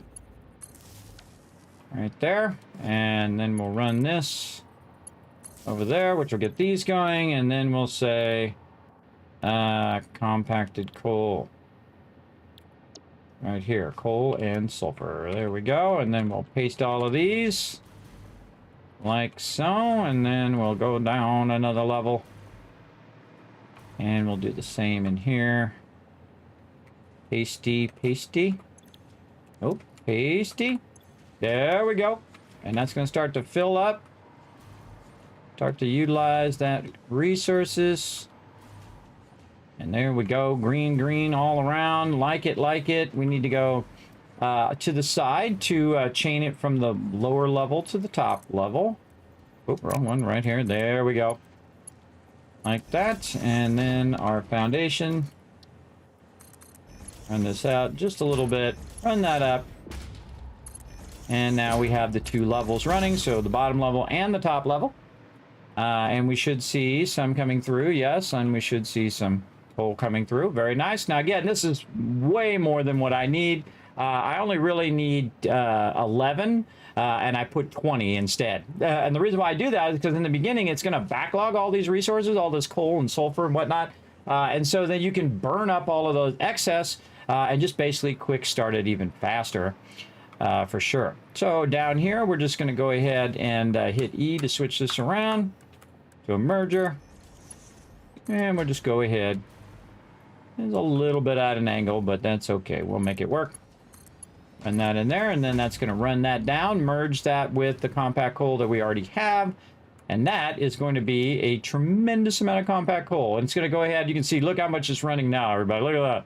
That's a lot. That's keeping that belt nice and busy right now because it's burning up all those excess resources. So it's running it over there. It's running it up to the train station. The train station is then running it back to our base, which is putting it into a box, or in the case of the black powder. Now, eventually the black powder will actually stop because I will have backlogged as much Nobilis as I really care to have, which is about 1 box full of Nobilis.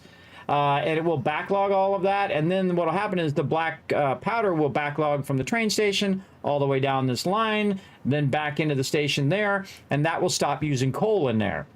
And when that stops using coal, the full amount of the 300 coal will go into here, which means it'll make these compacted coal at its full amount.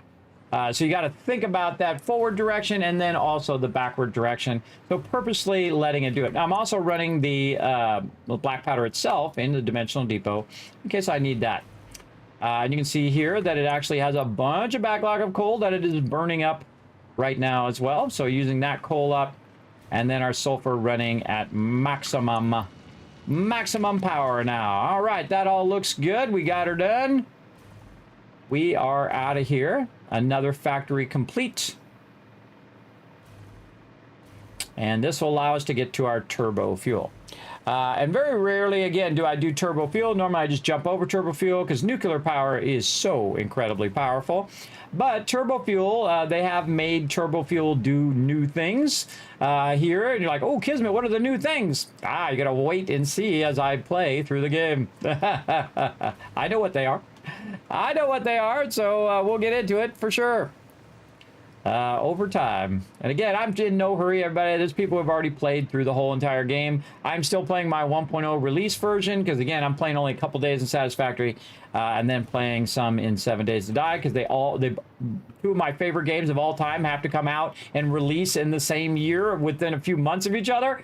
Because again, if it was just 7 Days to Die, I'd just be playing 7 Days to Die right now. And then if it was just, if 7 Days to Die hadn't released or hadn't come out with an update, I would just be playing Satisfactory right now. But again, they had to double whammy me at the same time.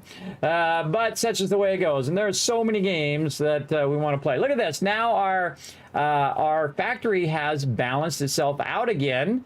And you can see that the factory has balanced down to about 5K, which is below our capacity, which I knew it would eventually. As it fills up all of those boxes with resources, and the thing, I've turned a bunch of stuff off, so it's no longer producing those things, it brings it way down. Now, another way I could bring down that power even more so and turn some of my other stuff back on is to turn off my manufacturers. But right now, I want my manufacturers to do their job, which is to make me the highest end items, because I'm going to need some of those items here in a moment when we go to do nuclear power and a whole bunch of other fun things that we're going to do. But right now, you can see it's actually charging the batteries back up again. So it's going to take a little while for it to charge those batteries back up again, but we did have a backup. We had a backup amount of power, which was not on. So it's basically like having a backup for your phone, right? Like you have another battery for your phone, and I keep that battery disconnected, and then I only plug it in emergencies when I really, really need it, right? And so I have two sets of that. But really, if you think about my factory, I have a battery always connected to my phone, which is built in, and that's my online battery backup. And then I have offline battery backup, which would be another battery that you would connect to it or turn it on when you need it. All right, we're taking the train back. Let's go ahead and ride that train back as it fills up all of our loot. Let's go. Do you have any tips for Starfield outpost building? You can actually go and see my tips and see my entire Starfield playthrough, by the way. Word of the herd. Oh, wait, we gotta wait for some ads there. Hold on, I'll wait for the ads there. I'm sorry. One of these days, I'm gonna get back to where we do, we do a Bezos break. We do a Bezos break so that, Mr. Bezos can get his dollar bills and then I'll just wait for the ads to be over and then do it that way. I'll get around to it. All right, I'm back. Sorry, word of the herd. Yes. Do you have any tips for Starfield outpost building? Yes, you can see my entire playthrough of me playing Starfield. I feel like they kind of dropped the ball on that outpost building. They didn't make any foundations. You can't put the foundations down and then put stuff on it. To put it directly on the ground, which makes it really, really awkward. But there are some great tips about using your storage boxes and unlocking those as quick as possible. If you want to check that out, I can go ahead and throw those links in the chat. Just go look for the Starfield playlist over there.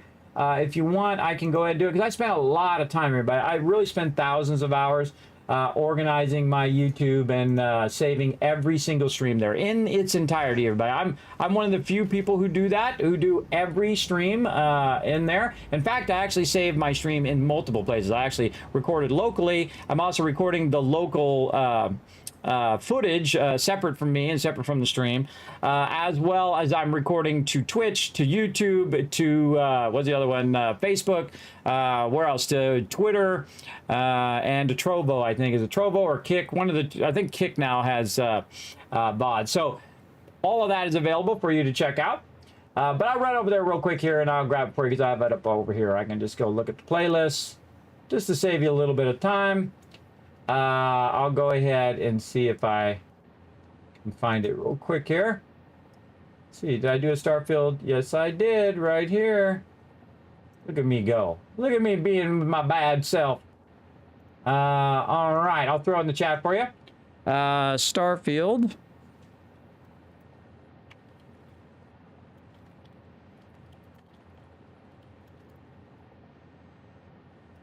Right there. So you can discover all of the things. You need to skip ahead to the point in which I'm doing Outposts, and I do talk a bit about all the things I discovered with Outposts as well. So I just skip to the part where I'm doing Outposts, and you can see me fuddling around with it, and you can just skip ahead a few episodes as well to see the end result. I think that's one of the best ways to get that going. I was making a bunch of videos, by the way, for Starfield, but my interest kind of waned for the game because they had basically did a terrible job on the outposting, I think, or didn't do a good enough job. And all of my quests got broken. And so I couldn't progress a bunch of my quests, and I couldn't really play the game. I could play the main quest, but a bunch of the side quests weren't working, and I feel like it wasn't cooked enough in the oven, if you know what I mean. They didn't cook it long enough, everybody. It's kind of like having if you want a well-done steak and they made it rare, that's kind of Starfield, I feel. I feel like it needed some more time and effort and love. But I feel like also that Bethesda's not breaking any new ground. They're just trying to rehash the same thing that they already did before. They're trying to take, Skyrim and Morrowind and just keep remaking that in different genres. That's the problem, is that they're not innovating and they're not using a new engine. They're not pushing forward and all of that stuff. And it's really stalling them out on my momentum to want to play their games. And then they came out with a version of Fallout 4 which took about 3 to 4 times longer to load than the original one. after 7 years, everybody, or 8 years. After 8 years, they made a version that actually loads slower. On my machine, which my machine is really nice, it should be running at 15 times the speed by now. And they should have found a way, because I can tell you modders already did. They can just hire those mods, hire those modders to go in there and fix it. And I shouldn't have to do a mod, everybody. I shouldn't have to do a mod to make my game go faster. I shouldn't have to do a mod to fix all the bugs in the thing. I shouldn't have to be doing all of that. You know why? Because they should be doing it, and they should put it in the base game. They should have had it fixed by now, instead of making the modders fix their game and make the modders go in and make the game load faster and all of that stuff. I mean, there's a certain amount of things that that I understand that modders are better at, like adding new content and things like that. And things that I think are amazing, like Fallout London and all of those ones, which I will get to eventually, everybody. We might do it this Christmas. We'll see. We'll see. I feel like their biggest problem is they're too slow. They're too slow with their updates. They're too slow with their outputs and their content and what they're doing. And I love them. I love Fallout's my favorite series, and I hope they do well, everybody. I don't want them to do bad. I don't want any company to do bad. Because that's bad for us, everybody. I look at it from the gamer's point of view. If they make sucky games, that's terrible for us. So I want them to make great games. I want them to succeed and be better at what they do. And the problem, the biggest thing in life, everybody, and Kismet's going to tell you a little life lesson. So on this particular life lesson, we got to go to my office first. Let's go to my my vault office. Let's go.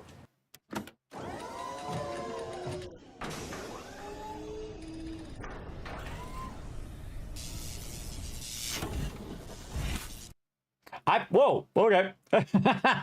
Wrong one. Wrong one. Hold on. Now I gotta fix it. There we go. Okay, I'll go to my Satisfactory office.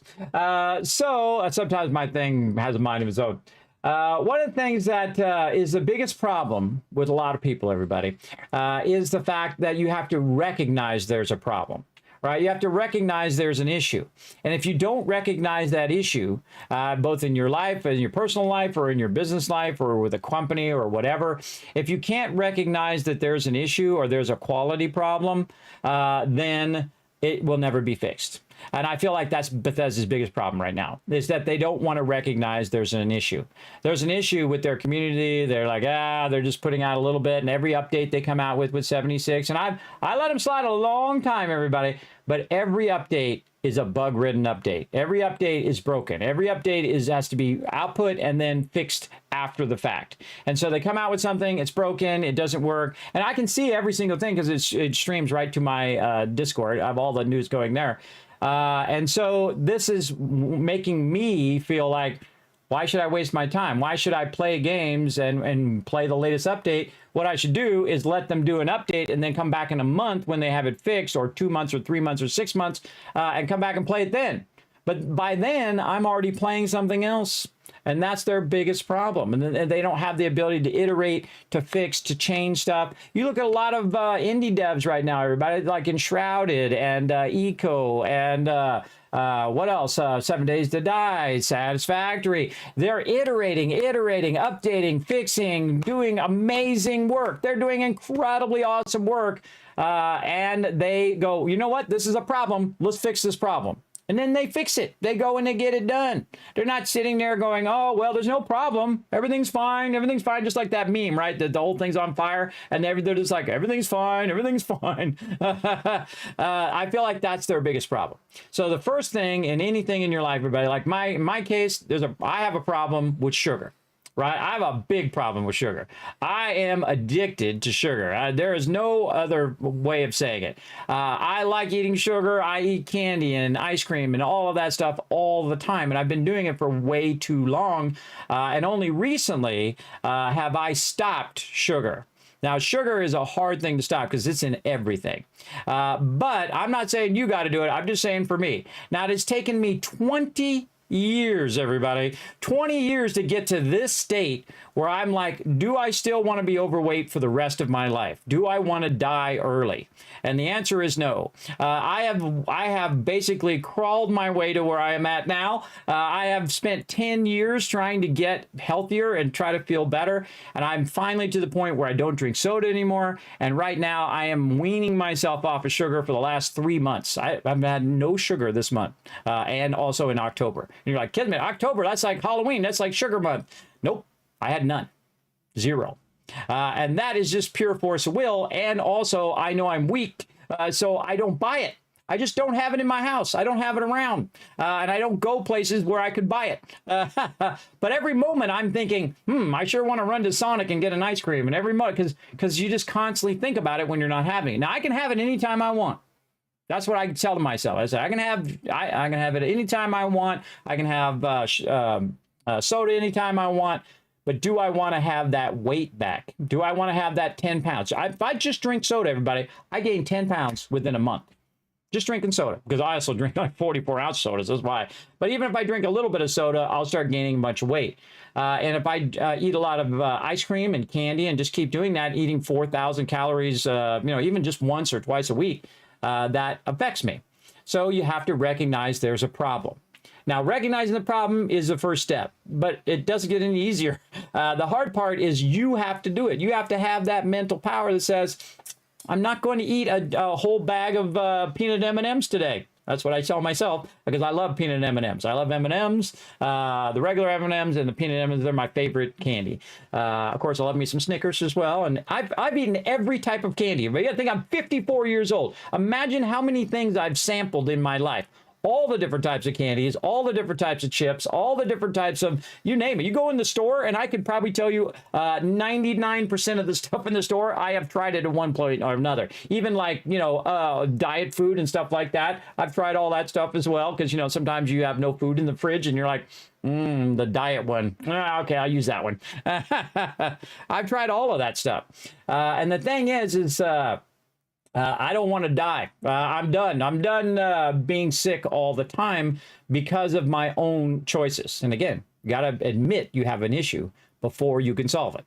And this is Bethesda's problem. And this is also my problem. I'm not perfect either, everybody. But I know how to solve problems. And the problem that I need to solve is don't have the stuff around. And when you're really tempted, don't go there. Don't go to that place where it's going to have lots and lots of sugar.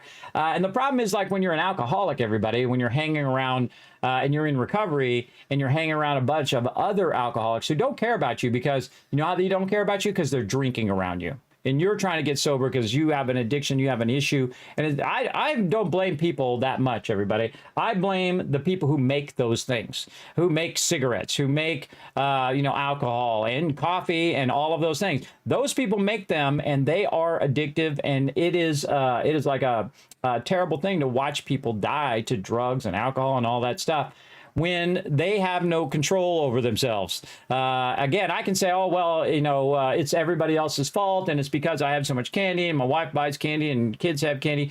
But it ain't nobody else's fault except for yours, because you made the choice. Even if it was involuntary, even if you have an addiction, even if you can't stop yourself from doing it, you make a choice every time. Every single time you do it, you're making a choice.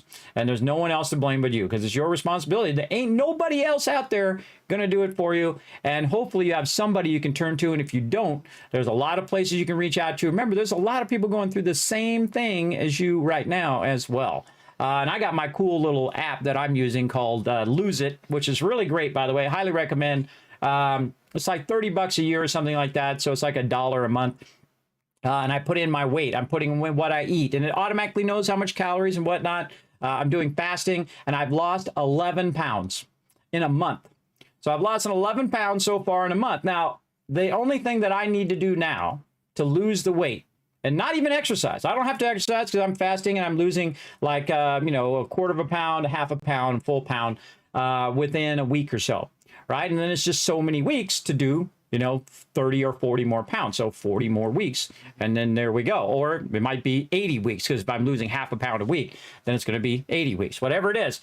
But it will eventually happen. But I have to continue to keep doing it and not fall off the wagon. And if I do, That's okay. I made a mistake. It's going to take longer because I went and had a bunch of ice cream or candy or whatever with my kids.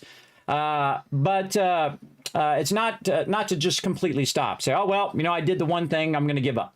Right? Is to never give up, to keep going at it, recognize there's a problem, and then do your best to fix it. Now, I haven't been in a situation where I could fix it until now, where I have I've basically converted half my office over here into my own food and my own stuff, so that I am not tempted by the stuff that's in the kitchen. Because there is just tons of donuts and candy, and because my kids are young and they're little and they're strong and they can eat a donut and be just fine. But when you're 50 plus years old and you got 50 pounds already, then you shouldn't be eating a lot of donuts and a lot of candy and a lot of sugar and all of that stuff. And at first it feels terrible. You feel absolutely awful when you stop drinking soda. It's like withdrawals that you go through, and the same thing with sugar. You're going through this massive sugar withdrawal as well. Now, I'm not telling you what to do in your life. I'm just telling you and illustrating the point of you have to recognize there's a problem before you can fix it. And I feel like that's Bethesda's problem, and that's my problem as well. But again, I'm now at the point where I've worked all the places and worked all the steps I need to get to where I am now, and then I just continue those steps, and then they work their way out. So 95% of losing weight is your food. People are going to say, oh, you need this weight machine and you need this and that, and that's good for building strength, but that doesn't lose weight. What loses weight is if you're managing your food. And so you got to master your food, and you're eating the right types of food, and you're eating foods that you like, because otherwise you're eating sawdust all the time. Nobody's going to survive on sawdust because they won't like it, and then they'll just go back to the way they are before, no matter how much they say. So again, that's what it takes. And then because right now I'm working toward one more. I told my daughters that at some point in my life before I die, I'll take them surfing one more time. So I think that's what we're going to do. We're going to have one more wave. That's what we're going to do. And I'm going to try to get in shape this time so I can stand up for more than 3 seconds on that surfboard. But just if you think about the transition, everybody, for those who don't know, I've been sick for over 10 years, almost a decade. I've been dizzy. I have a constant vertigo, or really it's a middle channel ear imbalance with a big, long, blah, blah, blah, technical name. But vertigo, you understand. I'm dizzy all the time, every minute of every day for 10 years, except for just a split second or so, or just a few minutes when I had my throat stretched, because also I found out that my throat was closing up and then I was suffocating to death, which is also a problem, which made it where I couldn't think and couldn't survive, and I was having anxiety attacks because I don't know why, but now I know why, because I couldn't breathe, and so on and so forth. And so I have an anxiety, which affects my dizziness, which I also have sleep apnea, which means that when I go to sleep, I may not wake up tomorrow because you basically stop breathing in your sleep. As well as I have a really bad insomnia. I know. Why don't they just pile more things on, right? Just keep piling all of these things on top of each other that also interact with each other and make each other thing worse, right? So you get anxiety about your ability not to sleep, and then the anxiety makes it where you can't sleep. And then because you can't sleep, it affects your vertigo and makes your dizziness worse. And then your dizziness gives you anxiety, which then makes it where you can't sleep. And there you go. You get the idea. You get the idea. But every day since I got sick, and since my doctor said this is something you'll probably have to live with for the rest of your life, I said I can do two things. I can lay down and die. That's one option, right? I can take disability and just waste away, because that's what I think would happen, everybody, because you would just give up. You would be like, okay, well, I don't need to do anything. I'm just going to waste away here and die. Or the other option, which is more me, definitely not anybody else, not my style to give up is what I'm trying to say. I don't give up that easily. I am relentless, if that matter of fact. I never give up on stuff, especially something most important as me dying. That's self-preservation there, everybody. And also then if I die, my kids are, they don't have a father, and so on and so forth. And so I've been working at it very, very hard. So now I'm 11 pounds down, eating better, don't buy bad food. I don't have bad food around. I got bananas. I got Raisin Bran over there. I got a bunch of really good food and fruits and vegetables and salads and things like that that I'm working on every single day. And that, again, recognizing the problem and then being able to put a plan in to solve that problem. So circling all the way back to the beginning of all of that, everybody. I think Bethesda needs to do the same thing. They need to go in and figure out why it takes them so long to do an update. Why their updates are always broken every single time they run out an update. I mean, every time it's broken, every time. I mean, at least you'd think, you know, out of 100 updates, you get one that isn't broken. Who made the decision to make this HD version? Did they test it? Did they realize it was way slower than the other version? Did they also have this giant opportunity because the Fallout show is so amazing that they completely fumbled and completely missed this gigantic opportunity that they could have just knocked out of the park, that Fallout 4, and did all the fixes. They could have made it load faster. I mean, it's right there on the downloaders, on the mod downloaders. They know how to do it. Go to the mods, say, how did you do this? Tell us how to do it. We'll integrate it into the game. In fact, we'll even pay you. That's even better. Pay them mods. Pay them modders, because modders are awesome. And so on. They have all these opportunities that they're failing to deliver on. And if they work for me, they would be fired. That's it. Sorry, I'm just going to tell you. If they can't deliver on their job, they would be fired. They'd be gone, because you could get somebody who's more enthusiastic, who's like, yeah, come on, we could fix it like this, and we could do it like this, and I got all these ideas. We can go in there. You get idea people in there, and then people who can execute on it. If you have people who can't execute and people who can't get it done, then you got to get them out of there. You got to get them out of there. I don't care how long they've been there. They get too comfortable and they haven't been really contributing and making something great. Now, it might not be the regular Joe's fault, by the way. I find that 99% of the time it's the manager's fault. It's the manager's fault because the manager is not inspiring them, is not in there putting amazing teams together and really pushing forward on what should be done. And that's why I don't play any Fallout right now, because they're bumming me out, basically. They're bumming me out, chat.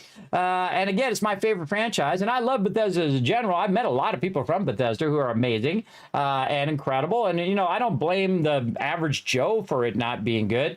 I blame the whole process of what they're doing. I don't know what their problems are, because it ain't easy to build games. It ain't easy. I'm not saying I can just go in there and do it myself, but this is their job. This is what they do. And so they're not doing it well. And that's the problem. That's the real problem. The crux of it is they don't want to admit they have an issue, and they don't want to try to solve those issues, at least from what I've seen from their output. And it doesn't matter what people say, everybody. It only matters in the end result. I've lost 11 pounds. That tells you I've got the end result.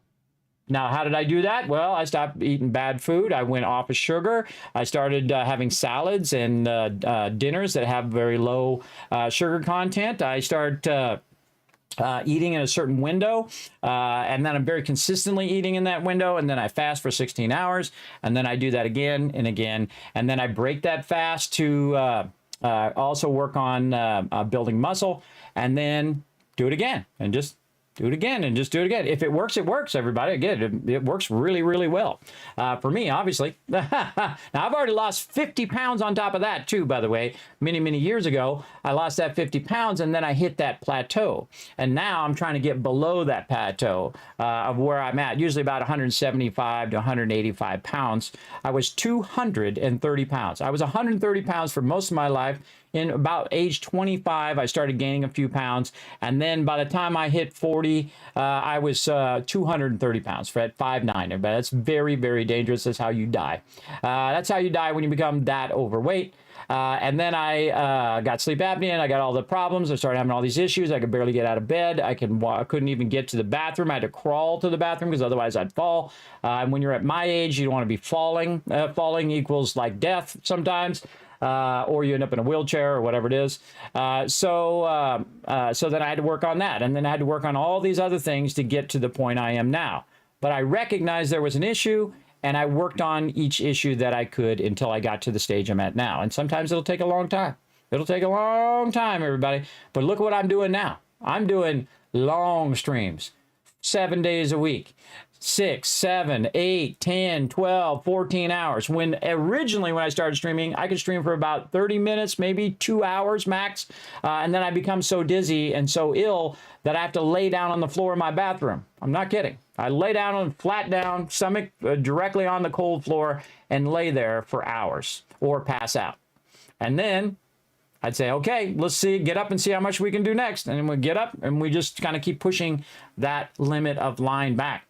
If you don't know what it's like to be sick every day, imagine that time you had pneumonia, right? Remember you got really sick and you feel really bad, and then you had to go to the doctor, you had to get medicine and whatnot, and you were sick for a week or 2 weeks or maybe even a month. Now imagine that for 10 years, every day. Yeah. That's what I live with every day. And so do so many other people. And you won't really know until it happens to you. I had no empathy for those people. I had no idea that was a thing. And people have it even worse than me, everybody. They have terrible cancer, and with kids with cancer as well. I feel like that's one of the biggest tragedies of the world, that, you know, kids are being robbed of their childhood because they have all these really bad diseases. So that's why I love St. Jude's Children's Research Hospital. That's why we raise funds for them every single year. Because then it gives that kid, he can get his chemotherapy or her chemotherapy. They can get the treatment that they need, and they can go back to being a kid again and play with their toys and hang out with their friends. And I feel like that's the most amazing miracle that you can do, because that changes the whole rest of that person's life. For 10, 20, 50, hopefully 100 years of their life now, it just changed their trajectory of their life as well. So that's what I'm just trying to say, everybody. All right, so now we had a little Kismet moment. Let's get back to some Satisfactory. Let's go back over here. Here we go.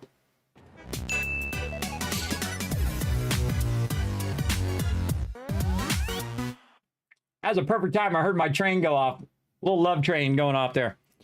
I kind of feel like the choice using the same engine for 15 years is catching up to Bethesda. Exactly. Exactly. Yeah, see, the problem is you're running it on the old engine, and Starfield could have been even more amazing. Imagine how amazing it would have been if it was in Unreal 5 or if it was in the latest engine. Kind of like Star Citizen. You know what they've been doing for 10 years? They've been making an engine for 10 years. That's what they've been doing, an actual engine that can, do all this amazing stuff. So they've been really working on their own engine more than they've been working on a game, I feel. Called the Star Engine, which is pretty awesome, pretty amazing engine, on par with, or even better, it seems, with Unreal 5, which is amazing. It's like a next-gen 64-bit engine, which is crazy for gaming. That's pretty awesome. Now, the fact that it took them 10 years and I gave them $2,000 10 years ago, that it's taking a really long time for that game to come out, do I care? Not at all. Don't care at all. Just make it great. I don't care if it takes a long time. You don't have to rush it for me. You take your time, you make it great, and you bring it out, and it'll be hopefully an amazing game. Because I don't want them to fail, everybody. I want people to succeed. I want Bethesda to succeed, but they got to recognize there's a problem. They're not putting out their updates fast enough. They're not. Their content is broken. Their games are broken. It was cute when it was like Fallout 4 and New Vegas and all of that. But now you're in that stage where if you keep bringing out broken content, people are just not going to play your games. They're just not going to. They're just tired of it. They're tired of paying all this money for a game that they can't play, or a game that's broken and basically kills the momentum of the enjoyment. And again, games are hard to make, everybody. They're not easy to make. But you can make excuses. I can make excuses all day long. Well, I wasn't feeling good today, so I went and got myself an ice cream, which I've done many days. I've done that many, many days of my life. But I've got to, at some point, say, okay, that's enough of that. Set that down. You've had enough candy that would kill a rhinoceros, everybody. I've had enough candy for 1,000 people of their whole entire lifetime. And sugar and all of that stuff, because that's how I grew up. We didn't know fast food was bad for you. We didn't know cigarettes were bad for you. We didn't know all of those things. Now, I never really smoked, though I have tried smoking when I was young, and I got busted by my parents. My parents actually stopped smoking because I tried to smoke. So I say my parents, too, by the way. At least I think that's what it is. That's the story my dad told me anyway. So they stopped smoking, and they lived a lot longer. My dad lived into his 80s after he stopped smoking. Now, of course, they gained a lot of weight because they went from smoking to eating, what are those things called? those ice creams that you buy, Klondikes, eating a lot of food. And they went from super skinny to overweight, but they didn't die, though. They didn't die from smoking. They didn't have lung cancer, and they didn't have all of those horrible things that people get from smoking. And then people are like, well, it's never going to happen to me. Sure it will. If you do it long enough, it will get you. And you also look ashen if you never looked at yourself, how you looked before and how you look after you smoke. You can totally see it. You can see it in people's face every time. I don't even need to ask them if they smoke. You can just see it. You can see the way that their skin is because they're being poisoned by cigarettes. Absolutely. It's a something that shouldn't be in your body. And the same thing with vaping and all that other stuff. But again, it's not your fault. It's the people who made that thing. Of course, you're making the choice to continue to do it, but it is their desire to get you addicted to it. That's what they do. That's their job. Their job is to get you addicted to stuff, get you addicted to sugar, get you addicted to alcohol, all of those things. They're not going to tell you that. Of course they're not. They're not going to tell it to you straight like I'm telling it to you straight now, because I always tell it to you straight. They're not going to tell you that because that's their business. That's how they make money. And they're like, well, it's just business. All these people dying, all these people getting car wrecks, all these little kids and wives and people getting killed in drunk driving. It's not the drunk driver who dies. It's the mom and kids who are driving home from soccer practice. There's the ones who die because somebody else decided to drink and drive. That's how it is, everybody. You can look it up yourself. Go ahead. I've seen someone come right down the road, everybody. I lived it. I don't need someone to tell me. I lived it. I was living with my parents as a kid, and I think I was like 16, and I was over at my friend's house, and we're sitting in his front yard for a bit, and then we go inside. We're chilling out in the living room, and then his dad had parked the car on the curb. We're in the house right here. His dad parked his house on the curb. Now, right in front of that curb, there's a road. Some guy come down with a Trans Am. He's going 60 miles an hour. He didn't make the corner. He hits the car. The car flips up onto the lawn. That's how hard he hit it. It flipped it up and moved it into the middle of the lawn, everybody. And he ricocheted off the car, and he went and crashed into the neighbor's car, right? And he still... And the guy goes in the sunroof and turns the car off. Very brave dude. I would have never done it. By the way, had that car not been there, he would have came right into the house where I was sitting. At full speed, 60 miles an hour, crashed right in the house, killed all of us. Absolutely. So I seen it in 3D right in front of me because I was sitting facing the doorway. And I saw the lights coming down. I heard the screeching, and then bam, hit that car, knocked it in the lawn. Boom, I watched it happen right there live. And that guy was drunk, and he was blasted out of his mind in cocaine. I lived it, everybody. I lived all those things. I grew up with all the scumbags, the people who were liars, cheaters, thugs. They would go out and, stab and shoot people. I mean, these were the people I didn't want to be against. So that's why I was running around with them, so they wouldn't kill me. And then I was smart as I got older, that when they all went to jail or they moved away or they did other things, I got out of that crowd and I went with the geek crowd because they're much safer. Much safer to be with the geeky guys who are into computers and comic books and, Lord of the Rings and Star Wars and all that other fun stuff, which there's nothing wrong with enjoying all of that stuff, everybody. So yeah, and that's just one of 1,000 stories I could tell you of all those things I've gone through. And I've watched my brother be lost to drugs and alcohol, go to jail. Yeah, thief, liar. Yeah, watch my brother get sucked into that. Now, there's nothing I can do, but I can't go in there and tell him who he should be. I mean, I can love him as my brother forever, but I don't want him around. He's a liar and a thief and a manipulator, right? You got to face the truth. If you can't acknowledge the truth, if you can't acknowledge there's a problem, then you're just putting blinders on yourself, and then it will never change. You'll never make that adjustment to where you can fix the problem or at least work on the problem. I find that applies to everybody. And I'm not above it either, everybody. Again, I'm massively addicted to sugar. I'm addicted to no other substances, everybody. I don't do drugs. I don't do alcohol. I've tried all those things as I was a kid. Not the super hard drugs, everybody. I never wanted to put a needle in my arm. That's just nuts, everybody. This is crazy. I don't like doing needles when I have to do needles, let alone doing it on my own. Oh, my God. Yeah. But I've seen people do it right in front of me. Oh, yeah. I've seen people do that. I've seen people do cocaine. I've seen people do all those things. all those terrible drugs that they want to addict you to, so you waste all your money on that stuff and give them your money that you took all that time to earn and blast it on that.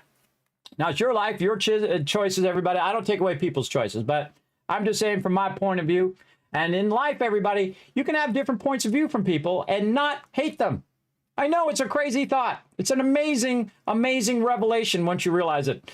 You can actually disagree with other people, but not say, oh, well, you're terrible because you don't agree with me about A, B, C, or D. There's a huge problem with that right now. You're either for or against.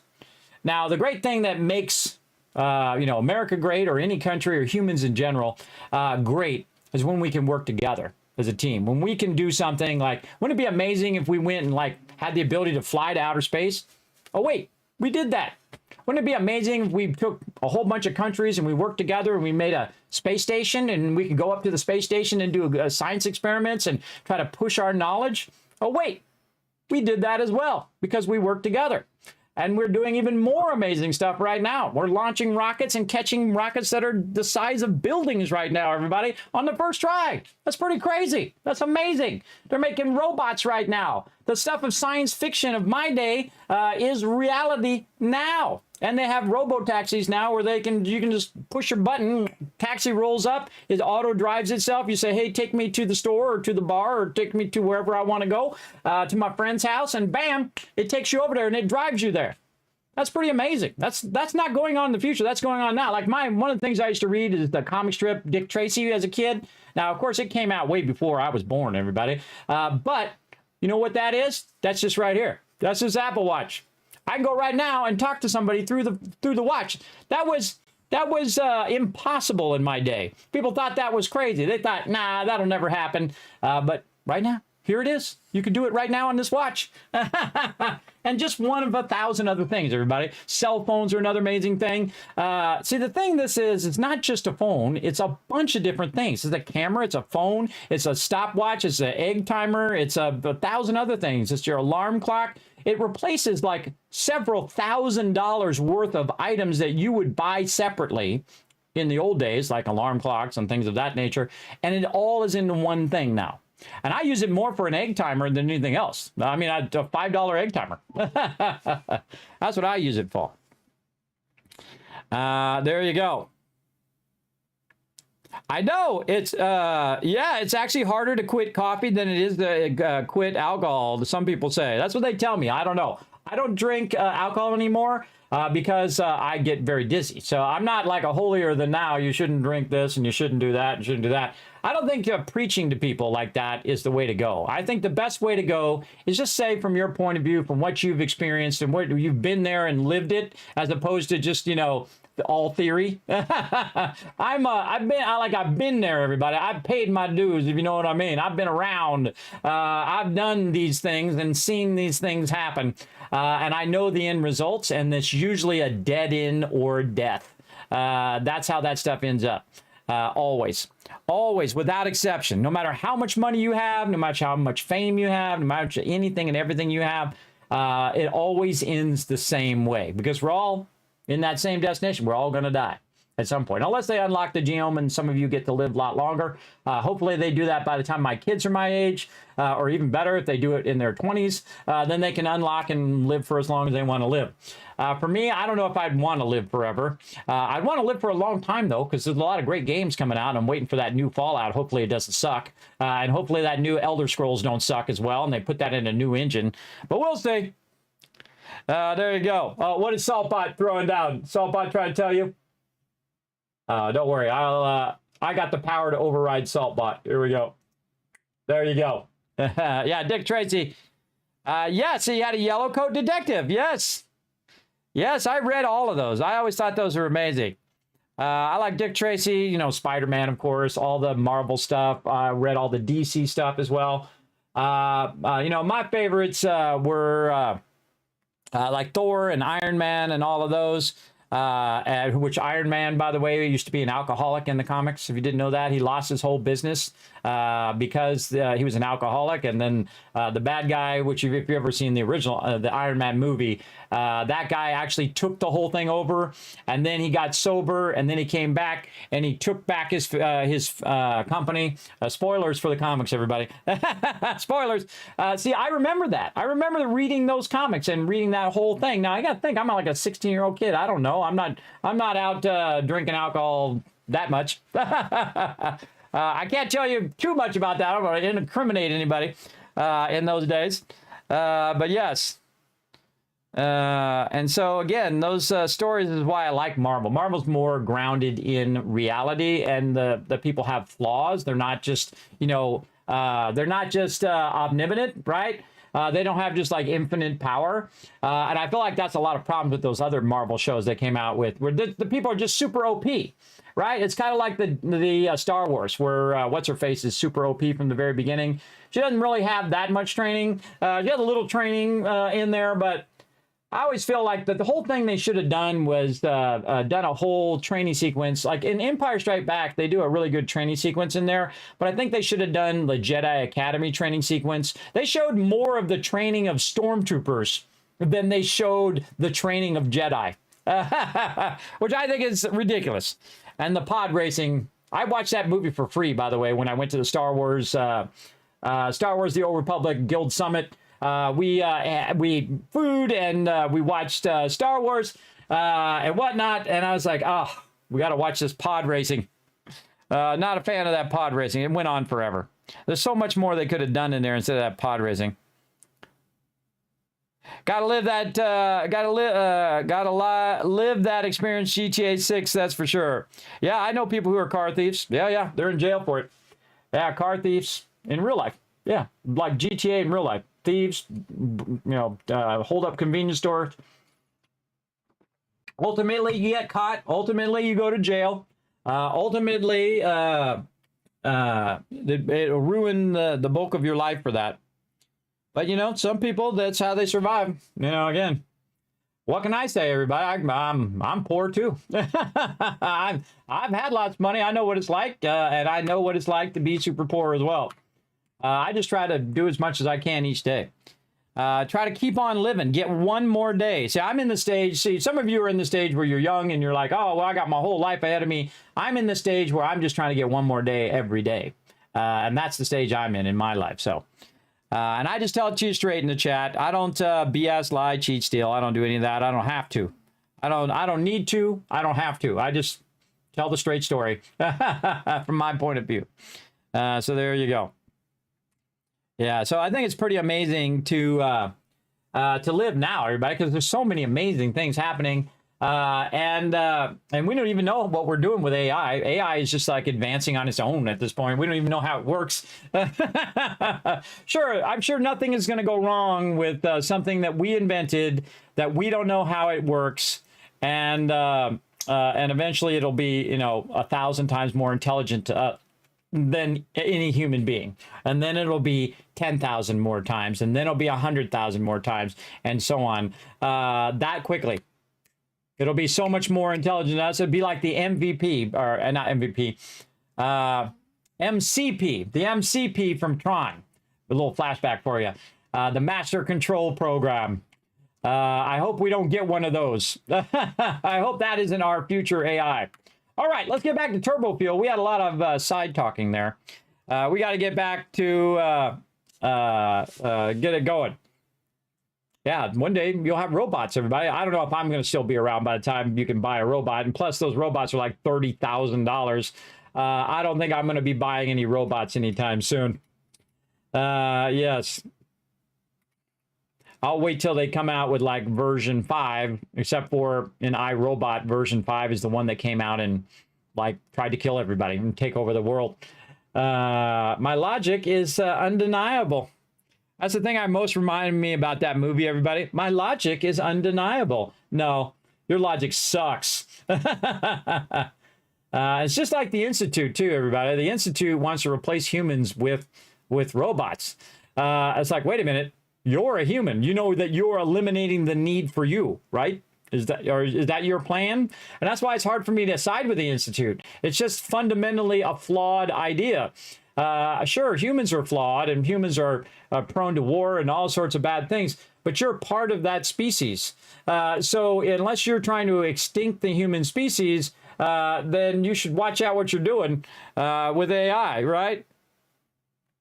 And see, this is the hubris of people, everybody. They think they know better. There's one thing I know I've learned in my life, everybody. That is not true. Humans are inherently flawed.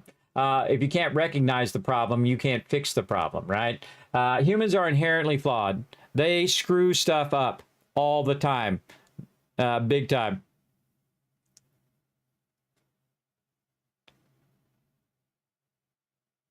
Yeah, exactly. Yeah, exactly. They're just taking everybody's data. Well, that's why, you know, Facebook is not free. You think it's free, but it comes at the cost of your personal information. That's why it comes from that. And so again, all these free things that you think are free, they're not free. They come at the cost of your personal info, which is kind of lame, I think. I'm not a big Facebook guy myself. I only go on there and stream on there for the peeps who like to use Facebook. But there you go. All you can add is an occasional emote. Oh, there you go. Yes, it's amazing to be alive right now, everybody. I would have loved to have been at that launch, everybody, when they caught the booster. I love inspiring things. And I love it when you give all the people who said stuff was impossible the finger. Because I'm old school that way, everybody. Right? Imagine all the people in your life. Put a 1 in the chat if you've ever had this moment where all the people in your life, you've always have those people that tell you it's impossible, it can't be done. Like, you know, people would say to me all the time, Kismet, you know, that's it. You have to just resign yourself to being sick all the time.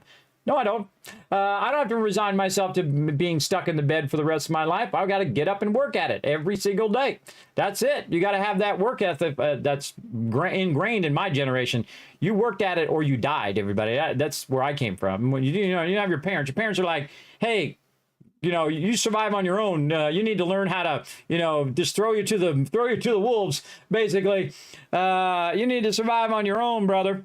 And so one of my favorite things, a great example of that, is when they landed the SpaceX, you know, the booster rocket, where they said it was impossible. You couldn't re-land it because, you know, it's a waste and whatnot. And, you know, big companies don't want to do it because they want to just keep the budget really high and they want to make all that money and just, you know, expand the thing and just land it in the ocean. So we just have more rockets in our ocean, by the way, which is not the most brilliant plan. It's like a whole, you know, it's like a stack of $100 million or $10 million or how much ever it costs, depending on the rocket.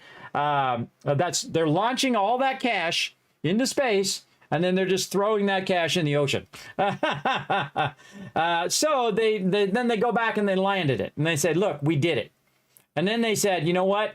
F you, because we're going to land 2 of them at the same time. And I just love those moments. Those are history-defining moments that say, look, you said it was impossible, but we believed and you didn't believe. And that was your fault. That was your problem, not ours. We believed that it could be done and we made it a reality. That's amazing. And then the largest rocket ever launched, they catch the rocket. Again, everybody, you got to give engineers some love for that one. That's unprecedented. No one's ever even thought of doing it before. No one's even thought of doing it, let alone doing the actual thing. That's incredible. I give them huge credit. And not just, you know, Elon Musk or the peeps at the top, but I mean every single person that's on the line building that rocket. Every single person who's, you know, shaping it and putting on the heat tiles and moving it from one place to another, even the people driving the trucks, the people down there putting in the fuel, every single person who's a part of that chain that made that a reality. Everybody who believed it was possible. And that's the problem when you get older, is that you start to close your mind. You start to believe things are no longer possible. And that is the problem, because when you're young, you think everything is possible. And if you can hang on to that as long as you can, I think that's amazing. I think that's amazing, people who hang on to it. Yeah, exactly, Rotisserie G. Exactly. And again, here's the thing. You can disagree on certain points and say, look, I don't like this, but I like that. Because that is the rational way to talk to somebody. That's a rational way to disagree. If you disagree with me at all on something, then I'm just going to say you're stupid. That's the way it is now, where people just it's all or nothing. They're just all or nothing. They're like, well, no, I'm not listening. It's like they're a kindergartner, everybody. Like a it's like these are adults that are doing this. It's like people in the government, people in the world. These are grown-ass adults, everybody, who are basically going like this. I'm not listening to you. That's what's going on right now in the world. That's what's going on. These are the people that we are paying every day from your taxes. We are paying these people to sit there and act like kindergartners with each other. I don't care about all that crap. What I care about is they make the everyday persons who's paying them to go in there and fix those problems and go in there and fix them problems. I don't care what their background is. I don't care what they come from. I don't care what their color of their skin is or their religion or any of that crap. All I care about is if they do their job. That's it. Do your job, bro. And again, even to want to take that job, everybody, you got to think that all of those people are corrupted in one way or another. All of them. Because that's what they do. That's their job. They're a liar and a thief and a manipulator of people. That's their job. That's what they do. That's what politicians do. That's what people who are in at the top levels of corporations, they're only there to make money. They're not there to care about how your games turn out. They're not there to care whether you get in a car accident because you drank too much. They're not there to care about you. They're there to make themselves money and enrich themselves at your expense. All of them. Every one of them. That's what their job is. Again, just analyze what their job is and what they need to do their job. And that's how you know. That's how you know. Big time. And then again, it's your choice, your life. That's the thing. That's it. People have the choice, and here in the United States, they have the choice and freedom of speech and all of our Bill of Rights, which they don't teach to children, by the way. They don't teach you your Bill of Rights. They don't teach you, your basic fundamental rights as a human being or as a person in the country, which is wild. To me, I think that would be one of the first things you would teach them, what their rights are. Right? Like that'd be like step one. You would teach them what the rights are, what the laws are, how to buy a house, how to fix a car, how to do all the basic things that they need to learn to survive in their life. What the limits are of all of these things and so on. There you go. The landing pad is the most expensive expenditure for rocket companies. They are scared of damaging it. Rockets are cheaper to rebuild than the pad. I would imagine so. Because there's a lot of things that have to go into that, so it doesn't just melt. The underlying structure, and that structure has to stay solid because it's pushing against that structure. It's kind of like you pushing against a desk, right? If you got one of those cheap desks that you got at some furniture store and you press on it and it breaks, well, bam, you're falling, right? But if you got a nice sturdy one, you can get up on that desk and not your whole entire thing come down. Because I've had both of those type of desks. That's my analogy for it anyway. But yeah, you got to give, not just, again, people give all the credit to the people at the top. That's why I say this all the time when I'm playing with my team as well. By the way, I can show some Satisfactory. By the way, it's making me a bunch of resources while I'm talking to you guys. It never is just one person that makes all that magic happen, everybody. It really is a whole lot of people, just like the peeps at Satisfactory here. This is a lot of excellent people working together, and you can tell they work together well. I mean, I'm sure there's some spats here and there. I don't know the inner workings of their company, everybody. But their output and their end result speaks for itself. It's one of the greatest games of all time. I think one of my favorite games of all time. Absolutely. It's incredibly giant leap forward. It's like going from an old one of those, music players to jumping to an iPod. It's like going from one of those big, huge phones that you used to have in your car back in the day. They were like a brick that you carry around to a modern cell phone. I mean, it's that forward of a leap. It's a massive leap forward in that genre, in that factory building style game. And I give them huge credit for that. But of course, you also got to give credit to the people who, the foundation that laid the foundation for this greatness, like Factorio and other games like that. Which are amazing factory games also. I highly recommend those too, everybody. Absolutely. Those are the foundational games of all the things of today. So that's for sure. Yeah, I would have loved to have been there, and I would have loved to have been there with my daughter, my oldest daughter, who's going to be an engineer. I would have loved for her to see that moment, though it would have been probably this big, way off in the horizon. I would have brought all you guys, too. If I had my little Vault-Tec van, my little Vault-Tec van where I have it all like a, van life deal with a little, kitchen in there and with a bed and whatnot. I could have drove to the launch and then, of course, streamed it live to all of you guys. Again, these are the amazing, crazy ideas I have, but my kids got to grow up first, everybody. They gotta get up. They gotta go and, go out and live their life at some point. And of course, I'm here for they need some help. Like they just need some help earlier. My daughter who does running is like, do I have one of those little coal pads? And I do, and I put it in my fridge so that it would get cold for her and she could use it on her ankles and knees because, that running takes it out of you, everybody. She runs like 5, 6, 10 miles. A crazy amount of miles, everybody. Crazy. So, I'm here to help solve those type of problems. And flat tires and garage doors that get broken and electric lines that are run long and run wrong and, those kind of problems. And try to miracle my way through life by, stretching every penny. That kind of thing. Hydrate says, word of the herd. I like your idea. Let's do it. Let's hydrate. Yeah, again, sometimes I stop, give a little inspirational moment here in the chat, everybody. Again, it's okay to disagree with people. It's okay to disagree, and you can still be friends with other people. I know, this is a crazy thought. And you can also work together with other people. I know, that's also a crazy thought nowadays. That you could actually work with people that you don't like. I've worked with a lot of people I don't like. Were they great at what they do? Absolutely. They were really great at what they do. Now, of course, if they're a jerk and they're terrible at what they do, well, that's a problem. That's a big problem. But if they're a jerk, I try to be respectful, but I also say, hey, you need to check yourself here. You're being rude to everyone. You need to get that in check. And I've done it to people I played games with. You guys have seen it here on stream where I call people. I said, don't talk to me like that. Don't talk to other people like that. They don't like it. I got to be like, sometime everybody's like grandpa or their papa every now and again. I'm not your papa, by the way. But again, to keep the peace between everybody, it's, you don't start being disrespecting my team or you're out. Boom, you're gone. Just like that. I don't put up with that anymore. I'm too old. I don't put up with it. I don't suffer fools anymore.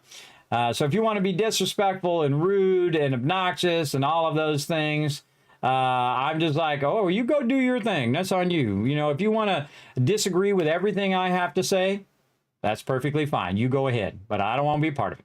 I don't want to sit and listen to you because the greatest power of freedom of speech is not just the freedom of speech.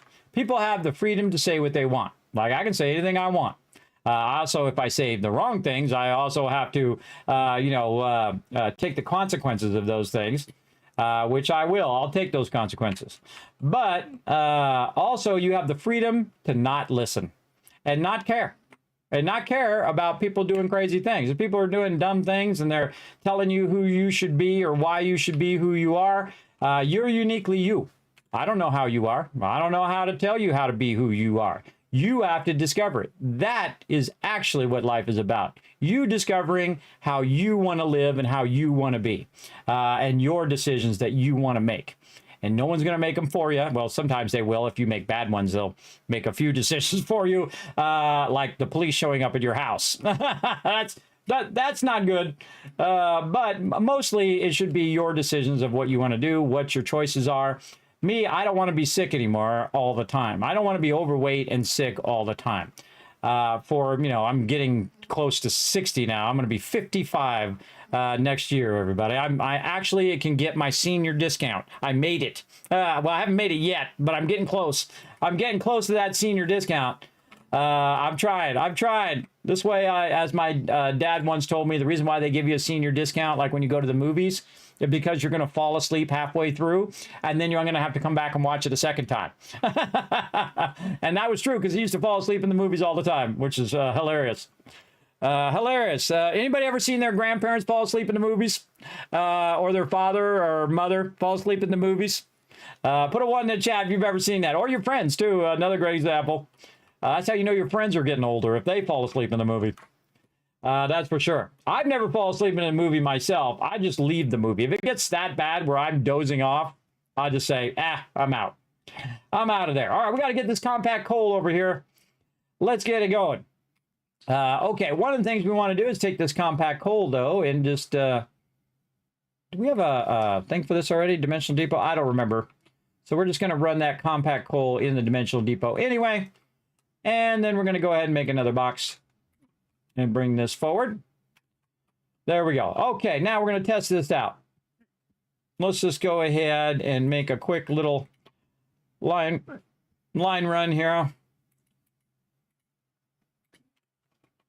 And do some testing. All right. So what we're going to do is run some compacted coal into there. At least we're going to try. Why is that not going in there? Probably my dumb lifter. Lifters are always a pain in my bootay. There they go. Yeah, there we go. See, it's always the lifter, everybody. If something's broken, well, 99% of the time it's a darn lifter. All right, turbo fuel is underway. Now, we're going to go ahead and take one of these over here, and we're going to plop it down right over here, and we're going to just straight run this from here, like so. And instead of that, we're going to run this turbo fuel right into this. We're going to run some power to it. Where's our power lines being run from? Over here. Oh, here's what we should do. We should take this line out. We should run this forward to here, and then run that up there, and then we can run this over here. Okay, now, turbo fuel running in our things. Very nice. Look at that bump in power right there. Now again, this is using 7.5 per minute. So now it's not using the amount that we used before, because if you go look at the fuel ones over here, the fuel ones over here are using 20 per minute, and this one's using 7. So instead of having the ones that we have now, which I can't remember how many of these we did, 1, 2, 3, 4, 5, 6. I've already lost count. 1, 2, 3, 4, 5, 6. Is that 12? 7, 8, 9, 10. No, these are 20. So we had 40 of them. So we had 40 of those going on regular fuel. Now, the thing about turbo fuel, the thing that I really like about it, is it doesn't have a byproduct. It doesn't have a byproduct. You don't. There's nothing for you to like solve or run into the awesome sink or package or other thing. You do want to package your turbo fuel eventually because you can use it for other things. But you can see that now we're making turbo fuel. It's making 18.75. If we go here and we double this, 7 is 14, 15. So 15 there, it's using 15. This is outputting 18.75. So this is outputting a lot. Now, if we had our summer sloops right here, we could go ahead and pull our summer sloops out, and now we are outputting double. These summer sloops are very valuable, but if you think now I'm outputting 37.5 just from this one thing. And that allows it so I don't have to run as many. Now, I could also overclock it.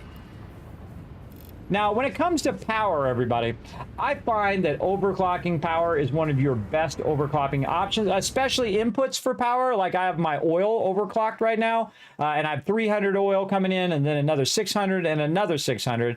And by the way, we just getting started. We haven't even tapped into all that other oil yet. But that's a lot of oil, and it allowed me to make 10,000 power very early in the game. And so I've been living off that 10,000 power all this time. And it's taken me this long to get to the point in which I was even using 10,000 power, which is pretty amazing. So that's outputting 93.7 turbo fuel right now because it's outputting double. So it's actually to your advantage to have less machines that are doubling than more machines that are not. But the problem with this is that it uses 400 watts, right? So it's producing 400 watts, but we can look at 93.7 there and say, how much power am I producing now? So over here, again, we go look at this, it's using 7.5. So the easiest thing to do is take 93.75 and divide it by 7.5. So let's go here and we'll say 93.5 or 97.5? 93.75. There we go. 7.5 divided by how much it's using right here over here. So this divided by this, 12.5 machines. And each machine is outputting 75 power, I believe, out of these. Oh, sorry, 250 power. 75 power is the other one. 250 power. So each of this is outputting. And again, remember, I've got to overclock. So this many machines, right? Hold on, 9.75. This is how much it's using per machine. And then we have 12.5 machines. It'd be this times the amount of watts, 250. That's 3,125 watts. So I'm spending 400 watts to make 3,000 watts, which means there's an overhead. So you take the 400 out of the 3,000, which would make you about 2,700. So I did making 2,700 power from this one machine right now. 2,700 power. Yeah, that's a lot, everybody. That's a quarter of the power I'm already producing out of all of these over here. All of those, and actually a whole nother section of those. So out of 10,000 power, it's already making more than that, or a quarter of that already. And that's just with one machine. So we really want to figure out how many machines we want, because we have how much fuel coming in and how much compact coal going out, which we actually already figured out. We'll take all this out of here, right here. So we're going to basically do this, and actually we should put this above the fluid, because this actually comes after this. So we do the compacted coal. We run the compacted coal in. So that's going to output 331 turbo fuel. So we'll take this number from up here, and we'll put it right there. And then we're going to say that the input or the output here is going to be 250. Oh, wait, we need to figure out the number of machines first. So this is 7.5 is how much it's using per machine. And then we'll divide this by this. So we need 44 of them. So basically, instead of 20, we're going to have 44 of them. And then 44 of them, no, just the numbers are just awesome, everybody. I really get into numbers in this game. 45 times 250 watts is 11,000 power. 11,000 power. That's a lot of power if you think about it. That's a lot of power. Now, of course, I was already making 10,000 power, so why does that seem so low? See, that should be more than that. So there's something definitely going on with that number. So I'm producing 333 turbo fuel, and 333 turbo fuel divided by 7.5 per machine is 45 machines. 45 machines times 250 is this number here. Let's double check that again. 250 times 45. Yeah, see, that's not very much. It's like 1,250 more. So that makes me think, why is that turbo fuel less? 400. Input is 22 point this. This is this divided by that. This is its output. This many machines times that amount of turbo output of turbo fuel is 333 turbo fuel. Let's take this out. So 333.33 turbo fuel, and 7.5 is the input. This divided by this is 44. And then times the amount of power is being produced, 250. So this times... that number's different now. Nice. So around 11,000 power. But we're already making 10,000 power, so that seems incorrect.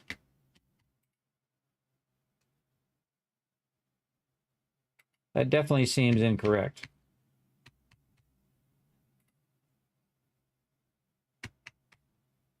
There's a number off in here for sure. Because the turbo fuel, if you think about it, the turbo fuel has requires much less fuel each time. So it's 7.5 turbo fuel to make that happen. But over here, this is 20 turbo fuel. This output 250 watts. This is 400 fuel. All right, let's calculate the other one. Again, because I know we were doing 10,000 power, so that does not seem right. So we had 400 fuel, and that fuel is being used by this. So we divide this in half of this, and that's 20. Oh, I know what I did. I know what I did. I only did half of the fuel that I'm running because I actually have 40. So I actually have 40 of these, and I have double that amount of fuel running. Oh, it's 800 fuel. No, it's 800 fuel is what we're producing. Because we have 400 being produced on this side for this. Again, this is 20 here, and then I had 20 more. So, because we have 600 oil and 600 oil coming in, so this side's producing 400 fuel, and the other side's producing 400 fuel, which would make it 800 fuel. Wow, okay, holy mackerel. Okay, that's 800 fuel. Which would be, of course, 666, as always. And then we go 666.67. That's 22,000 fuel. Okay, that's better. Because it should double the amount of fuel that I currently have. So that's what it's going to do. It's 22,000. So it's actually 800 fuel input, which is not good because now I need to up my compacted coal to 533. That's always something, everybody. Again, I'm glad I found that error. So that's why you find your way all the way to the end and figure it out. They did have a habit of falling asleep on the sofa watching TV, which I'm also now starting to do as well, which is the kind of karma for me taking photos of them. Yeah, a lot of people in my day, they had a TV in their room and they would watch TV until they fell asleep and whatnot. And that's what a lot of people do. They'll watch TV and whatnot. A lot of people still read. They read before they go to sleep because it wears down your mind, I find. Me, I just get on my iPad, watch some videos. And what I like to do is watch educational videos. Educational videos until my brain is like full. It's like, okay, that's as much input as I can take today. And then it will start to get really tired and worn out from listening to more explanations of things. And I don't know if that stuff goes in there even when I'm asleep, but it'll be, talking about, how the universe got started or, elements or whatever, or talking about how rockets work or cars work or how they make, what is it? How they make like cans, bottles and all of that kind of stuff. I like anything that's like educational like that. And sometimes I just like watching channels where the guy's just mowing lawns. He's mowing these crazy overgrown lawns. I watch a bunch of different stuff. Again, anything where he's just kind of chatting and it's just like kind of a relaxing thing. I watch some of that stuff too. But I like to watch a variety of stuff. I just like, like anything, I like it to be great. Whatever it is, doesn't matter the genre of it. I just like it to be great, unless it's like something scary or offensive or something like that. Then I'm just like, peace out. I'm out of there. So yes, we need more coal. Or we do not have enough coal, compacted coal running. We got to up our compacted coal. We got to double it up.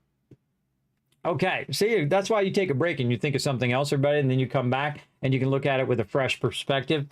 We absolutely need to upgrade our coal.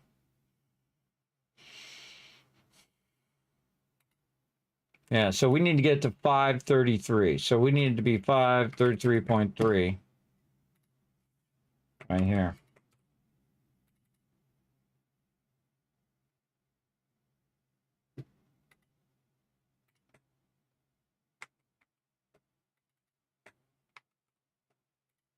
Yeah.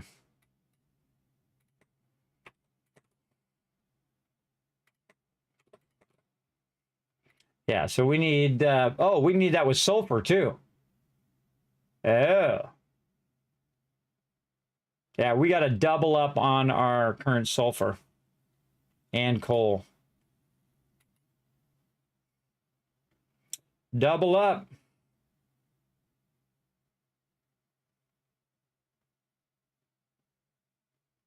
Yeah, so we need 21 machines. 22. 22 machines divided by, how many do we have? 8. So we need three factories. We already have 2, so we just add 1 more factory and that'll do it. But we gotta up our inputs. That's not going to be enough. That'll be enough for one side, but that's not enough for both sides. And we're basically going to double our power just by converting it into turbo fuel. Just from regular fuel into turbo fuel, we'll double our power and a little extra as well. Because 400 times 20 should be 5,000. It's 8,000. How's that possible?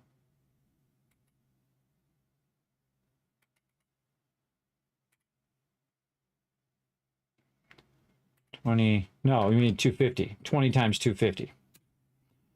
Brain. This times this. Yes, there we go, 5,000. So each one of those lines is 5,000. That's how I know the end result. I know the end answer. So, you know, again, you work the problem till you get it right. And that's what I like to do. And again, trying to figure out that math, you'll hit a point where you're like, wait a minute, there's something that just does not come out right about that. And again, we're going to double up how many of these fuel generators we have as well. And then we'll also, you know, siphon some off for making packaged fuel. Show, what can we do instead? We'll want to get one side going anyway. Get one side going and then get the other side going. So again, we can double this up or even slow this back down. So it's not using as much power. Instead of using 400 power, I can use a lot less. By the way, if you ever want to test this and see if this is working, one of the smart things to do is to take the line and run the line like this. And then it starts to fill up the line. If you want to keep the thing working so that you can adjust the settings like I just did, I just adjusted down. Now it's 120 watts instead of 400. You can go in here and you can just flush the line. And then it will just keep, you can just keep testing it from flushing the line, which is pretty cool. Pretty cool, I think. Oh, man, we got to get going here. We want to get to our nuclear power today, too. At least get it started. We're probably going to work on it today and then also tomorrow. But again, I think we got our turbo fuel solved for now. So we'll have the first one, the first couple output double. That's how many summer sloops we got right now. Put that in. We got to do all of our line runs and pipe runs and all of that stuff. Let's just take this out for right now. And redo these lifters. So how many refineries do we need is the question. So we're outputting 600 and right now we're outputting half of that. Yeah, we're doing half. So let's just do half, 333, and then we'll just do it twice. 333 total output. Oh, wait, right here. Just pick this number up from up here. So 44. Oh, God, we're going to have 80. We're going to have 90 machines. Wow, that just dawned on me. Because that's going to be 44 of them. And then you're doubling it up, so it's going to be basically 90. Wow, that is a lot of those suckers. That is a lot. All right. So the first thing we'd want to do is start to backlog the fluid, which it probably already is back here. Yes, it's already backlogging the fluid there. And then this is where our turbo fuel begins. So this is not what we want. This is the actual use of the power. What we want is how much does it take in to convert it. It's 22.5 fuel. So 22.5 going in is going to be 18 basically. 18 of these machines. So we'll want to pre-do our lifters in the blueprinter. So we can just put these down and the lifters will already be there, and then we can just run the lines. I mean, I can make a bunch of them and have them already pre-connected, I guess. And then just chain them into the next one, because that's a lot, everybody. That's like 20 of those, but it's actually like 40 because, again, we're going to double it. It's like 40 refineries.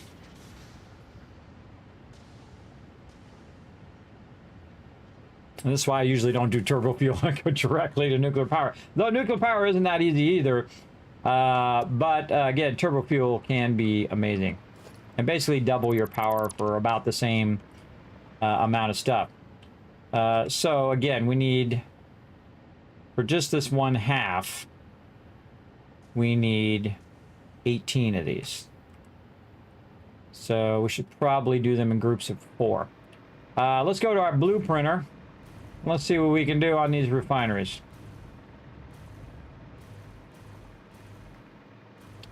What did I do with my blue printer? Good question. I don't know. I think I took it down. Put one over here. Good enough. Okay. So, do we want to do it without... We'll do it without foundations. So we can just do one row of them. All right. Time for our blueprinting here. So we'll fly up, get a little bird's eye view here. Just going to put that one in the corner. Going to see if we can get 4 of these across. I think we can just get them 4 across. Okay. Now the front part, there's a whole lot of logistics that happen in the front and the back of the refineries. And a whole bunch of things about running items versus pipes and stuff like that. So I want to leave room so I can see I can get 4 there, but I really want to back this up and put it somewhat in the center of both the front and the back. And then we'll go ahead and take these back out. What I want is I want a lot of room in the front and the back of each of these. So I can pre-do a lot of these logistics. Otherwise, I got to do them all by hand, which, you know, I've done in the past. No big deal. But first thing I want to do is do my lifters. And do my first lifter. And then let's say it's going to go this way. And you can make another blueprint where they go the other way. It's really up to you. We definitely want to line both of those up. And then just do the splitters. Oh, wait, these are mergers. These are mergers out here. This is merging back together. But these are... this is turbo fuel, so it really only has a fuel output. Yeah, so we don't need this on the outside. What we need is pipes on this side. This is just going to output turbo fuel. So we'll do this. I like to put it out where you have enough room to put that splitter in, where it's not really awkward. Just stay there. And I run it all the way to the end because that's the easiest way to do it. Right there. And then you put your splitters in and you snap them by holding down control. I probably don't need one here at the end, but I'm going to put it there anyway, just so that if I'm chaining them, which I'm going to have to chain a ton of these, I can. And I'm going to take this out, and I'm going to run this all the way to the edge, however far it lets me run that. And now I can run all these in. Or really, I'm running them out, I guess is a better way to say it. Okay, so that's going to be the output of these, and we're actually going to set these to turbo fuel. These are very specifically already going to be done for turbo fuel. Now we're going to do the back, which is our lifters and stuff. So again, we'll go into one of these. Doesn't matter which one. Get one of these and do our splitters, which we'll say is actually coming from this direction. There we go.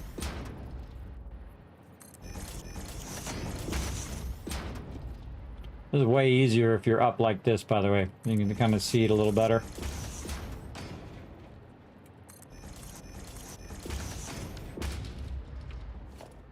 Take out all of these. All that matters is these ones up here or there, and then we put our lifters in last. Take this out. Never trust it. There we go, and then these across here.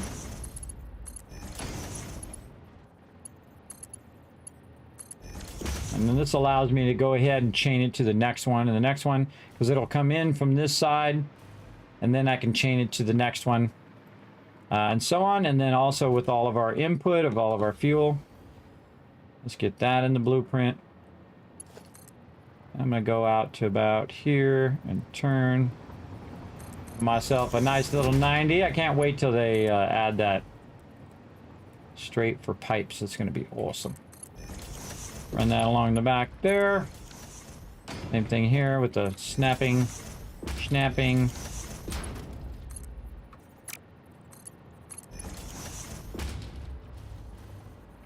This one here at the end.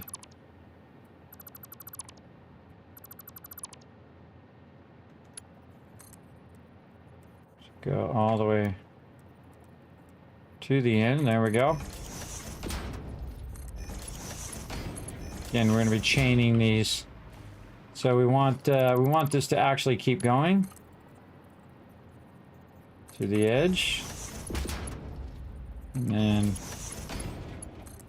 when we get to the very end, we could always make that last one not use the splitter, but at this point we want all that in there. Okay, there we go.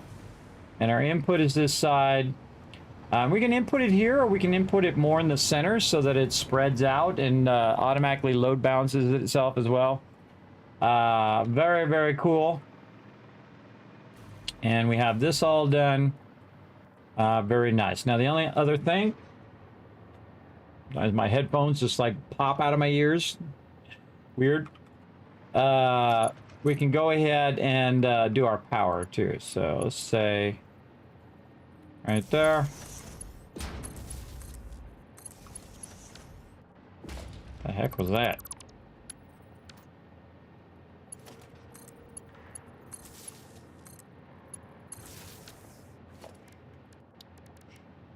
Upgrade that power pole so I can chain those. Okay, power good. Turbo fuel. All it needs now is fuel and compacted coal. All right, looks good. And again, you can see I didn't put any foundations down, so I can just set it down wherever I want. And it's going to go ahead and run. Now, the other thing I need to do here is actually do the same thing at the end here, because again, these are going to chain. When they're going to chain, you'll see me do it different than if it doesn't. Or actually put one at the end. Like this, and then I can just, when I put this down, I'll put it down multiple times and then just connect the ends to each other. And again, this is all turbo fuel. Well, let's save that. Turbo fuel refineries. Turbo fuel. What's my amplifier doing that? Refine, Mark 5 belts. What is this? Connectable Mark 5 belt turbo fuel refineries. Good enough. Okay, and then select icon. We will. Actually, we'll just put the little turbo fuel thing in there. Where's the actual fuel? There it is, right there. Turbo fuel. And then we'll make it another color, like green. And save that. Okay. Let's go do that.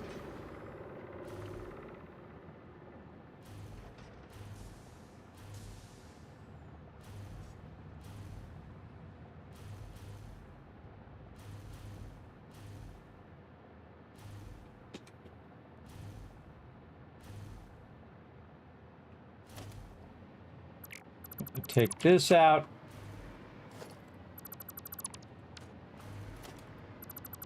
All right, these are our test units. We're going to take those out. Take this out.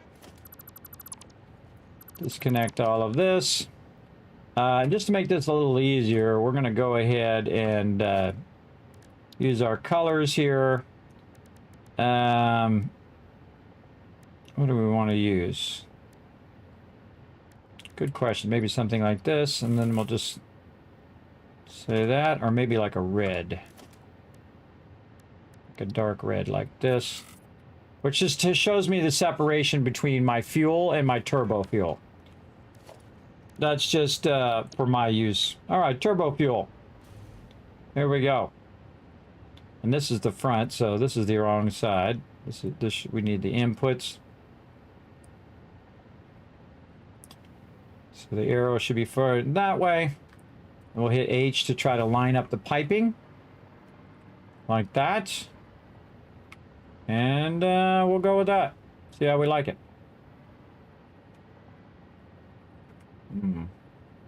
Machines are not lined up, but the piping is.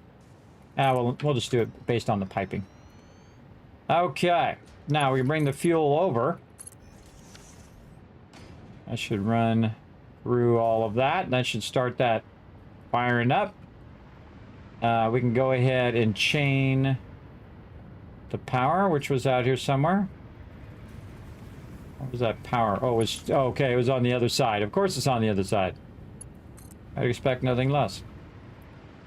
We got to run it. We got to run it reversed because this fuel is coming out of here, and then the turbo fuel is going to come out over here. So there we go. Now we need to get this over here, and we could probably have rotated that.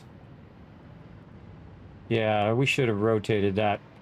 Let's just put a blueprinter over here so we don't have to run all the way back.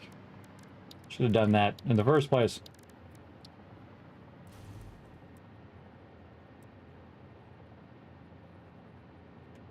Put it way over there.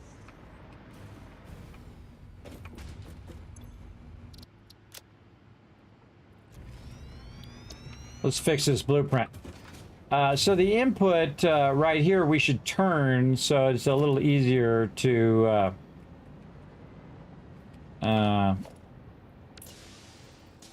do that input. We're gonna take that out. We're gonna put this one in and have it go this way. Take this out. Anything that's connected to it I would take out and redo, especially the lifter. Most especially, just to save yourself the hassle later. That's going to go that way. That's going to go right there. Much better. All right. And then we'll save that blueprint. Confirm. We'll go over here. Just take this out. Take out that cross connection.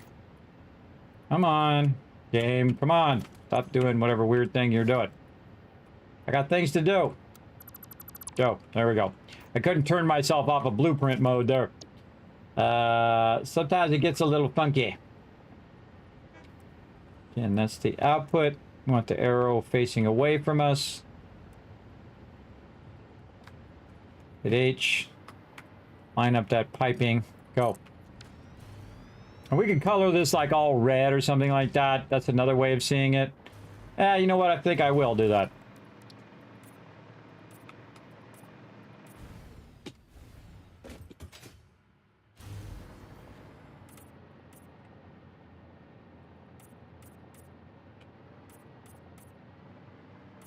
I don't know, just for fun.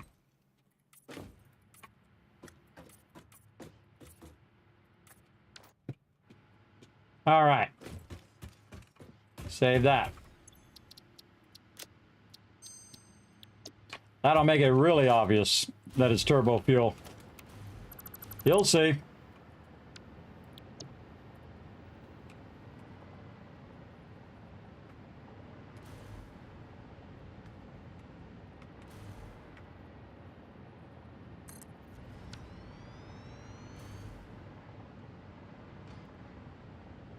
Okay. Now it's a total different color, which is cool. Okay, now we can go ahead and make this easier by taking our lower hole here, lining that up, going like this.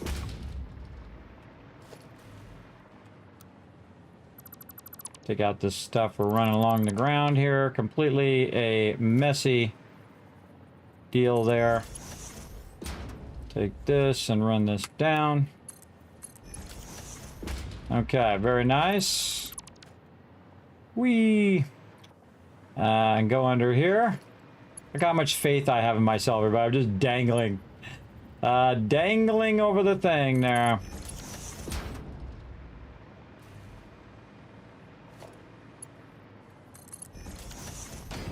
Or foolish faith, maybe.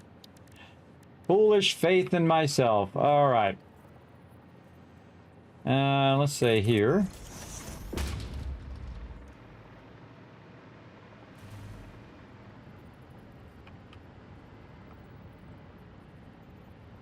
Over here, over here. Let's do right here.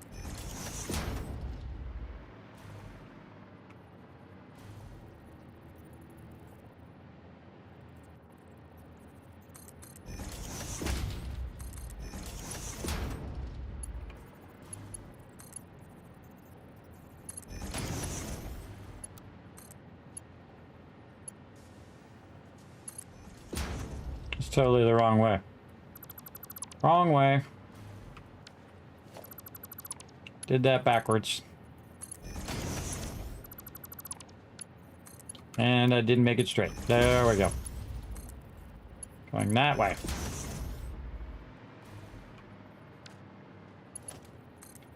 Running that into there. Okay, so we're running our compact coal underneath here. Into these runners here, so that in this logistic level, so that we don't have to see it up above. We don't have to see it just running across the thing. It's going to run across it. We're going to see it start up. Let's see our. I just love the moment in which your turbo fuel starts up. It's pretty cool. Another trick that we can use is our little power trick that we do, where we run this power. Okay, we'll run it over here. Run this power to the edge there. No, we're not. There we go. Whatever gets it done at this point. Actually, I could just left this one out. And then we could run the power underneath to here. Take this. Connect it to the side there. And just make this nicer by running it underneath the roads. Like this, and then you won't even see that connection because it's now running underneath. Oh, I hear it whirling up. Oh, I love to hear it whirling up. All right.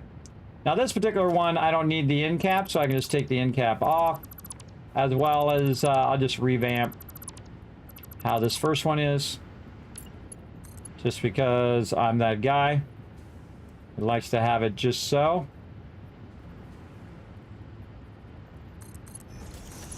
I don't need a splitter there. All right, very nice. Color that back in, just to make it nice. Okay. So this should start making turbo fuel. It sure does. All right, we're going to double that one up. And we're going to double this one up. Just so we get more out of our turbo fuel. And again, how many machines do we need? 18. We have 4 so far. Get ready, everybody. We're gonna need some space. We're gonna need lots of space. Okay, do we even have enough resources to do this many? Not even close. Not even close. All right, well, we'll do them one at a time, see how it turns out. We're gonna definitely need some more resources, that's for sure. All right, and then these are gonna be pretty close to each other. So, boom.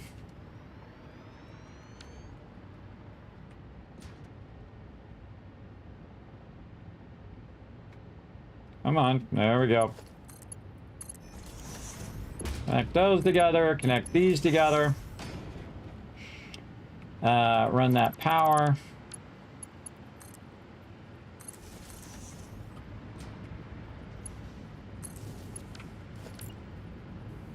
Put that in as I go.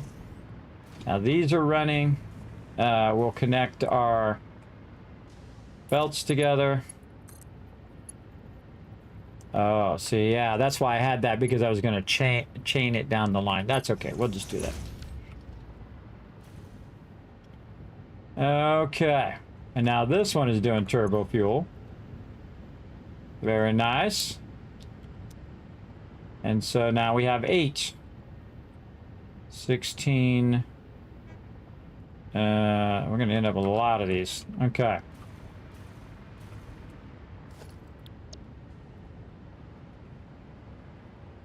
What are we missing? Copper sheets. Let's go get some. Let's get them copper sheets. Don't worry, everybody. We're going to get the nuclear power. Just stick around. We're working our way there. I promised I would do some turbo fuel as well. Again, normally I just skip turbo fuel because you can see that it's massively scaling up in such a way that's we're going to need to really work on it as well. Look at all this sweet loot in here. All that sweet loot. Yeah, look, now we can make 5 more of them. Nice. Make 5 more.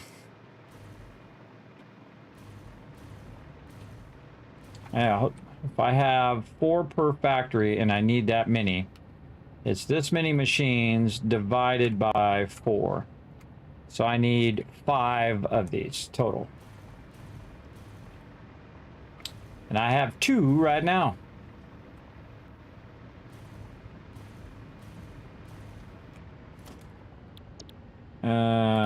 So here's going to be number 3.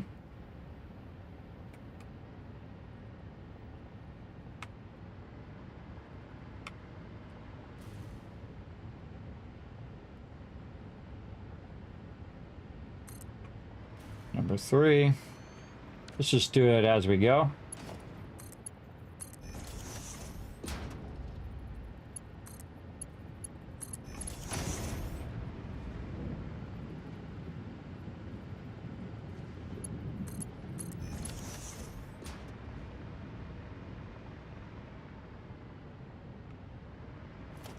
One, 2, 3. This is the power of blueprints right here too. This makes this so easy to just keep chaining that down the line. And then middle mouse button there, to there. Could actually just have it run out the outside there. Just have it do something more like this. There we go. I like that better. Go over and fix it over here too. Yeah, see, and it shows me the different segments when I'm going too. Nice.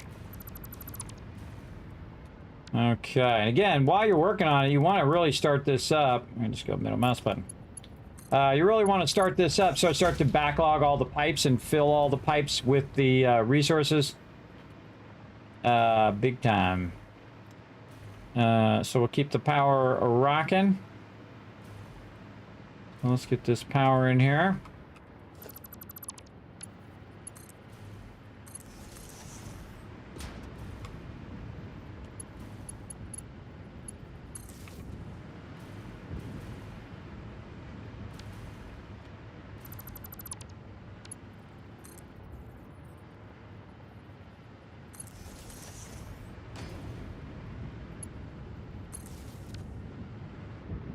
Look at them all starting up. That's a lot of, you gotta think, this is just the turbo fuel part. We still gotta put the fuel generators down. That's a lot of turbo fuel. Luckily, we left ourselves lots of room. We'd also be doing this very vertically right now, too. But that's okay. We'll do what we gotta do. All right, where's this one starting? Right here. So...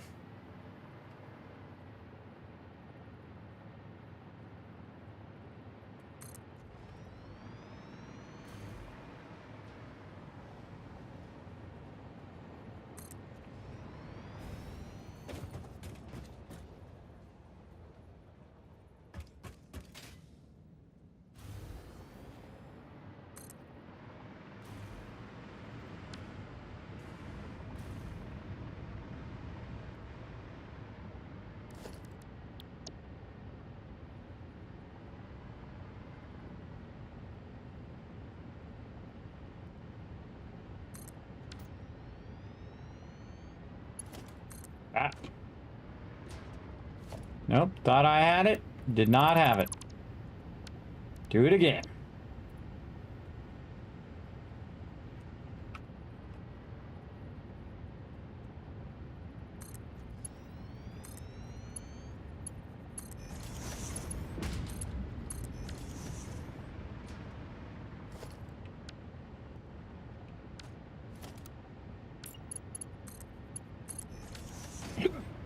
And we'll do some power.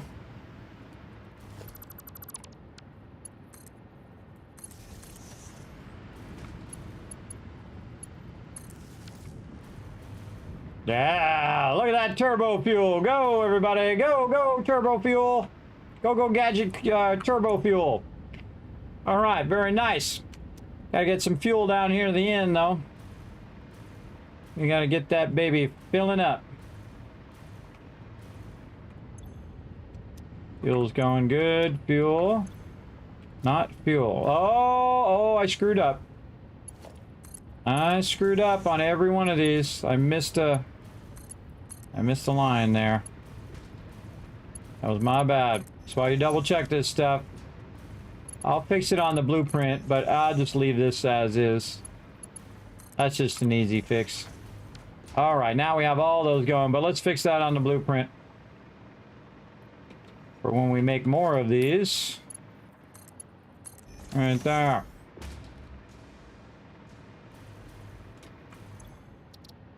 Save, confirm. There we go. And that is a whole lot of turbo fuel. All right, now that we got that turbo fuel going, now it's time for our massive amount of thingies here. So we got this going out. We needed 18 machines. Instead of 18 machines, we did what? 4, 8, 16, 17, 18, 19, 20. So we did 20 machines instead. Yes, big time. And we have this doubling the output of the turbo fuel down here on the first two. You want to do this doubling on the very first couple because that's the one that's getting the most fluid in the very beginning.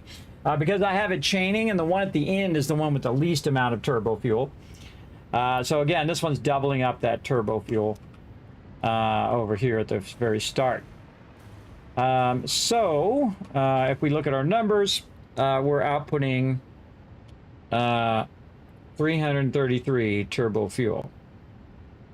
And then 333 divided by 7.5.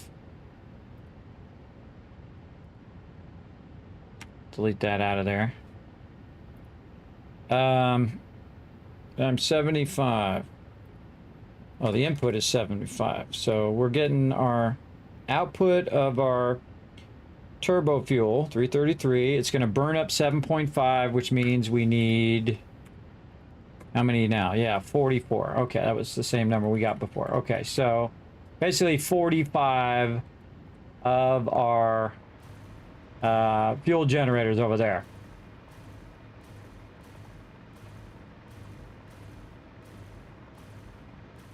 That's a lot of fuel generators. And there's going to be a lot of foundations here in a minute, too. All right, let's do it.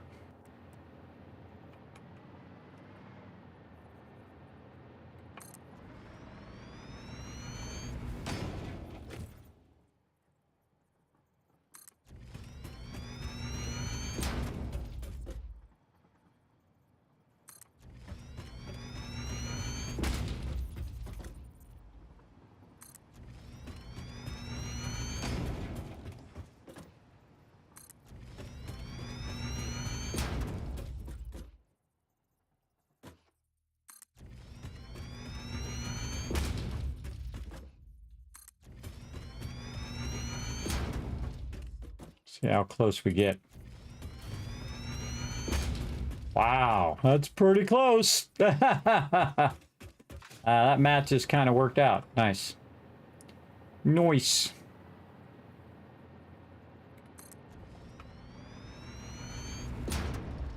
And And now the other direction. Again, you can see we're starting to massively scale up now. And this is the thing about scaling up your turbo fuels. It needs a lot of space. Again, you can do it vertically instead of horizontally like I'm doing it now. We're just trying to keep it simple.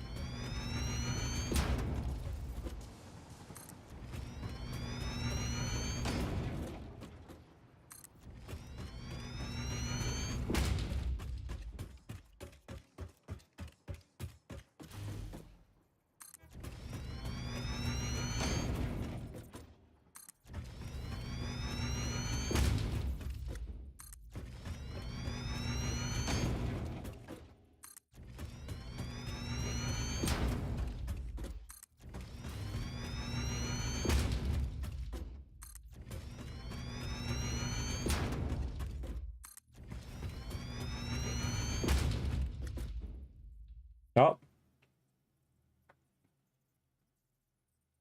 That was pretty cool. See how I ran out of materials and then it just like, because I have all of those things flowing back into the dimensional depot, it did just enough where I could finish that last one. And now it's putting a whole bunch more materials in there too. All right, that seems like a lot of space, everybody, but you're going to see that space is going to vanish like that. It's going to absolutely vanish. Okay, now... these fuel generators are not very hard to do. They're actually fairly easy to do. But what we need to do is figure out how many fuel generators we need, which is, let's just bring it down to 44 just to make it easy. It's going to be 22 and 22. So we'll just say this is 44, and this one side should output 11,000. Yeah, so just the one side that we're making is more power than both sides of our regular fuel.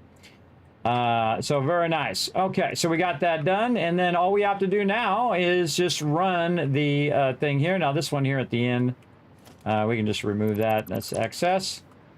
And then right here, we can take this out. All this stuff at the end.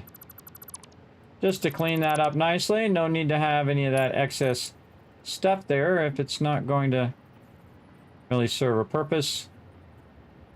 Get that back by 2 and then get that nice 90. How did that get crooked? Come on. Come on, what are you doing to me here, Gabe?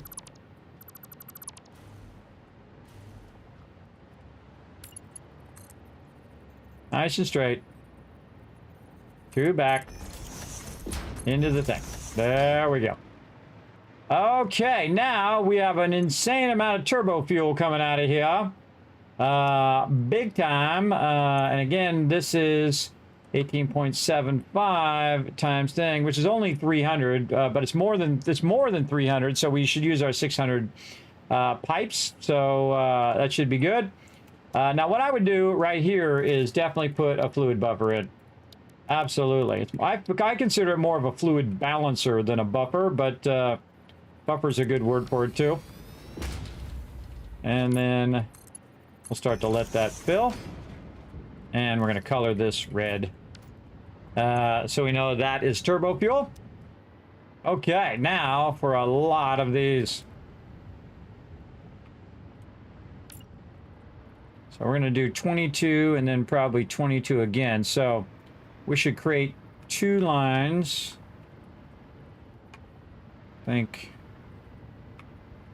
we should bring that around and then this be separated on this side and those be separate on that side like we did before. Yeah, so... whoa. See me jump from that, everybody? Again, that's my vertigo. I felt like I was falling. And I was in game because I ran out of power, but God, gets me every time. Gets me every time. All right. And then we will bring this across here. Ooh, that's real nice. Nice.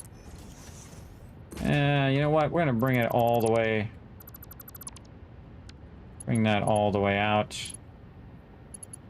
Just make this offset. Just to make that nice and clean. Gonna take up more room, but I like the way that that's sitting. Let's do that. Grab our pipe. Bring our pipe all the way to here. And then 1, 2 back. And then we're just going to run our pipe down that way. Well, we're going to try. Close enough. Okay, so now we're going to do something like that. All right, I like that. And I'm going to feed both of these at the same time. I'm going to take a power line and stick it here for now. And we'll run it down to there. And we'll connect it across this way.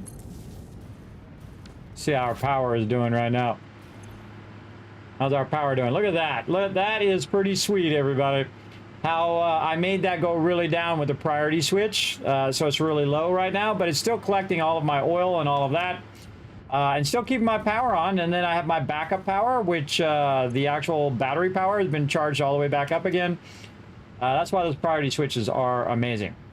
Okay, so we need 22 of these per side. So let's go. And again, you can put these in the blueprinter, but I find that it's just as fast to do it. Like this. 1, 2, 3, 4, 5. 1.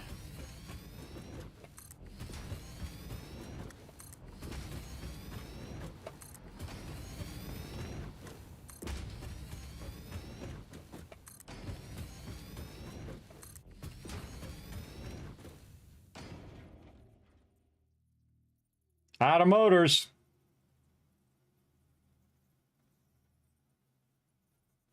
Gotta wait for it. Come on, put that other motor in there. There it is. All right, now there's a great trick to this too, everybody.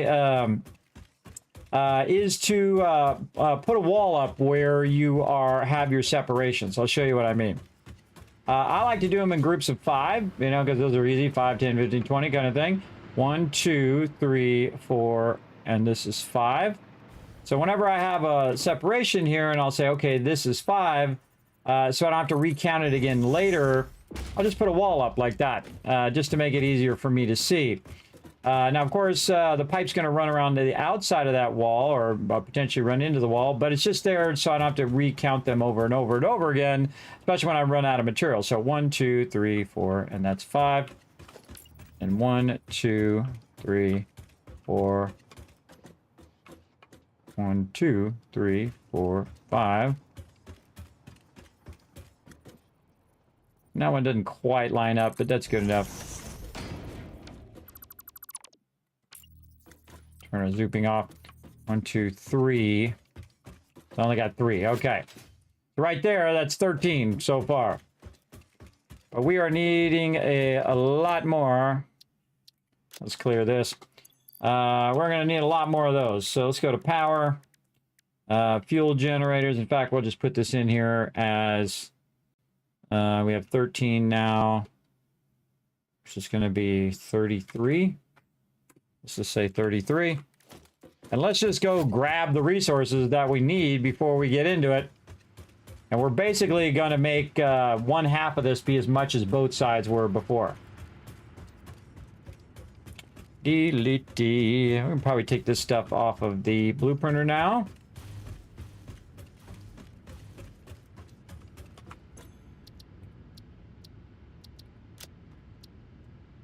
Those are resources back.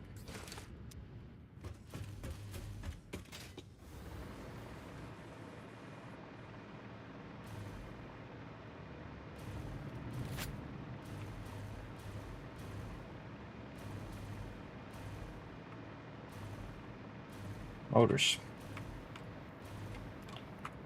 All right, a lot of motors. So glad we made a bunch of those. Now you know why we made all those motors, everybody. Yes, I think ahead in that way.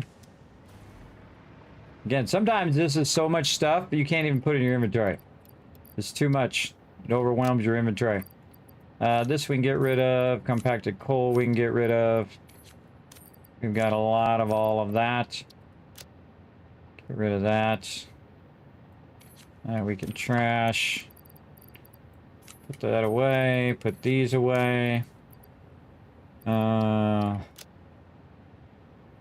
good on all that other stuff. Alright, more copper sheets. Quick wire. Rubber. Again, it's like just like going to the store, everybody, and picking stuff up for free. It's just all nice and organized. Put the small stacks back. It's not wasting a full stack on all of that.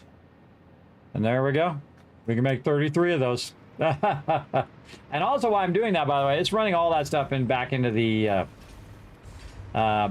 deal. Back in a dimensional depot.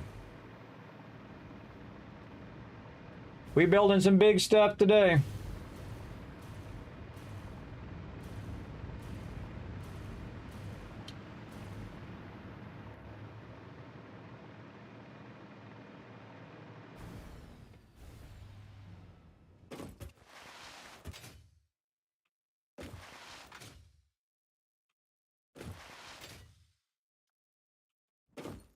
All right, 2 more for this group.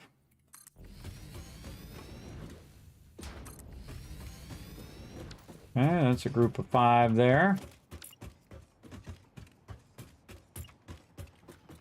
1, 2, 3, 4, and 5.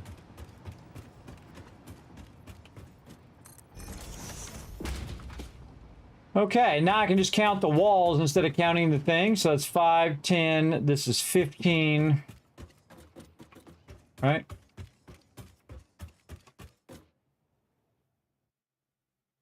Yeah, 5, 10, 15. Now we're on 20. I think we're going to run into our railroad tracks here. I think we are. Yep. We do not got enough room. Yikes. Okay.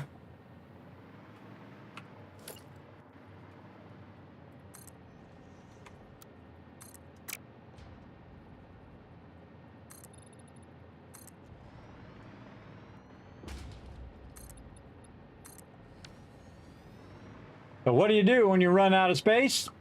You run it underground. That's what you do, or over the top of it. But we're going to need some more stuff over here. And how's our ones over here go? Right here. So this is the center one. Here comes our train. Whoop, whoop.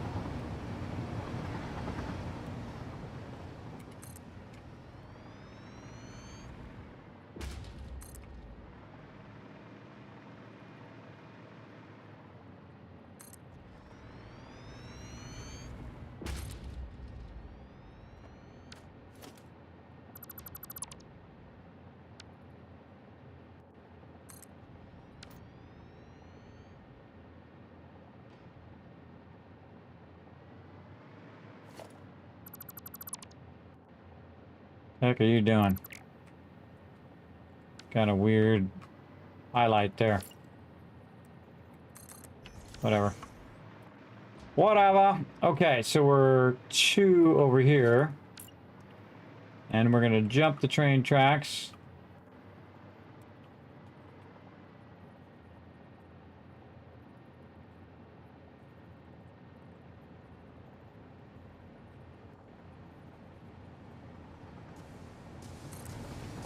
That'd be 3,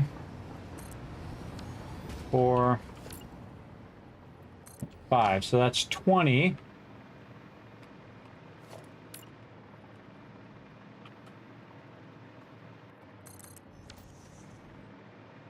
Okay. Again, make sure we're doing our calculations right. This divided by this is that many machines.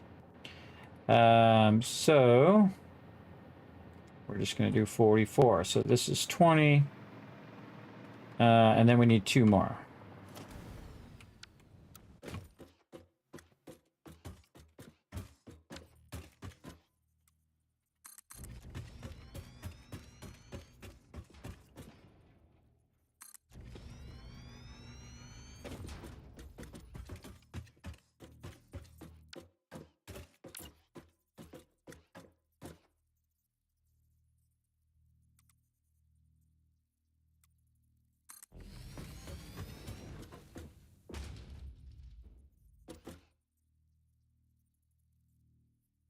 Come on. There we go. Okay, there is 22. And of course, we're going to do 44, so we're going to do 2 of them. Now, the ones at the very end are going to have an issue with it basically not having enough to get to the end. But I'm doubling up the output out here so that when it does get to the end, it should have extra. So again, 22,000 power is a lot of power to get you going here for sure. And basically doubling our power again. So we made our coal, then we double that power, and so on. We definitely want to run our piping ahead of time so it can backlog in all of this piping. Try not to run it where the thing is in front of the input or it'll block your splitters. Watch out for that. So I try to make it where it doesn't end up right there because that sucks. Do it right there. Take this one out now. Keep running our pipeline here. That's a good stopping point in between them there. That's nice. I kind of feel like back here. Take that out now.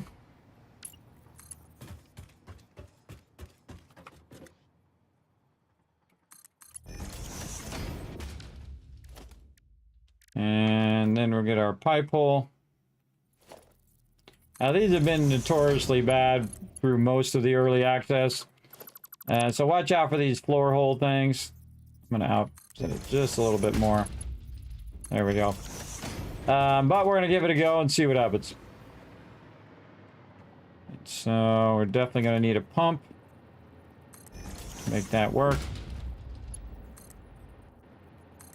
Just start like that. Stay right there. Walls are just there to I could have made that better. Let's do that better. We could have done that better. We could have lined it up and then backed it up by 2. 1, 2. Make that a nice 90 there. Okay, there we go. Pretty cool, right? I think it's pretty cool. It runs underneath there. Make sure we got some power before we jump underneath here. Then we're going to run this under here. I'm going to absolutely put a pump under here. Running in this direction so that it pumps it back up again. Then we'll take that power and we'll run it up here somewhere. Let's just run it right there. Just to make sure that all is there. Okay, now we got to put in our splitters. Since we're going back this way anyway.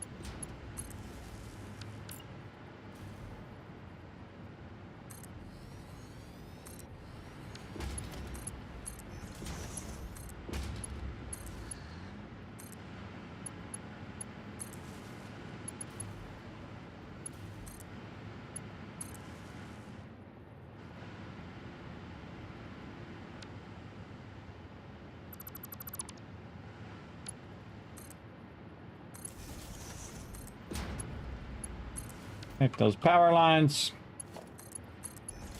Got turbo fuel running in there.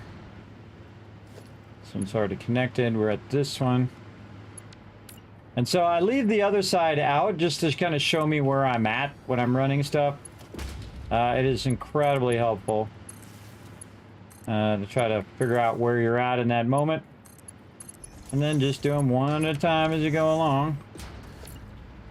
And then just do the other side one at a time.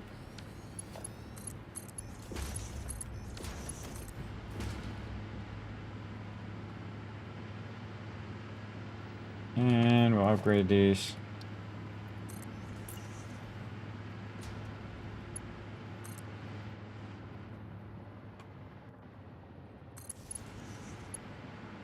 Still got a couple connections we can get in there.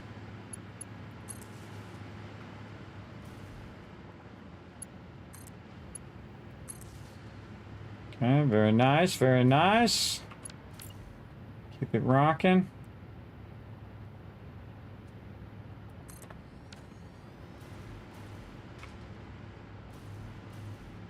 Sure, I'm not adjusting the offset of those.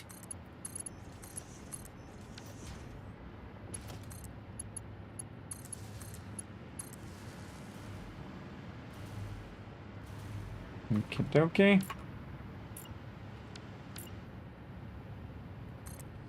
All right, I think we got that down now. We can just do a few of these at a time.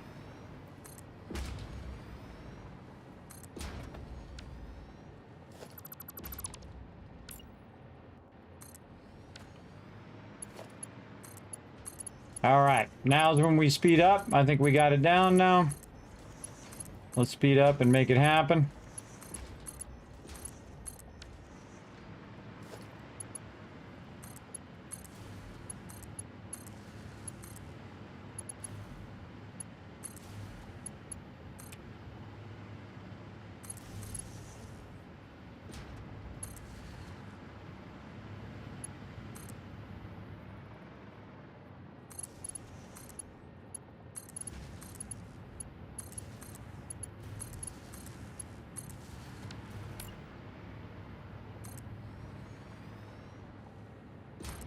In the zone.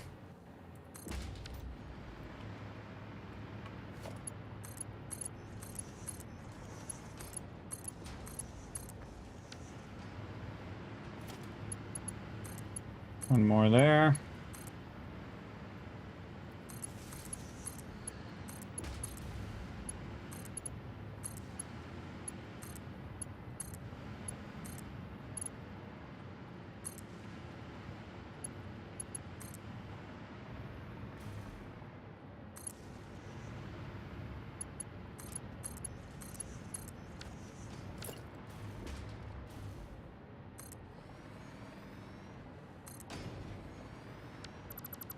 That was right the last second.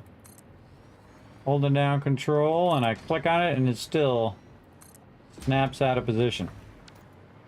Alright. Connect that power. Oh, out of copper sheets again. Look at that. That's just one half, everybody. That's just one half of what we're doing. That's crazy. That's a lot of stuff. Alright, we can wait around for our copper sheets or we can run back.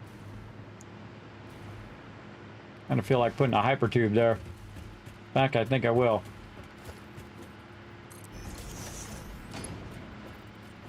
Oh, I can't because I have the copper sheets that I need for the thing. Catch the train! Oh, I don't think I have any power. Oh, I do. Oh, I missed it! The drop. I was trying to drop. Oh, well. I should have just hit C twice. I would have dropped on the train. Oh, well, or just walk back. Slide back. Slide jump. Slide jump.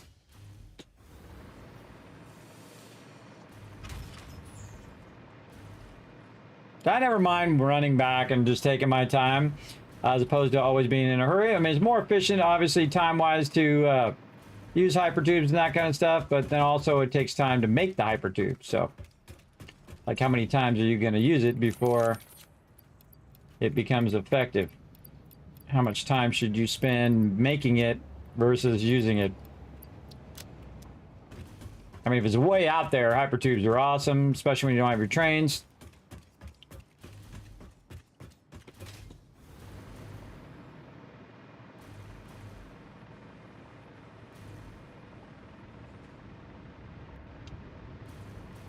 Turbo fuel doing its job, doubling up our power. Look at all them green, look at all them green lights. That's what I like to see. Lots and lots and lots of green lights. Now again, I'm double checking that the lights are green and that it is running as I'm going along, checking each and every one of them, making sure they're connected. Each one has a power line. I moved this, oh, it's moved it to there. This one is here and that one is there.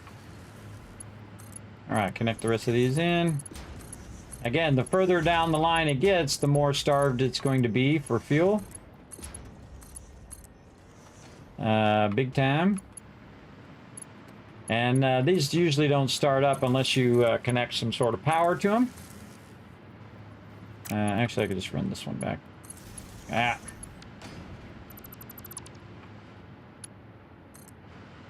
Run that back.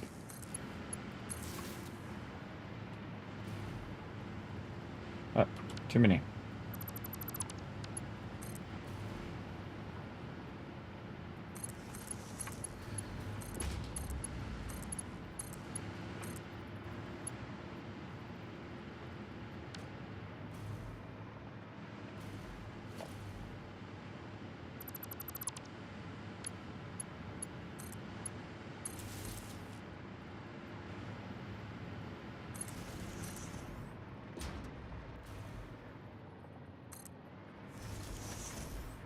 Readjusting that power line, making sure right away to go in here and connect my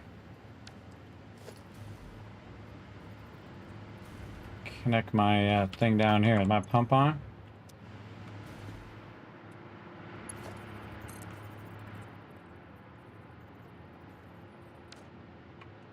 Already has a power line. All right, let's take it out. Run it from down here. There we go. And then we're chaining the power across. This is all good. And we'll get these lined up across there. Like that.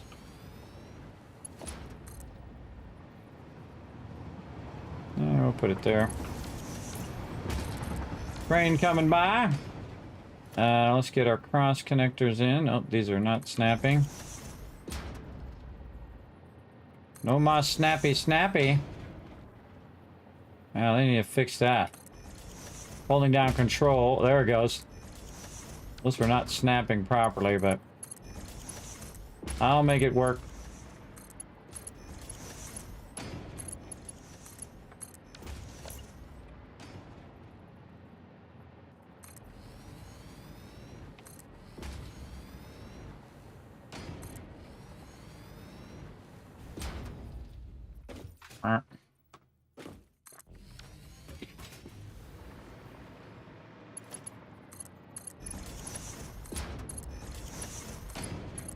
Oh, this one will need the thing at the end. Absolutely.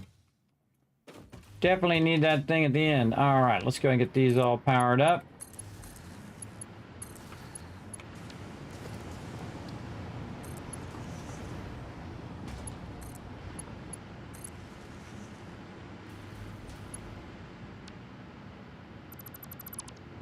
Half second of lag gets you every time.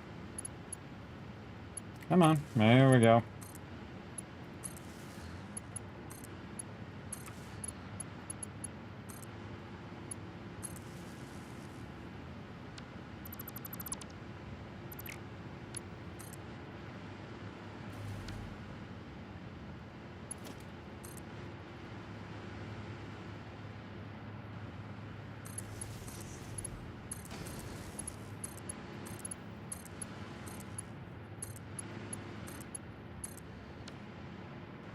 I gotta fix this one at the end.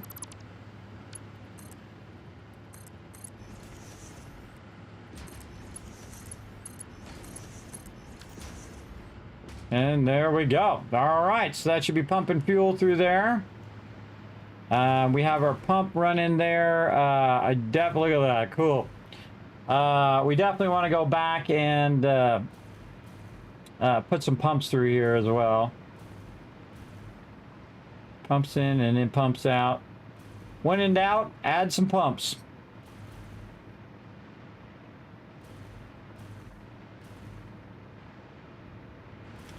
So we're going to add a pump right here. I can just use it out of my thing there.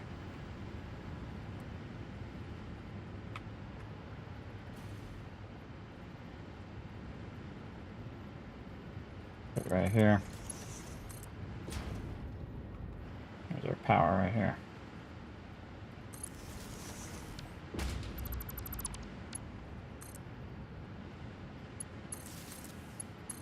Chain that back.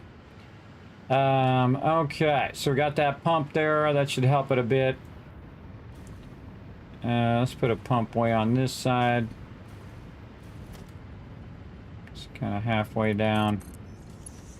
Always add extra pumps, because it's always something to do with the line runs and the ability for it to pump it down that direction. Very nice. Okay, same thing on the other side. I want to think about how our pumps are here.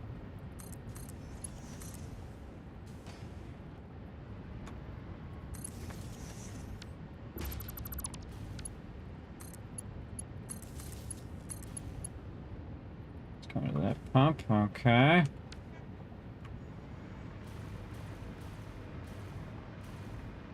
Probably good enough to push that all the way down to the end. That turbo fuel is rocking. All right, let's take a look. Yeah. Back up to 19,000 power. Very nice. Or actually more than power than we had before. I think we had 13,000 power. Now we're at 19,000 power. Very nice. So up about 6,000, and that's just got half. Because I am doubling it up, it is going all the way to the end. I can see it, that the one at the very end is running. Okay, now what we do is we take our power out. You're like, Kismet, that makes no sense. Sure does. And again, look at our max capacity being way over even our max cons. If we have everything running, we're way over it.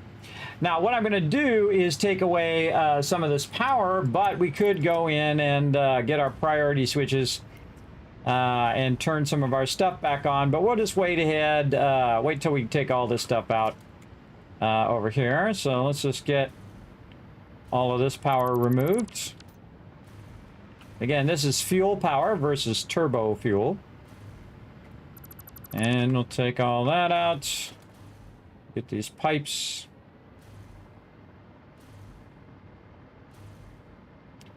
Redo all of this stuff again.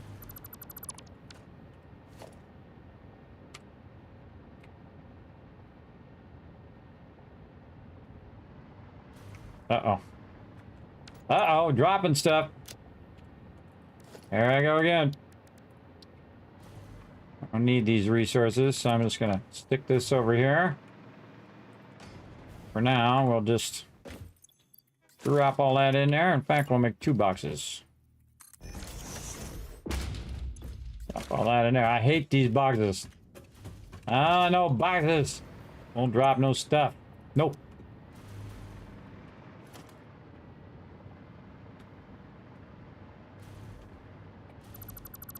I'll just leave that pump this time.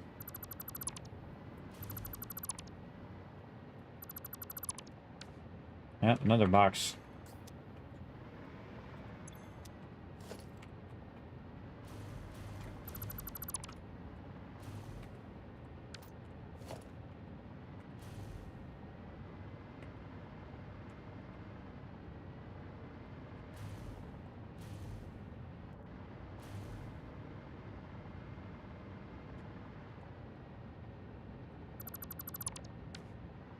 All right, clean that up nice. Very nice, very nice. I think that pump's a little too far forward. Oh well, take it out, fix it later. All right, a little red through here. Oops. Well, that was just a temporary one. Yeah, it was just a temporary one anyway. Then we'll put our stuff back here. All right, now we just do that again. You're like, Kismet again? Yep, the second time. Again, we already have the fuel production already going. And the cool thing is, while we've been doing this, it's actually been backlogging a lot of fuel. And so that fuel is just going to start the whole thing up very, very quickly. And because we have our blueprinting going on, we are styling and profiling. Now, again, when we start building big stuff and a lot of those big things like this, we definitely want to get this going. So we're going to make like 5 of these. And so before we go and we try to make it, even though it's running back in the dimensional depot, we should just go grab the resources in my inventory. Oh, and I put them out here. We should just grab all these resources back and reutilize the resources that we already have out here. And we can take this box out now. And over here.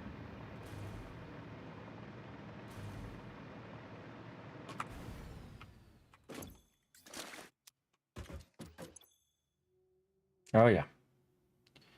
Lots of stuff. Okay, what do we not need? That many motors. We get away with about 200 motors. Get all of this and all of these. Anything else? Oop. Just from the box in which the stuff we took out, we can go ahead and grab more of that loot. Okie dokie. Let's go ahead and get this second row done. And we'll rotate this so the arrow is pointing away from us.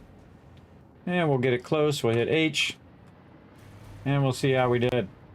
Very close. There's one.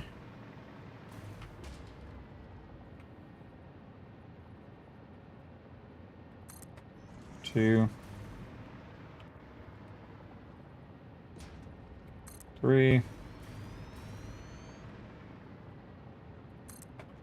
4. I don't think that one was offset a little different, but oh well.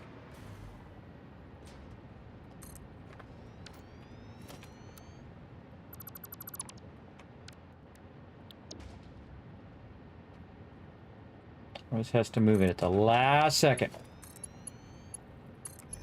All right, connect all these together.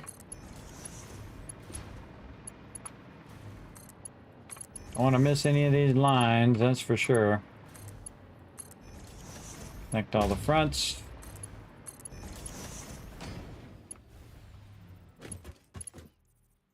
Actually, I should go in and connect all the power.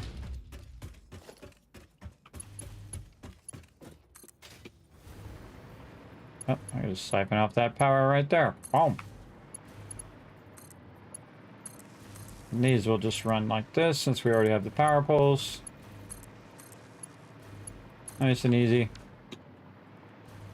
Like that. Okay, and then again, watch out for all these connections. It's all good.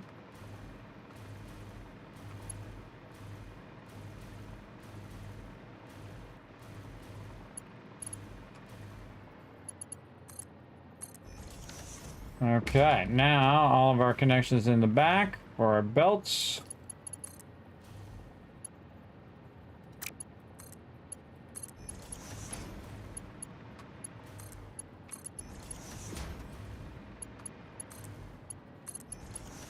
See, once you've done it once, doing it a second time is easy.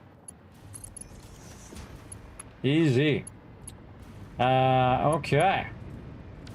We are going to need a lot more resources. We're going to have to scale up these resources, that's for sure, to do this much. But I got a bit of a backlog right now, so we'll roll with it.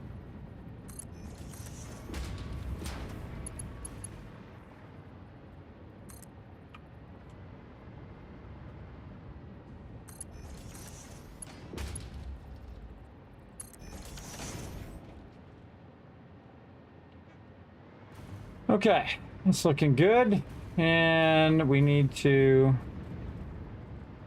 connect our fuel line. Come on. There we go. Fuel going through. And these are all powered up. They're gonna start getting their turbo fuel on. I gotta make way more compact coal. Way more. You can see a bunch of it's going that way, but I did backlog a bunch over here while we were working on it. But it's gonna run out eventually, and that power is gonna go off. Again, we have 2 boxes of it right now, but that's gonna burn that up because we didn't double up the amount that we needed. Which right now I'm doing 300 300 of this, so 300 and 300, where we should be doing more like 600 and 600 over here. So we're gonna need more coal and more sulfur. Absolutely. Where I'm gonna get that coal from, not sure. We'll have to figure it out.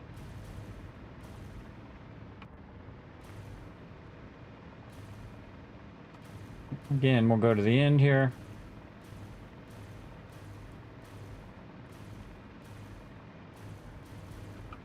Yeah, it's got a long way to go before that compact coal fills that all up. Let's put in our foundations.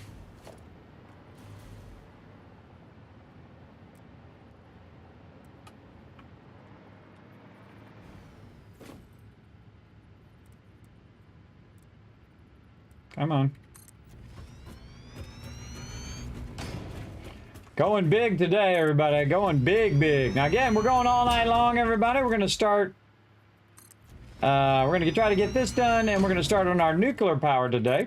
And then that's our big goal, pie-in-the-sky goal for today. Again, you see this turbo fuel. While, you know, once you get it figured out, not so difficult. Very time-consuming.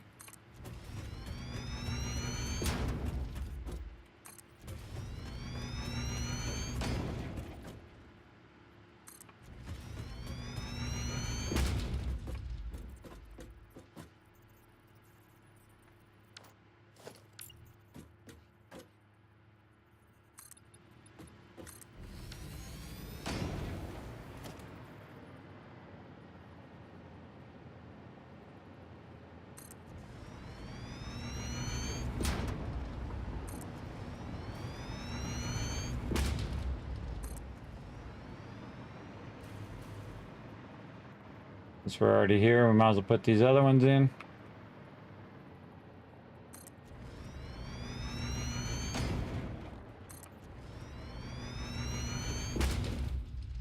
Out of concrete. Give it a minute. All right, now I gotta go get more concrete. Doesn't matter how fast it's going into that dimensional depot, which it is going in there very, very fast. I am outpacing it so quickly because of the scale of what I'm doing. It is crazy. But again, I don't add power unless I need power. See, the whole trick of what I've been doing was using that fuel power all this time. And didn't need to do turbo fuel. But you can see just from the same process that basically it doubles our power output just from that, which is pretty awesome. Not too much difficulty to just blueprint that out and then connect that together and make compact coal. But then again, we have to go and make the sulfur and do all of that side part, which we did. But we're getting there, and now we just need a bunch of concrete. Let's go over here and grab a bunch.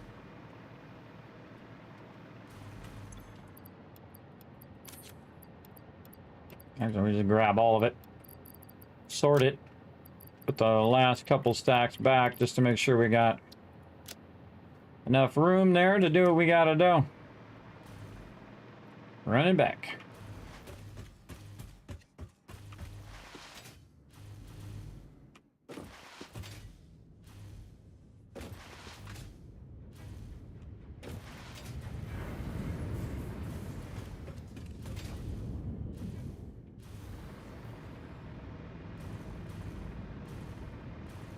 Get up high here and look at our turbo fuel kicking in. Now we actually need some of this turbo fuel later. We got a lot of things we got to do with a lot of different things we haven't even got started on yet. Also with our sulfur as well. And there's another sulfur node over there that I'm going to be utilizing as well. So we'll probably add another sulfur train. Actually, a train for a bunch of stuff, actually.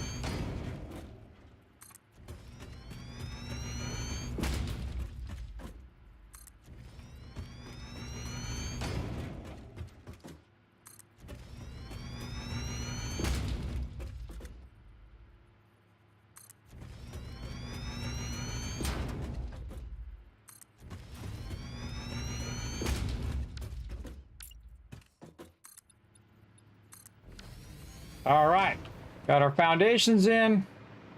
We're ready for our fuel generators. Look at them all doing their thing. Gotta love it. Gotta love it. Heading my way back.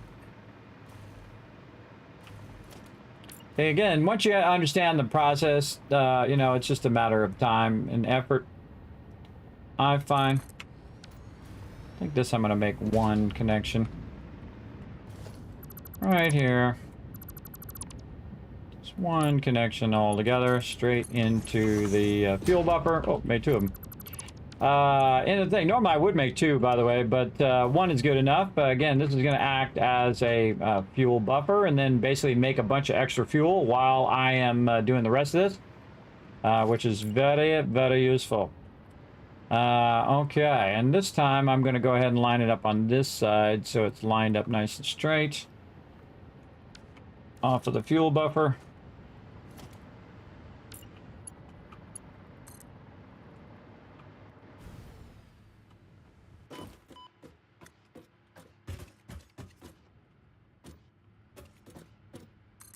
Now let's just start with that.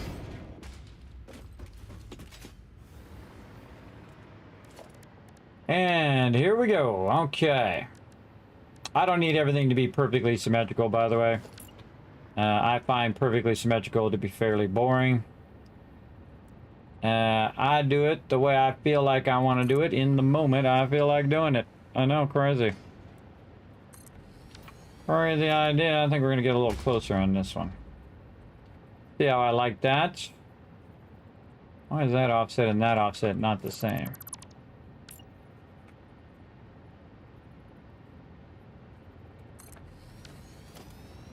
Much better.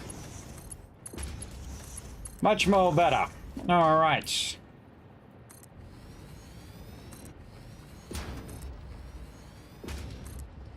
One, two, three, four, and this is 5. Now, instead of running them all the way down like I did last time, I'm going to go ahead and do them in groups of 10. More motors. Where did boxes go? Boxes. Over here.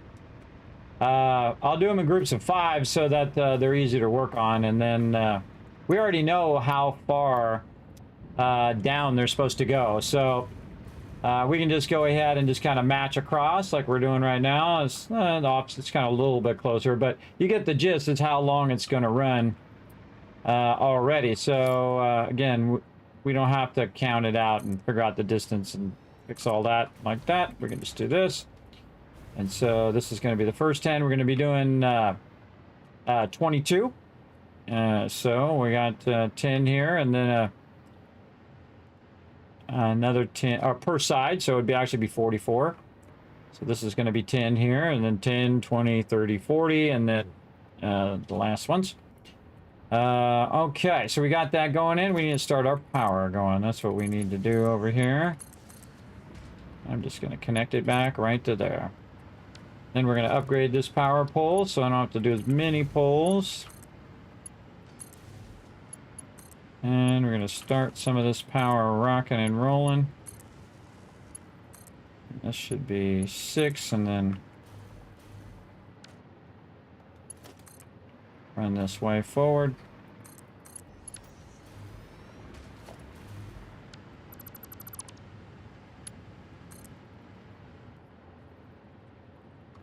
Oops, I didn't put the... oh, this one's backwards. Backwards.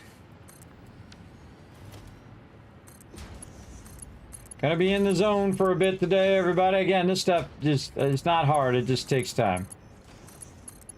A lot of machines and a lot of resources and a lot of line running. Again, you can try to blueprint it, but this one's a little too big for blueprinting because, again, if you have a 5x5, you'd really need a 6x6. I think the 6x6 would have been the best. I think that would have been FICSIT approved, personally. But no. They went with a 5x5.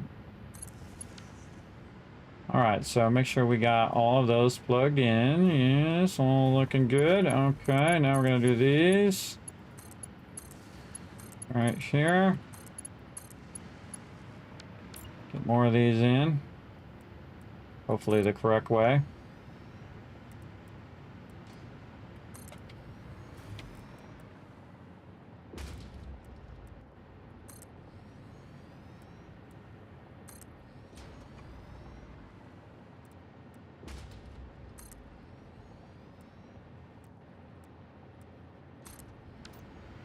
Actually, let's do this. 1, 2, 3, 4, 5. We're going to color in the 5th one as red. What that allows us to do is to count how many we have. So again, instead of recounting it over and over again, you can just go ahead and oops, I curved that onto the thing. You can just go ahead and look back and say, okay, that's 5. There, right? Let's double. Oh, there's something going on with this one. That one is not connected to power. See, the green light's not on. 1, 2, 3, 4, 5. Yep. 1, 2, 3. Ah, now out of encased industrial beams. We should go in and do our thing again that we did last time. We're like at 10 and we need, oops, we need, stop it, mouse, 33 more.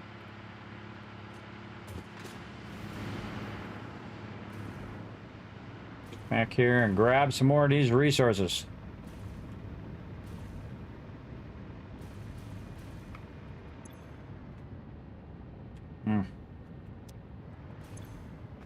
Yeah, I got nothing left.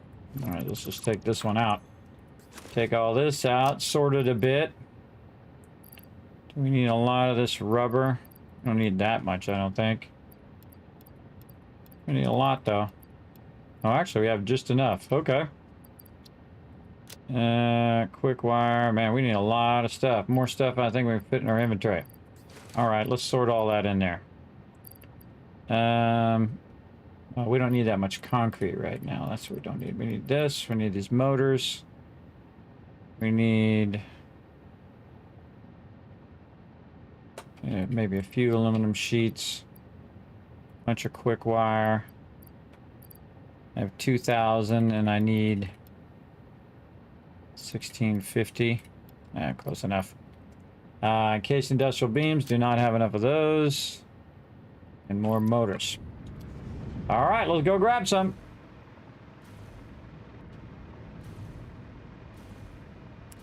Luckily, we got those churning away over here. We have boxes and boxes, and now you know why I backlogged, 10 boxes of them.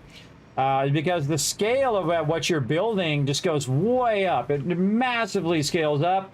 And so that's why you want to take some time to make these other items and have them available to you for when you're doing this scale up. That's why I don't do turbo fuel earlier as well, because I'm working on getting all of my resources running and backlogging in those boxes so I can do stuff of this scale a lot easier without having to sit and go, okay, I got to wait for my stuff, or I have to make some more resources as well. Holy mackerel, how much time's gone by? Wow, 6.5 hours like that. It does fly by, everybody. It does fly by when you're having fun. Let's keep going. Keep a rocking and a rolling out here. All right, let's run this out. Move it out. And again, it's not snapping. Come on, you. There we go. Sometimes you gotta press the control a couple, press and release the control a couple times for it to snap. 1, 2, 3. This is gonna be 4. That's 5. Take this way. Snapper in there, holding down control. Get it on the way down.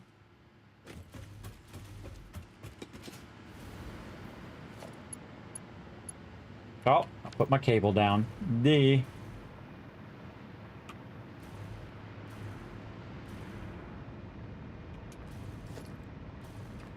Wow, I don't have a lot of cable. I don't have a lot of cable. We need more. Perfect timing with that. We will get it going here in just a second. Let's get this finished out first so we can let our power backlog a bit.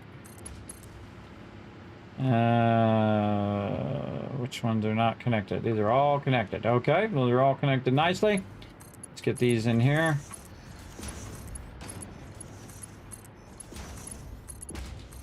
This. Move that forward already. Connect these across. I hate wasting connections, so I'll connect a bunch of these together.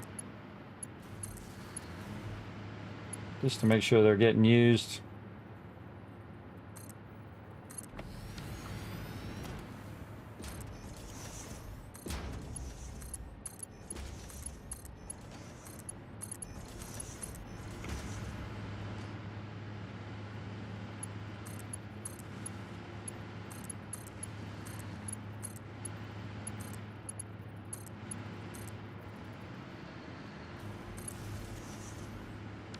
Okay, very nice. Come on, come on. 1, 2, 3, 4, and 5. All right, these ones are 20. So that's 10, 20. And then we just need to do that again plus a little bit more. I always feel like it's good to stay in the zone, everybody. When you're doing this kind of stuff, you want to stay in the zone. Because when you stop and start, sometimes it's a little harder to come back to it. Wish it picked up the direction of stuff. That would be amazing. It would pick up the orientation of the one I actually middle mouse button on. That would be super, super useful. We got those. Let's start these ones up. Put in our middle thingies.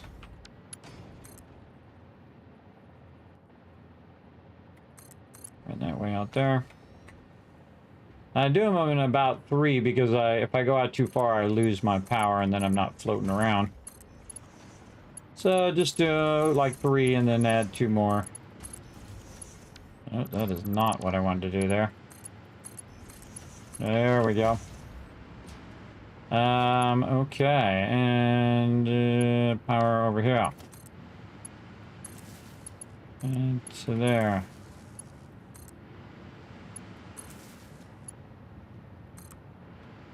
And we should bring this forward. Right there. Okay, so this is 3. This is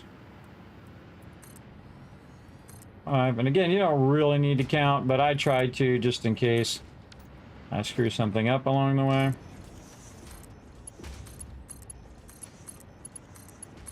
Drop all these in here.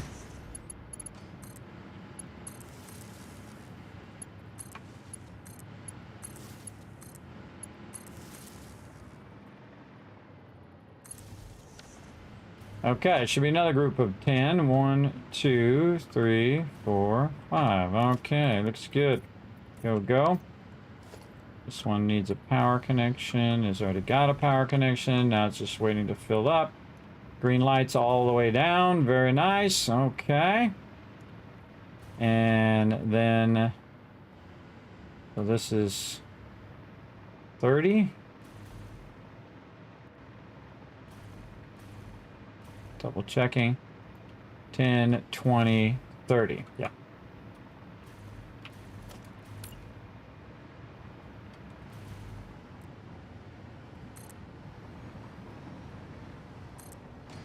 Again, this should stop a little earlier than the other side because we have it back a little bit earlier. This is the second group of 5. It's going to be spanned across there. Actually, we'll run that a little closer. And just run it to there.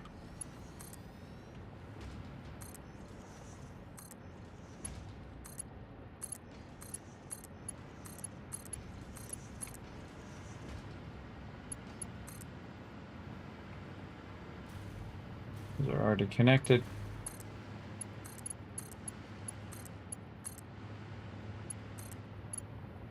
Amount of power we're doing right here is just nuts. That's a lot of power. All right, let's do our floor hole here.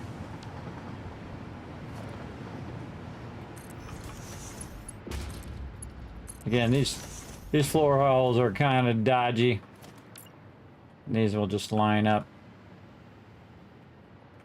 off of these ones.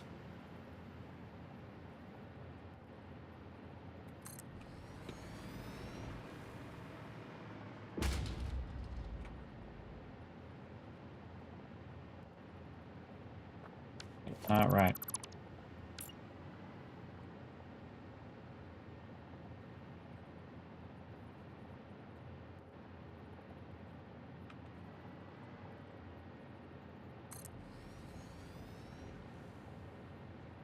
Okay. On this side.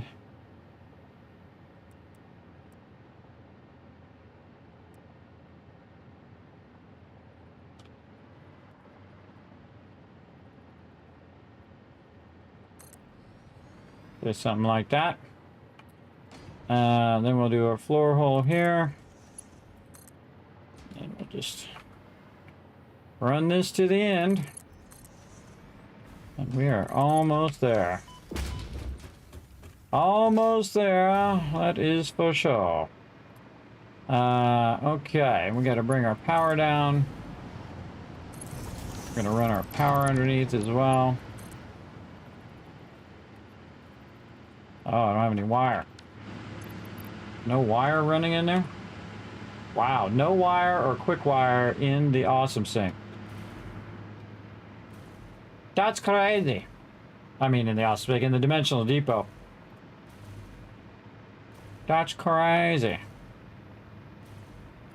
I know I have a bunch of it over here. Could be driving my little car. Where's my little car at? Let's have some fun. Drive the car. By the way, I put the car in the dimensional depot unless I need it. I pull it out. But then I have the car no matter where I am. I love the fact that they have one of these in real life, everybody. I'd love to have it. It'd be awesome. Now away we go. Let's drive our little car. The cart is life, everybody. Car's the best thing. Oh wait, this is an emergency. Oh, where is it? Oh, over here. I got my little light. I got my little emergency light on. We need these resources. Top priority. Cut through our power here.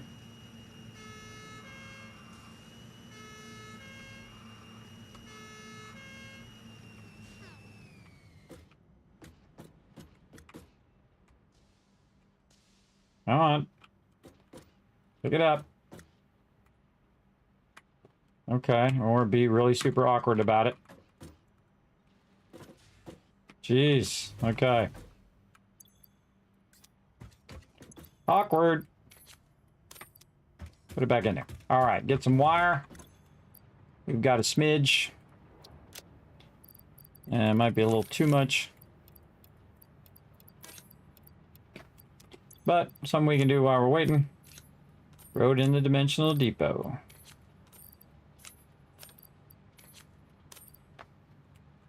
There we go. All right. Oh, wait, we should have just kept our cart and drove our car back.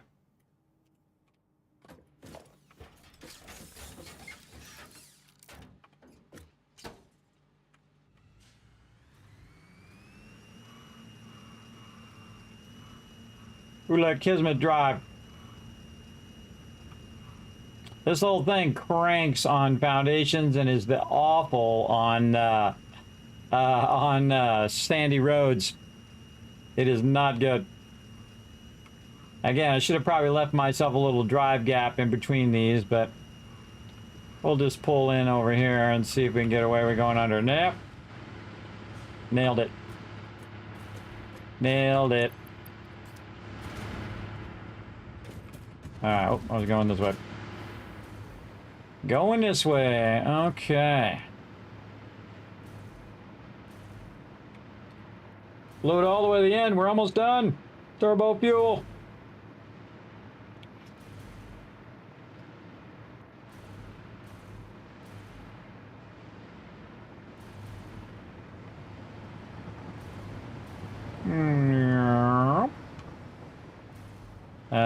We should do the same thing over here, by the way.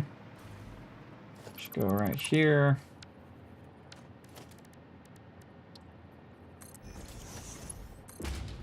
This up here.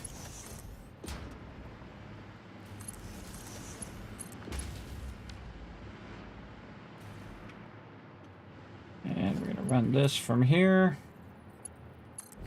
over there. We're gonna put a pump there. We're gonna run a power to that pump, and now we're over here. All right, let's finish these up.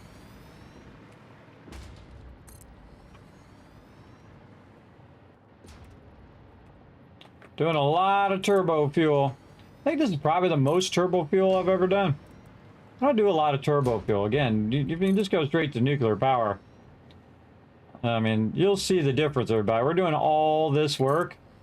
When I kick in that nuclear power, you'll go, oh, that's why you normally just jump to nuclear power. 1, 2, 3, 4, and this is going to be 5 right there. And then that'll give us the 2 at the end.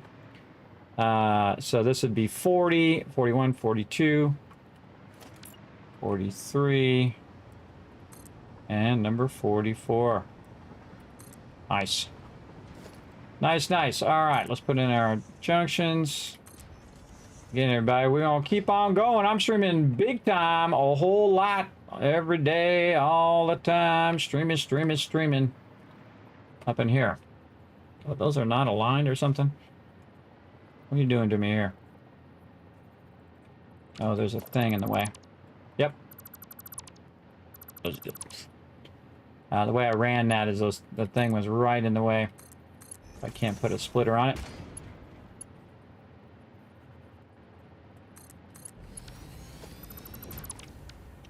Okay, something I was talking about earlier. I didn't even notice.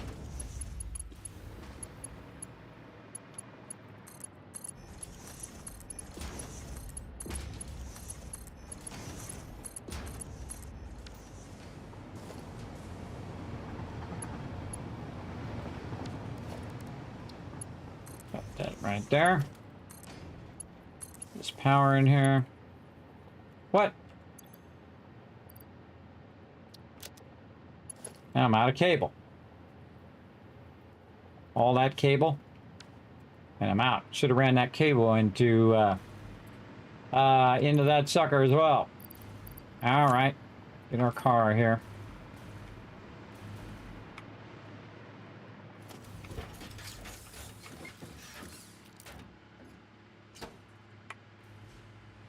Running back.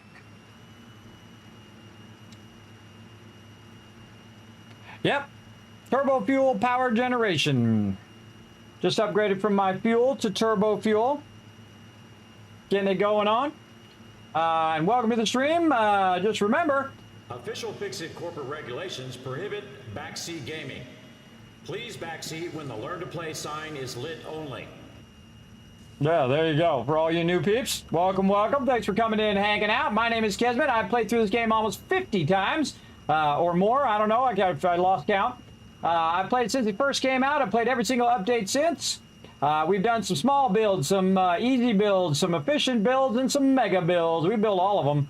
And right now, we're just taking our sweet time, having a fun time, playing through the 1.0 update. This is actually the first 1.0 update. And you're like, well, Kismet's been out forever. Why aren't you done with it already? Because that sucks.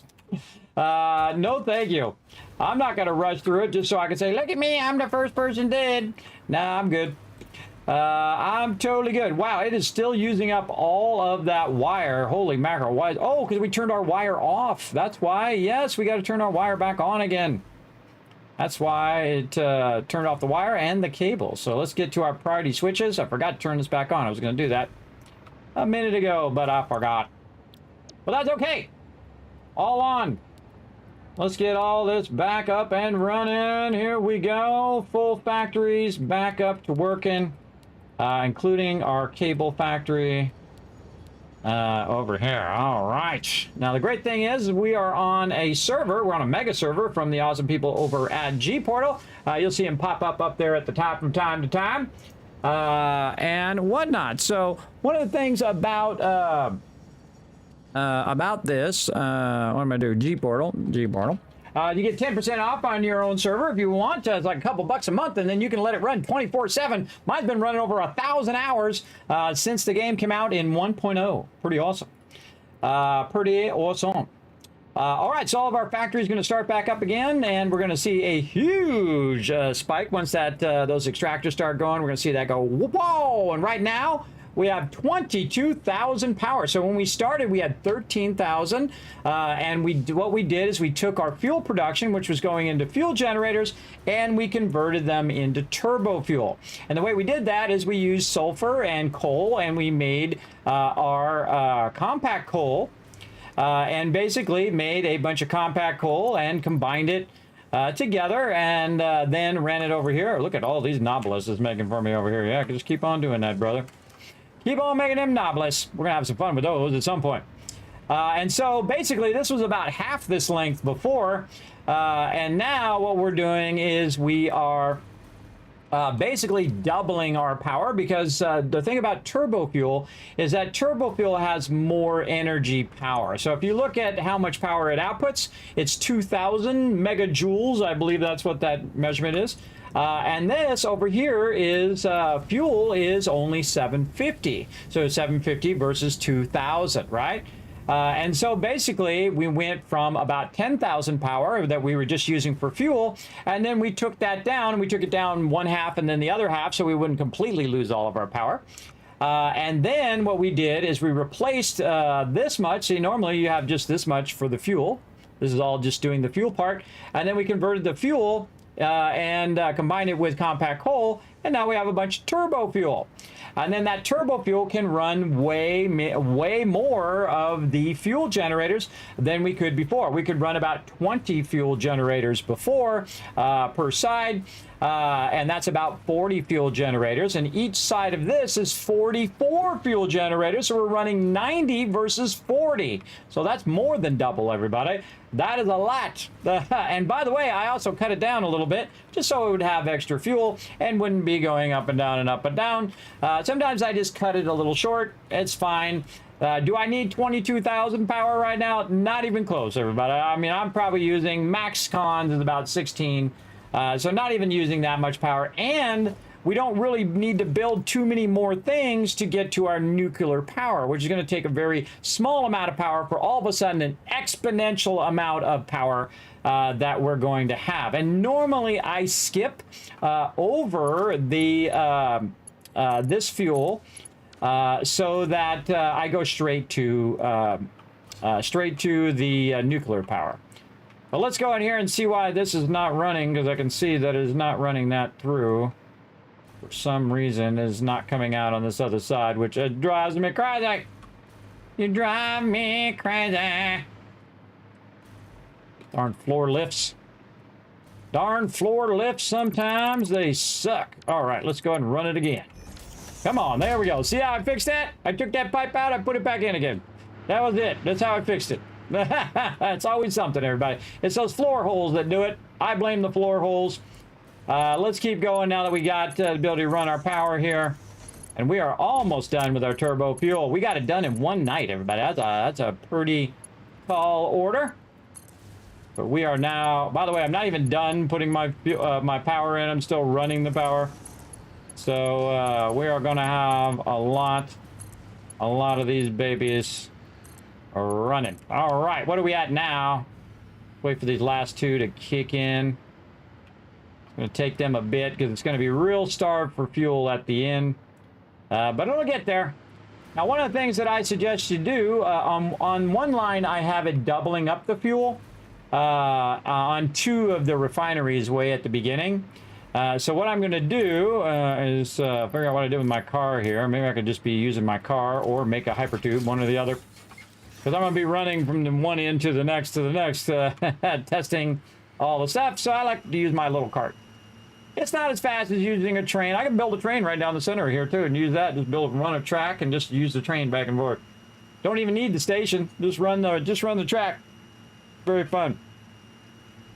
You went in ads. Oh, that's okay. I don't mind explaining to you again. If you missed it, you just say, hey, Kismet, I missed it, and I'll be happy to explain it again. I never mind. It's okay.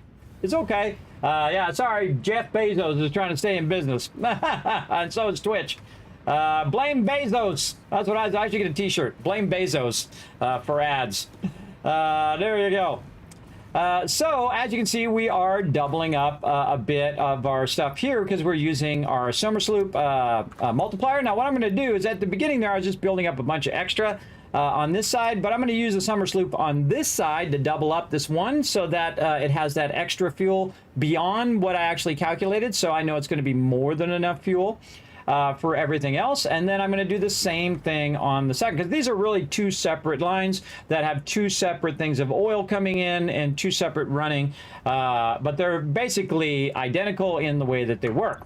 So we're going to go ahead and go here and double this one up. So both of these lines are now doubled up and has a bit of extra fuel. So again, the one at the very end is not struggling, and it will start to backlog and then also backlog a bunch of extras. Should I need to change something or fix something or update something later on, you'll see that we have a lot of extra turbo fuel over here. Look at that one's hurt for turbo fuel over here. See, that's why we need to get this one going on. Now, if you really want to have a fun time, here's what you can do. You can actually combine both sides. Like I'm going to do like this, something really nice at an angle. Let's say there. And then we'll curve this out a little bit. Maybe something like that. And then we'll do the same thing over here. We'll just kind of cross bind these. Like that. That's good enough. I just run a cross line, and the reason why is if this has extra, remember it runs in two separate directions, and so this will actually backlog some of that fuel and then siphon it off this way. I also like to create a circuit so that it will go all the way around in a circle. One of the things they talk about when it comes to fluids is called hammering, where if you're pushing a lot of fluid down the pipe, it'll hit the end of the pipe and hammer into it, thus causing the water to, or the fluid to hit the end there and cause a disturbance in the water, or in this case, the turbo fuel. There goes our train. So we're going to go all the way to the end, and one of my favorite things is to go in and connect both sides. That's right, connect one side to the other, and if there's any excess, those two sides will merge together. And basically it just creates a whole circular pipe fluid run where it'll come out and again, cross lines like this, because this one's been running a lot longer and it has overflow and extra.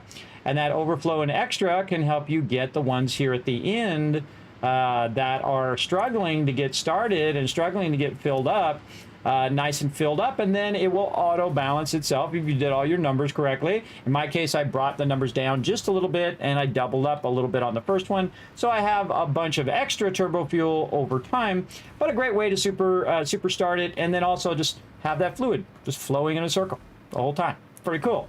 And it keeps it nice and rock solid. And then we can check our power. Now we're up to 25,000 power, everybody, and it's just super easy, already using something we already existed, and we just migrated it to turbo fuel. So you already were probably using fuel and fuel generators, and so all you had to do was add more refineries, add a bit of compact coal with your sulfur and coal. Combine that together in here in another bunch of refineries, and of course I'm doing it at a massive scale here, and then combine the fuel, combine the compact coal, and then just make turbo fuel. So basically you just need a bunch more refineries before you get to your end product there, which is basically producing power. Now we also want to take some of this turbo fuel and just kind of siphon it off to the side here. And we want to package that fuel. Now, the reason why we want to package that fuel is so we can use it for other things, like our jetpack and other items that we want to do, and especially for some novelous and fun stuff like that. So we want to go ahead and get ourselves a nice little constructor over here. Now, the problem with the constructor and producing packaged fuel is that you're going to need some canisters to package it in. So you're going to need some plastic there. Now, plastic is another thing that we need to work on. So I'm not really going to package it right now, but we're going to work on our plastic and our nuclear power. Probably going to work on our nuclear power first, and then we'll come back and we're going to scale up our plastic. Our biggest problem right now is that we need to really step up our compact coal and our coal production and our sulfur production. So we're going to wait for our train to come back. Here it comes. Wait for our train to come back. We're going to go out there. We're going to try to scale that up a little bit. Let's see if we can go ahead and find ourselves another coal node out here. That would be awesome. Oh, yeah, right over there. Actually, several coal nodes out here. Yeah, we could tap another one of these and run it in there. That would be pretty nice. Let's go. And we already have extra sulfur nodes. So what we're going to do is we're going to ride the train back to where we are extracting it, and we're going to scale up the amount that we are producing. Because we're not producing enough, because I had done the numbers for only half, and then I realized, wait a minute, I'm doing the numbers for only half. I got to do the numbers for both halves of that power over there. Now, because I'm producing so much power right now, everybody, I really don't need all that power right this second. In fact, I probably won't need that power at all. I could have not done that at all and went to nuclear power, and then I would have never had to do turbo fuel at that scale. But you need turbo fuel for things later on. So you definitely want to do turbo fuel at some point. I usually do a small amount just for the next stages, which you'll see me get to eventually. But there we go. There's our turbo fuel. Amazing. Amazing. That's 20,000+ power right there. All right, let's run over here to our sulfur. And we're going to tap some more coal nodes. And we're going to have to put another layer of our blueprints on the top here and split this up a bit more. Yeah, compact coal seems like it is backlogged, though. I don't think it's picking it up fast enough. I think we might have to add another train car. Yes, we might have to add another train car over there so that we can drop off some more of that coal.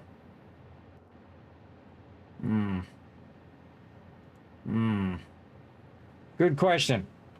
You also have a throughput rate of how much coal is being run, but I feel like this is not enough. So we had already backlogged it previously, so this backlog should be going down. And it should be diminishing this at this point. But again, we just started up our other side, so that's going to take a while for that to catch up. It's eventually going to catch up. Again, we got to get the numbers right. If you got your numbers right, then you got it right. But if you don't got your numbers right, it ain't right. So let's go get our numbers right. First, our sulfur. Over here. We have currently got 300 sulfur going, I believe. Yes, I'm going to need 300 more, but this ain't going to do it because this is going to be an impure node. So we're going to need to tap into this bad boy right over here. And we are going to seriously give it a whammy-zammy.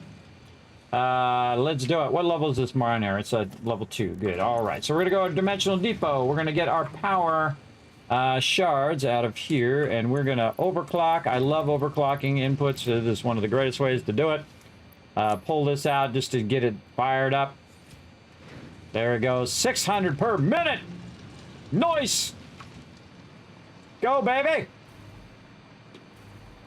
So we're gonna crank that baby up to maximum speed. And what we're gonna do is we're gonna just do a little transfer over here. I think we could bring it right in through here. Looks like a good spot. Let's get our walls, our little conveyor wall there. And we're gonna tap into this one down here. So we're gonna take some of it from that pure node. Oh, and there goes my headphones, of course. We're gonna take some of it from that pure node, and we're gonna take it and run it over here. And we're gonna merge it into this line. Plus that one's not actually being used all the time because that particular one is being used for the black powder, and then when that black powder gets used up, basically that whole entire thing is going to stop. So now that we're going at 600, look at it go. Yeah, go baby! Run that sucker!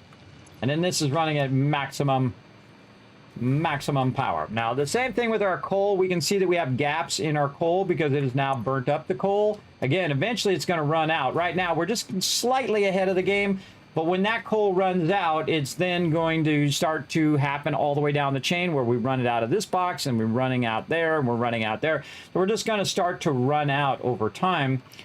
So we want to definitely get ahead of the game, basically, and get my little thing here. Come here, you. Switch out my headphones. Do that. We were supposed to take a break a while ago. Supposed to take a break. What's up, Gorks? Thanks for coming in and hanging out. Let's go. Oh, I forgot to do the thing. Oh, I got it. Grab it. Grab it. Nope. Jump. Grab it. Grab it.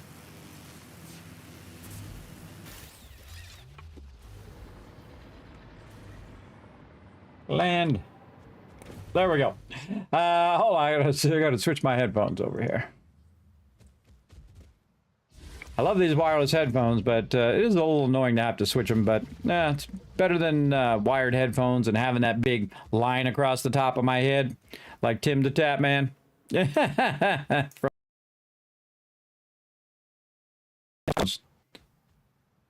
don't know, it's just my preference. Just my personal preference.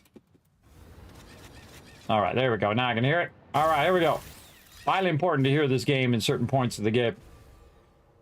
All right, we're sliding on back. And let's see what we got. Okay, this one's 300. We need 600. What do we got over here?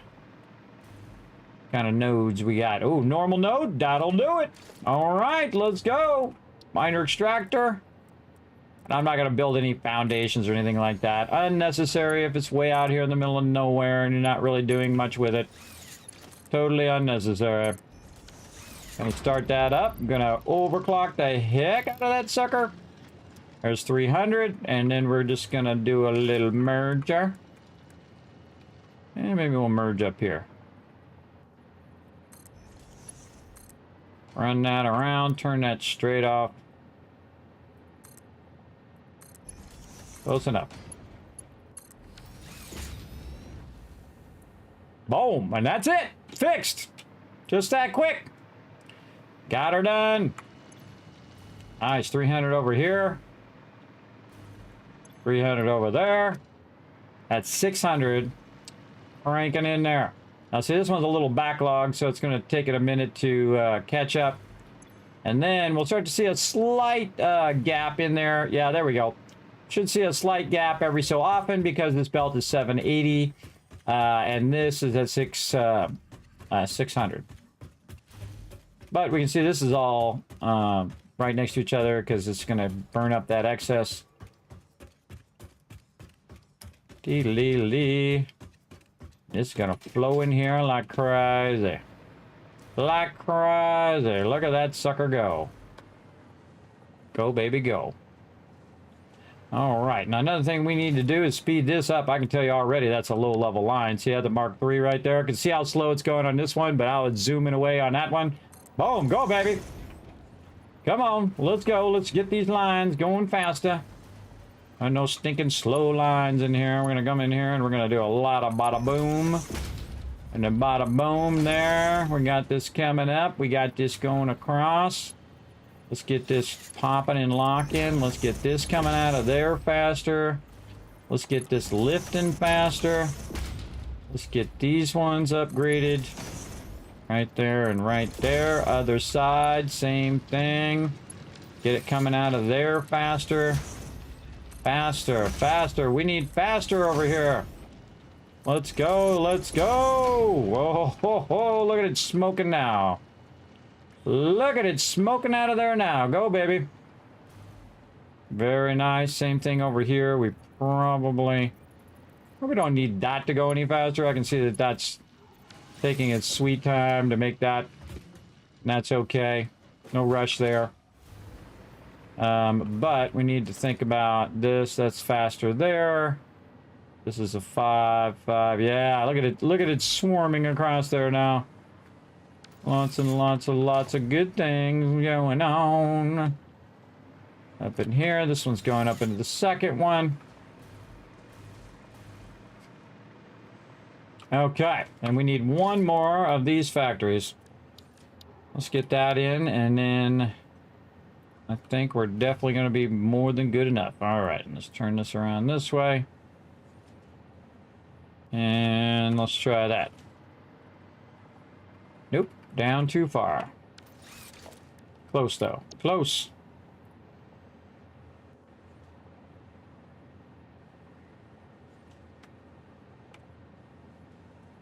Ah, why are you doing that to me? Come on, sit on the top. Right on the top there. A little bit down. Get on in there. Nice. Go. Okie dokie. Okay, so we got this going in.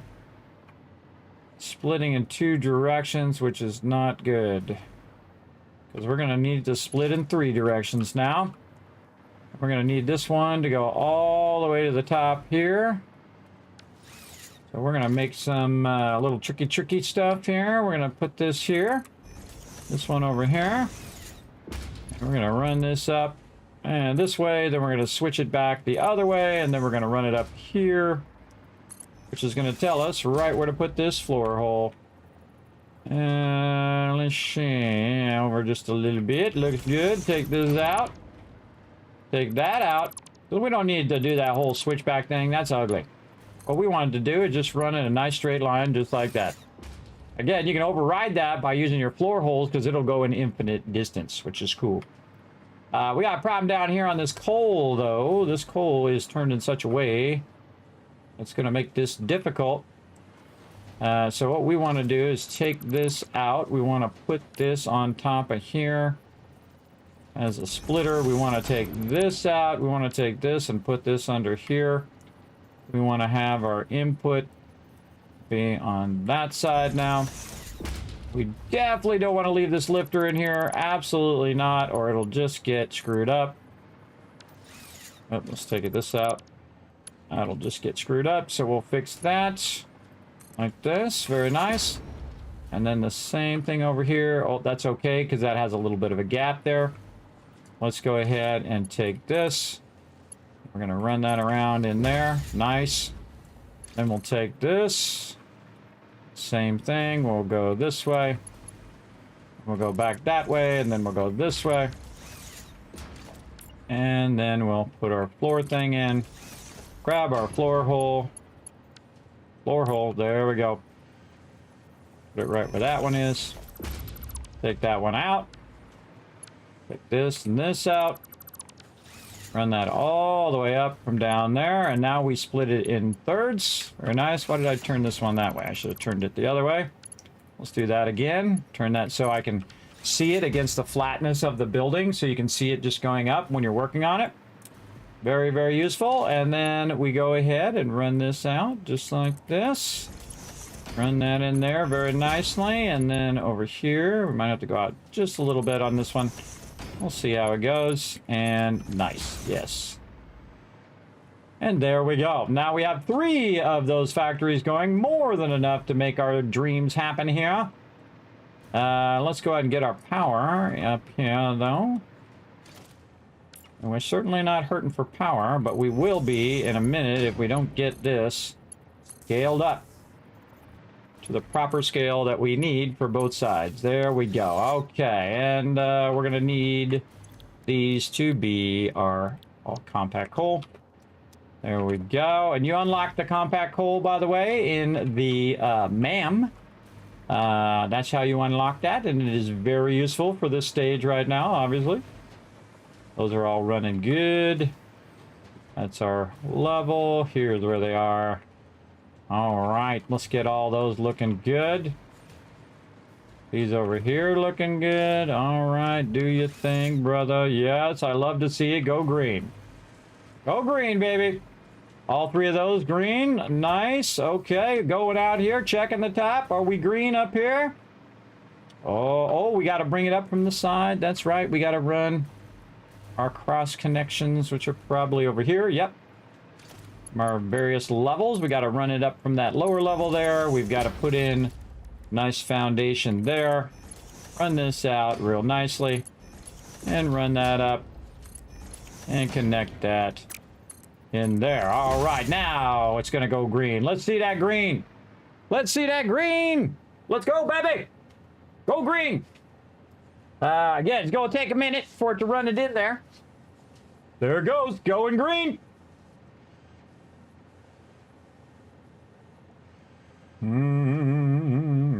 Oh, I see it moving. I see it going. It's all green. Go, baby. All right, and again, we have queued that up. Look at that compact hole coming out of there like crazy now. Okay, now we're going to do the same thing over here. We're going to go ahead and run this just a little to the side first. And why did it go up? I didn't want it to go up. That sucks. I just want it to go straight across. There we go. Very nice. And just bring that down so it's kind of offset a little bit. That's going to be a little tricky, but we'll give it a shot. Merger. And actually, we just do this. Bring it up from down there to up here, even easier. And bam! Compact coal for days. We do not have this going fast enough. I can tell you, that is definitely not going fast enough to clear all of that. What do we got down here? Oh, a bunch of compact coal. Okay. That's not even being used. All right, I'm not going to put that in my inventory, I can tell you that. Let's just go ahead and infuse that into what we've already got. That'll run up, and then when this finally catches up, it can use that excess as well. We got a lot of extra compact coal over there. In fact, we could be making a bunch extra. We put a storage on the top and combine it all back together in that storage. Let's run over here and see why it's not picking this up fast enough.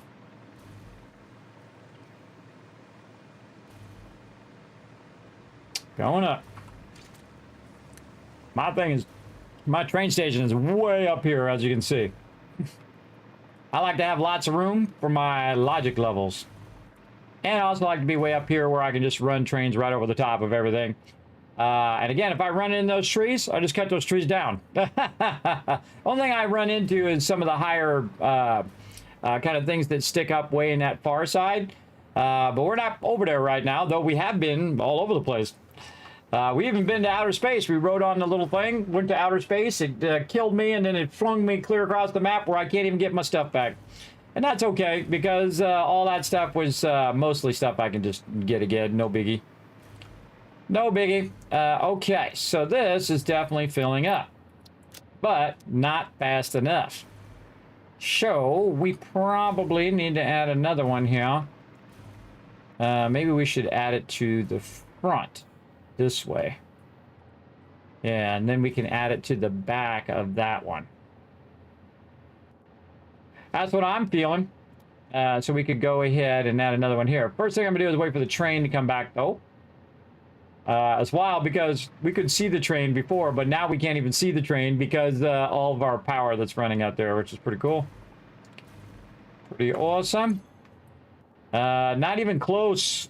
Max con's about 19,000, and we have more power than we have if we had everything running. 25,000. Okay, here comes our train, and we're gonna tell it to stop. Turn off self-driving.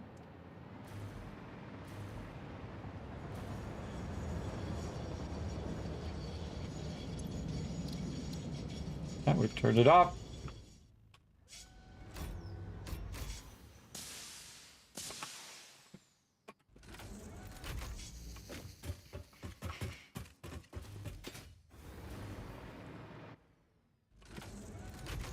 We're going to drive the train away again. Ghost ride it a little bit. And this time we're going to add it to the front of the thing. The reason why we'll add it to the front is so that on the other end, where we don't have as much space, we'll have enough room to do it. So let's take out the train station and figure out why our stuff is so weird here. What's going on here? I don't know what's going on there, and I'm not going to worry about it. All right, let's go ahead and do more room over here.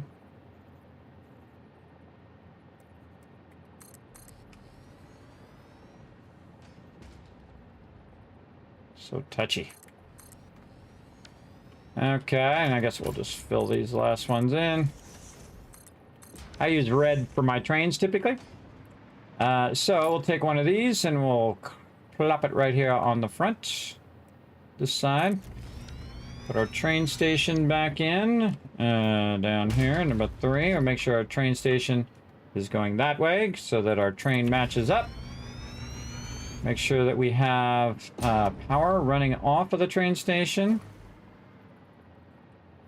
Right here.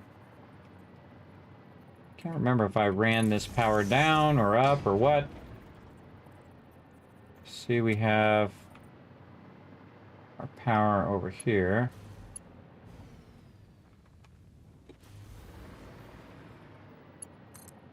Yeah, so I think we have power running from both directions, but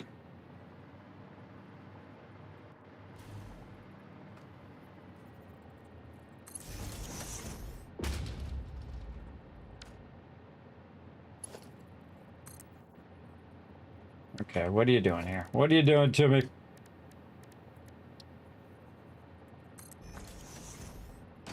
Trying to do a double one.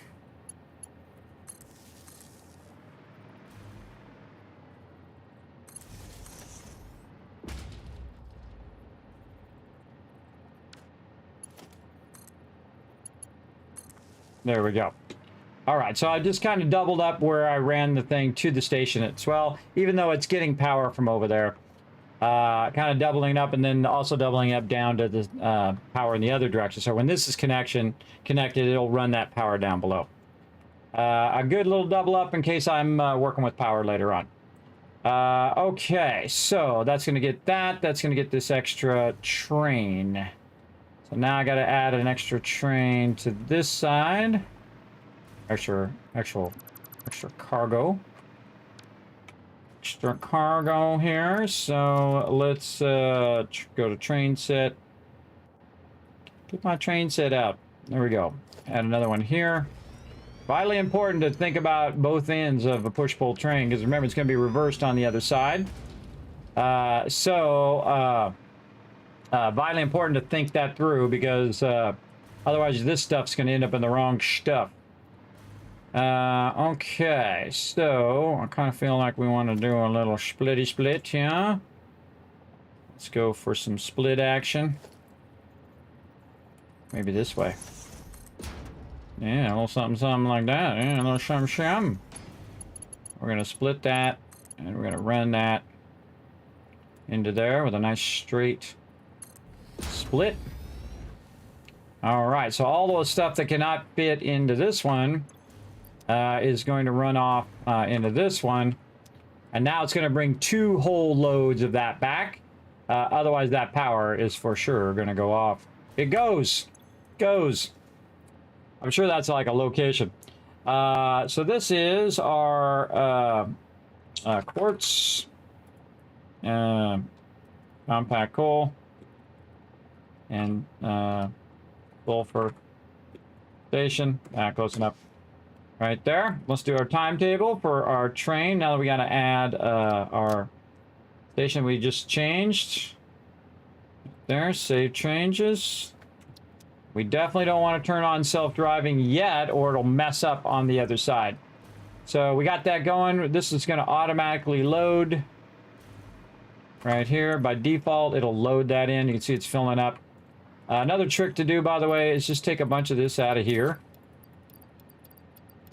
to try to balance it a little bit, and then put a bunch of that in there, just so that you can balance it out. Sort this, take more of this out, add more inventory space would be way easier, but you get the idea. Just take a bunch of this out, put a bunch over here, and then it'll be filling both boxes at the same time. By the time we get back, both those boxes will be full now. Let's go.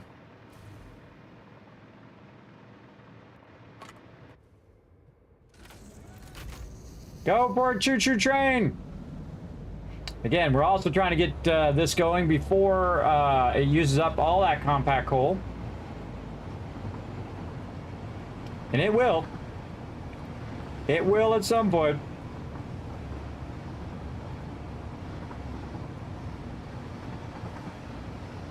Again, what we're queuing it up for is about 600.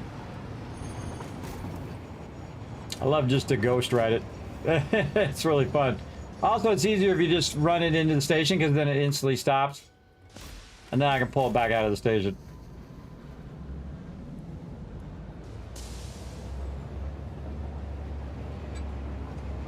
Jump out of it at 100 miles an hour. You'd be so dead right there, by the way. All right, did I get it off the track? I did. Okay, cool. So now I got to take it off the track. Take another one of these. By the way, if you just hit H, you can override that, so you don't have to put the foundation thing in. But I like to put it in just because aesthetic reasons. I'm just going to go ahead and put it in over here. Right there. Grab another one of these. Yep, go on. That's the way I wanted you to go. There you go, just like that. Again, if we did it right, it's going to go and put all the stuff where it's supposed to go. On its own. I don't need to run back for the train. The train will go ahead and do its thing now. Go over here to the station.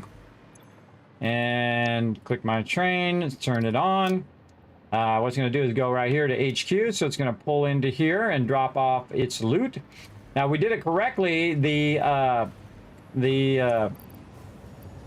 quartz will be the second to the last one. And the very last one will be the empty one, which you can see it is. Yep, there's the quartz. And now the quartz lines up here, and then on the other side, it'll be the second one back, and then it will pick up that extra stuff, which is great, because now we can go ahead and infuse it, because I can tell you that eventually this is going to run out. It absolutely is. But for right now, it's doing pretty good. Pretty good. This is all looking good over here, because we had backlogged a bunch of it before we had built it out, and it was building all that backlog. But over time, if we don't take care of that backlog or take care of that that discrepancy, it will come back to bite us for sure. All right. And then all of a sudden our power will go off and we're going, oh, we forgot to do the thing. We forgot to fix it. Go ahead and run that out. Now it's just going to merge both of those together. Very nice. Okay. Now what we want to do is wait for it to come back, and if we see that compact coal coming out of here and running into there, we know we got it right. We're also running into the awesome sink there, or in the dimensional depot, I mean. All this stuff going in the dimensional depot as well. We're backlogging a crazy ton of nobelisks. When these nobelisks get backlogged, by the way, it'll start to no longer need the black powder. Then the black powder will start to fill like it is now. And then this whole entire production line will shut itself off all the way back to our sulfur because I'll know it'll all backlog and stop. And then it will put the full force of all of the coal and all of the sulfur into our compact coal. But again, that's a lot of power, everybody. That's a lot. All right, basically double up our power right there. So very nice, looking good. 25,000, more than double, as a matter of fact. A little bit more than double. Our max cons are 19, which is 5,000 less than the amount of power that we're producing right now. So we turn everything on, which we have everything on. So there you go. But I run my my stuff very efficiently, so you can see that even though it could be 19,000, it's only 12,000. The reason why is there's certain production lines that I am not fully using in the later game yet. But you will use all of your resources at some point. They actually go all the way down the tiers as you go. So remember that you will eventually use it for other things. But right now I'm just backlogging it here. So when I need to take large sums of it out, oh, here we go. Let's see if it works. Let's see that. See, now if it's quartz, we're in trouble because it's going to mix lines. But if that's compact coal that comes out of there, then we did it right.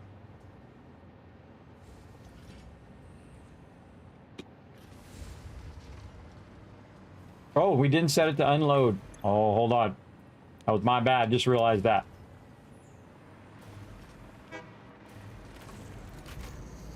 Here's the cool trick, by the way. You let the train go out a little bit.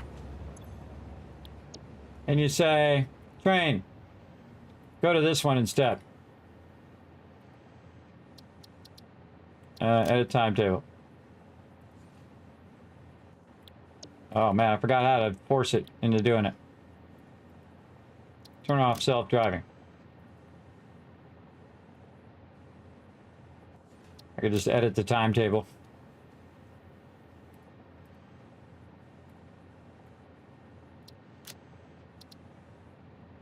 Now I want it to go here. Man, I thought there was a way. Man, I can't remember. Don't tell me.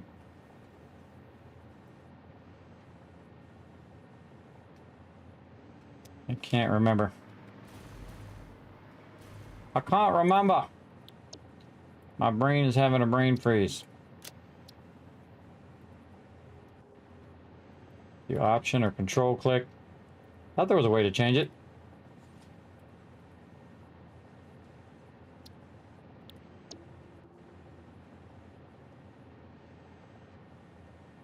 I think I got to be in it. Maybe it's I'm in it or they took it out. I don't know. There was a way to override that so it would just come to this station.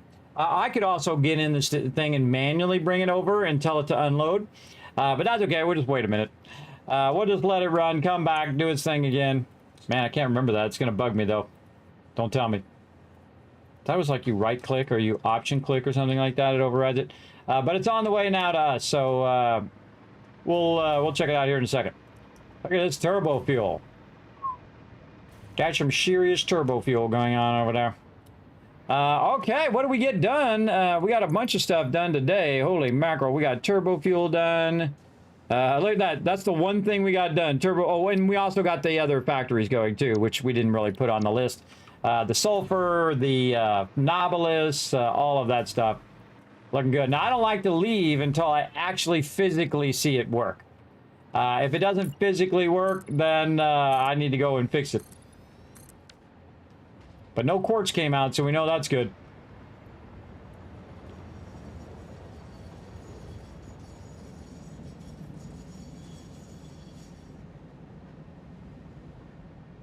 All right, unload them goodies. The trains are cool every single time. Never stops being cool.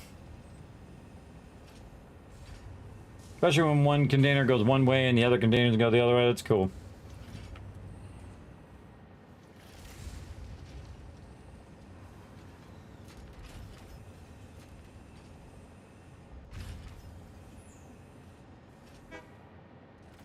And there it goes. All right, that is confirmed. Good. Now to keep that from getting behind. Okay. Now we got all that done. Now we're ready to start working on our nuclear power. Man, that took a bit to get that done. Okay, now we actually got to go over here in the MAM also, and figure out our stuff. I think it's sulfur. Yep, right here. So we need to package some turbo fuel. We need to make some empty fluid tanks. Over here, same thing. Some packaged rocket fuel. And we got to get more of these so we can make ionized fuel. Over here, which has again, you did the the 750. Now you went to 2,000. This is 5,000 megajoules. So now you'd want to go from the turbo fuel to the ionized fuel, which is a lot of power. Again, so that's 2,000 to 5,000. So now it's more than double again. And so we could do that same thing we just did and do it again. I suggest nuclear power. I actually think nuclear power is a little easier than doing all of that. But again, over here, we're going to need a bunch of nobelis. We're going to need some nuclear stuff. We got a bunch of stuff still to do here. Again, we're going to package a little bit of turbo fuel there and whatnot. Now, there's actually a great little trick of what we're doing because we're actually packaging stuff right now. And so if it was backlogged, we could utilize that packaging or that plastic that we're using over here because we are actually packaging water. And you're like, well, Kismet, why are you packaging water? Well, I package water so I don't have to deal with the excess water. I package it and then run in the awesome sink. Now I have to think about it. It's out of there. I don't have to deal with it, re-put it back in, balance the numbers to, wow, 116 more coupons. Let's get more. How many coupons do we got? Let's go see. Oops. Coupons, we are at 452 right now, plus another 100, so 553 coupons in the Dimensional Depot. So again, this over here making our aluminum for us. Just cranking away on all that aluminum. Oh, I see it just backlogging it like crazy over there. So we could basically tap into that if we want to and utilize any excess, which it doesn't have that much excess. I can show you right there. This one does. And not that much excess there. We can see that we've backlogged a bunch of empty containers. So again, we could siphon off some of those empty containers and use them and package some of that. So we'd have to bring our turbo fuel from over there to all the way over here. I feel like it's easier to bring the plastic over there than to run the water lines over here. It's always better to run the item than it is to run the actual fluid, for sure. All right, now we went way past our break. So we're going to go ahead and take a quick little break over here as we sit and watch our factory do its thing.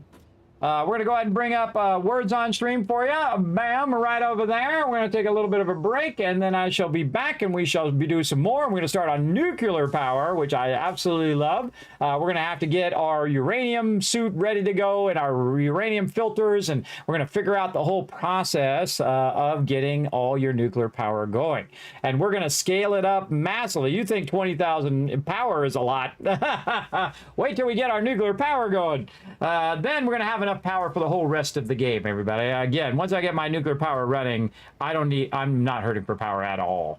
And I'm not even running that much nuclear power. That's the wild thing, is that eventually you will be making, not that much nuclear power, I think anyway, not really using that much uranium, but you will see that it will all of a sudden scale up our power. Not that we even need as much power as we're using now, but again, we'll scale it up just for fun. All right, we're going to go ahead and bring up some words on stream. Oh, I already did. Bring up some words on stream for you guys to go ahead and de-scramble the words. Work together. Don't just make Dio and Jonkers do it this time, everybody. Remember, you can do it right in the chat, twitch.tv/Kismet. You go ahead and put in the chat. Remember, if you get the word right, it's going to give you a little lock. You got to wait for that little lock to run off. So, again, also, if you see people who put one in and they got a word right and they put another word in there, use their word. Use their word because they didn't wait until the little lock went away. Or they could say, hey, someone try this word. That's an even better idea. A great way to work together in the chat. Say, hey, I'm locked. Did somebody use this word? And type it in so you get all the words correct. And when I come back, I will shower you guys with a bunch of Kiscats for future giveaways and other cool stuff like that. So here we go. Away we go, everybody. I shall be back in just a bit.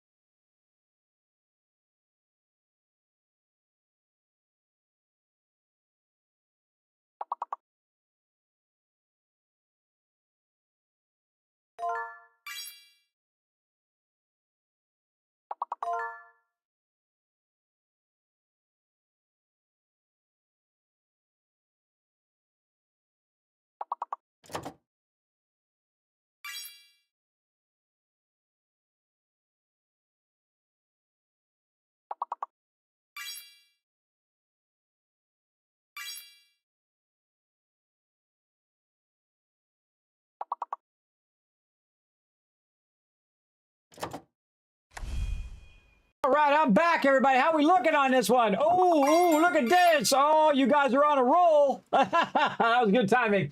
All right, let's see what we can get done here, everybody. Let's see if we get all of these. I'll give you 10,000 caps if you get all of those right now. Let's go.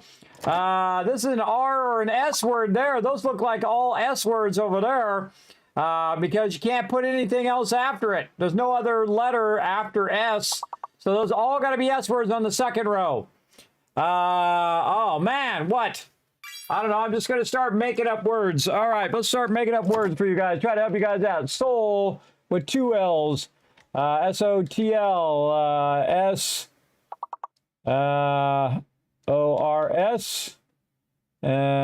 S-R-S-T. I don't know. Making up some words. Wait, it could be T words. No, it could be T words. Toll. Oh, I got you one. It's a T word. That last one's a T word. Sorry, my bad. That's a T word, everybody. Come on, T words. Let's go. Put the T words in. Put them in, everybody. T words. Let's go. It's got to be T because it's alphabetical. It's got to be a T word.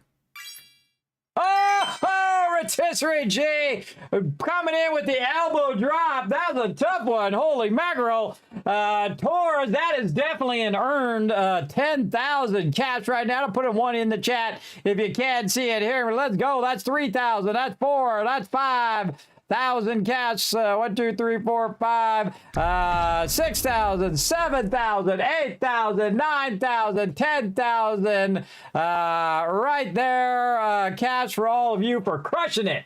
Way to do it right there at the end. Great job. Oh, I was trying to stop it in time. All right, nope. Not doing another one. We're going to get back to some Satisfactory. But that's fun. Good job, everybody.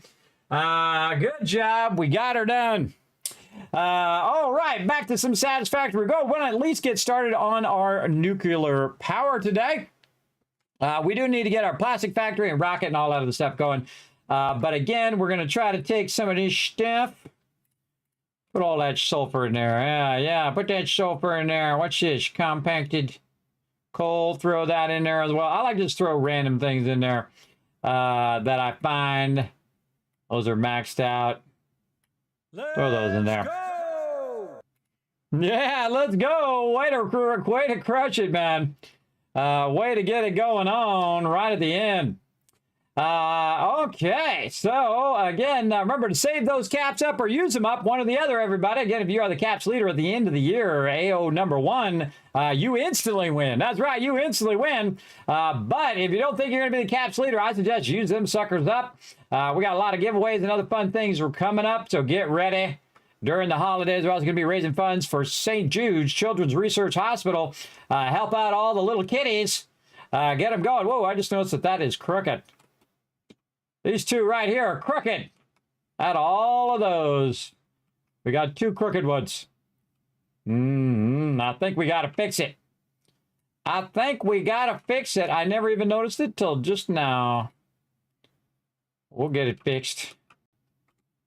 Well, apparently we won't. All right, hold on. Let's move that a little closer. There we go. Why did that not just snap in the same way? I have no idea. All right, now we got to run our power in here again. Keep all those going. Now those got to charge back up again too. But better to do it now than anything else. And again, we already have the color, so we just color back in. Now those are nice and straight. All right. I never even noticed that till just now. Been there forever. All right, so we got our turbo fuel. We got all that stuff going. Now we want to think about the process that is nuclear power. And that is quite a process, by the way. In fact, I'm going to go ahead and run it over here, my spreadsheet over here for right now. And I'm going to go ahead and outline it over here, kind of out of the way, while we're looking at it also in game. Because up to now, probably aluminum has been among the toughest of the ones that you've got going. And so what we're going to do is just keep adding more and more resources until we have enough resources to make this work. So the first thing we're going to do is pick up the spreadsheet just a bit, maybe hydrate. There we go, fully hydrated. And let's start on some nuclear power. Okay, so what do we got and what do we want to end up with? So we want to end up with our nuclear power generator here. Now to do this, you got to have your, of course, high-level gear for this. One of those is, we can actually take these off the list now. One of those is going to be, let's get this over here, our supercomputers. And we've been making a lot of supercomputers. That's why I made all that wire. And now that we turned all of our wire and everything back on again, we should have plenty of wire running through here, making this pop off. We actually have that turned off. Don't really need that right this second. So over here, we've got our computers, and we can see that our cables are fully filled up there. So it's going at its maximum speed right now, which is 12.5 computers. Also making its crystal oscillators, also looking good because we can see that the cable is not struggling over here to fill that up. And then back over to this side, let's take a look. Crystal oscillators looking good. Computers a little struggling on the computers because it's using it up as fast as it can get them. And we're probably not outputting them fast enough for all of this, but that's okay. We'll let it keep on going, and it's going to run 24/7. Over here, we've got our cable looking good. Our high-speed connectors are going to get done. And so that's going to backlog a ton of these. You can see right over here that we already have. And again, we only had one row earlier, and now we've got a whole box and a half. So we are looking good on all of that. So we're going to go ahead and do some more stuff here. And we got all of our sorters going. Look at all that quick wire. Run that quick wire. Run it in now. How's that quick wire doing? Is it full? Nope, it's burning up that quick wire. That's what I want to see. Burn up that quick wire. Again, we want a nice little place to get this going. Now, I like to have the power nearby me, except for nuclear power. And you'll see why as we get into it here in a moment. You do not want to run your raw resources of your nuclear power really close to where your primary base is, unless you really are into it. I don't know, me, I don't ever. I don't run it close to my trains either. I typically put it way away from wherever the heck I am doing my thing. And you'll see why, again, as we go here. So we'll go ahead and try to line that up a little better this time. There we go. And then get this going here. Let's turn our game sounds back on. And I'm just going to do a little bit there, but the rest of this I'm just going to run out right here. Just give me a little buffer between the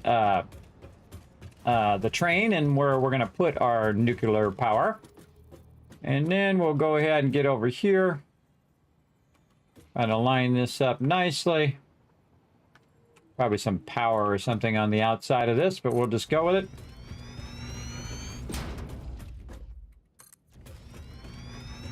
Make sure that is lined up. It sure is. Okay.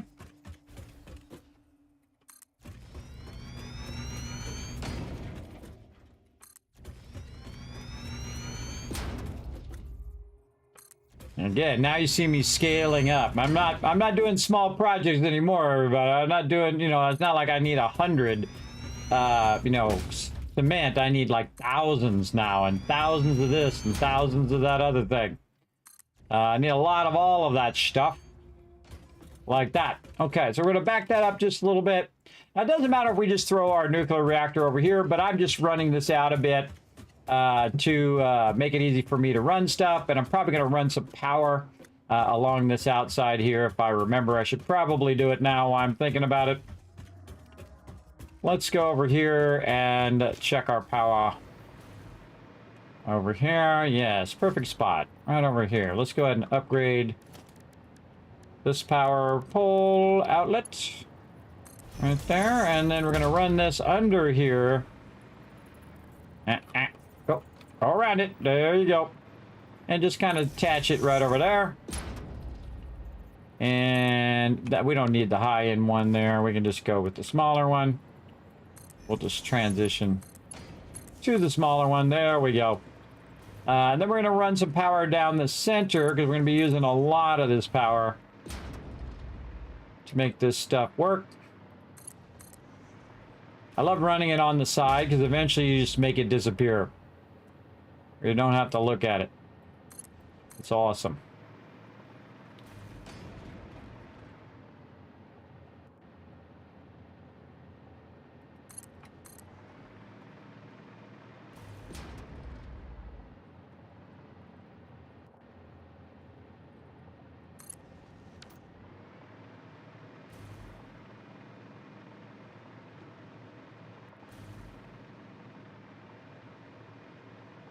All right, let's do it.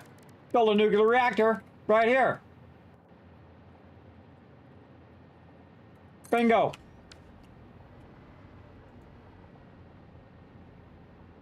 Never build it that close to your base. But I'm just going to build it there temporarily. Okay, so it needs some fuel. It makes 2,500 megawatts. Yes, 2,500, everybody. What does it take? It takes water, and it takes some sort of fuel. So we need to figure out what kind of fuel that nuclear power takes. Now, there's some things that we did unlock along the way. That's going to help us with our nuclear power. I suggest the best thing to do whenever you kind of get to nuclear power is look at what you unlocked, right? Look what you unlocked over here in the hub. So we're going to go over here and just take a little look. Right over here. So we go to nuclear power. We can see that we unlocked, we can scan uranium. We got encased industrial uranium cells, electromagnetic control rods, uranium fuel rod, and then we have magnetic field generator, which actually goes to the final thing, which allows us to unlock level 9 to the space elevator. So this really you don't have to worry about, but these ones here, these we definitely want to think about on how we can get all of these going. So the first thing we want to do is get some uranium and figure out how we turn it into encased uranium cells. So if you're wondering, you just hit N and type in encased, and it will say encased uranium cells. You can click on it and bring it up. It says I need something called a blender. And in that blender, I am going to need sulfuric acid, I'm going to need concrete, and I'm going to need uranium. So we're going to go ahead and go up here, and if we look on the map now, it should allow us to find those uraniums. Let's go ahead and see if it now scans our uranium on our scanners that we set up. I don't see them on the map yet. Oh, nope, yeah, it sure did. Right there, uranium. There's an impure node. Now, also on the sidebar over here, by the way, you can turn all this stuff on and off. And you can look for certain stuff like uranium right here. And we can go ahead and just show all, hide all. Yes, not, no. Nope.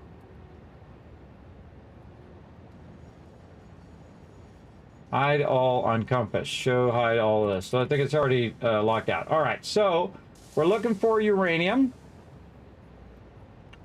And we can do this. And there's our uranium nodes right there. So it's kind of highlighting it. And if I kind of zoom in, we can see there's a uranium node right here. And that's a normal uranium node. Then over here, we have an impure. And then way up here somewhere, we have an impure as well. Now, I know there's more uranium nodes around. It's interesting that we don't see them, and interesting that we didn't put another tower out here. Why didn't we put a tower out there while we're out there? I have no idea. So we put a tower there to scan all of that. But we have our uranium. Now, the funny thing is I know there is some uranium in here because I have gotten it before, unless they move those uranium nodes. So that's a good question. Again, because we have our radar towers, which are showing us where this uranium should be. And this uranium over here is by Yuri, halfway up cave. Oh, I made a note. I made a note of where it was. All right, so let's go ahead and ping it again.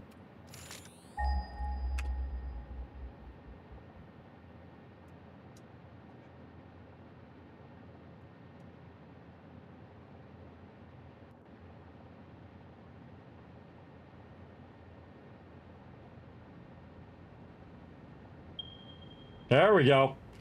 That's really far away. All right, about 2,000 in that direction, 1,700 in that direction. Another one, 2,000 in that direction. So yeah, right here. We got a normal node there and a normal node here. So yeah, there's another one. Got this one, and that one. We do have 2 uranium nodes nearby. Okay, so we want to go ahead and head our way over to this one, I'm going to say. So we're going to go ahead and highlight this marker. And we're going to go this way. Oh, I can see it. I can see the marker. Look at our turbo fuel. So much fuel running right there. All right. So way over there, there's some uranium. Now, what's already going that way? We've got that one that's already over there, so we could cut over this way, but this one is aiming right at that sucker. So we could get over here and try to hop the train here. Where the train's going. I see the train. The train not running? That train looked like it's up to something. It looked like it's having issues. What's going on with my train? Cancel docking.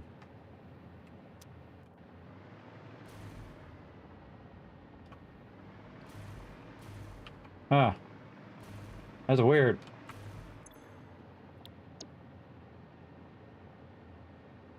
It says it's over there. I can see there's a train right there. Maybe it's an optical illusion. Yep, optical illusion. That's where the train was at some point, but it ain't there now. All right, here comes the train. Here comes the train. It's all right. Wee, it's the train.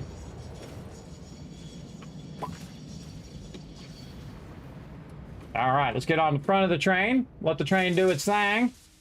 Then we're going to take the train back, and we're going to try to align our foundations up so that we can go ahead and grab this uranium. Now, I might put the nuclear power on this side, since the uranium is on this side. I was going to put it on that side if it was on that side, because normally I pull it from over here somewhere. But it looks like they've kind of changed where those nodes are, so it seems like the better node. And we might just flip that nuclear power over here. Also on this side is where our sulfur is as well. So we can go ahead and utilize this sulfur down here to run that for our nuclear power as well. Do we have any sulfur up by the uranium? Uranium here. Yes, we have a sulfur node here, a normal node, which we could pull down over to there. Another sulfur node. Doesn't look like it. Doesn't look like it at all. But again, we can grab the sulfur nodes if we want. All right, there's our sulfur factory down there. And again, we're just going to go ahead and ping that sucker. Oh, it's right there. That's right, I tagged it. So we could just go in and say we're going to run a train this way. Absolutely. Okay, train time. Let's go. Let's build ourselves some train tracks. At least foundations for a train track. Here, I've got that lined up. Okay, here we go. I just like to build my way there.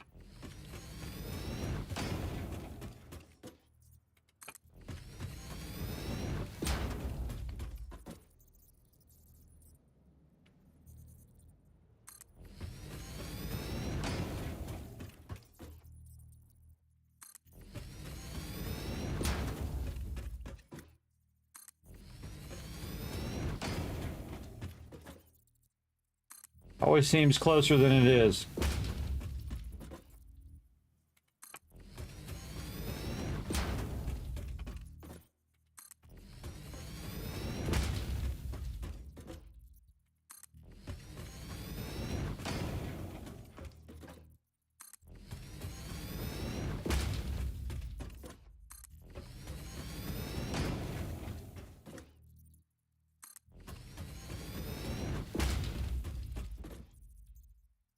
I like to keep my tracks as straight as possible.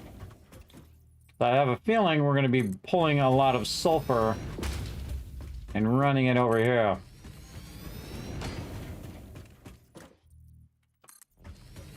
And we're going to need a bunch of other resources as well.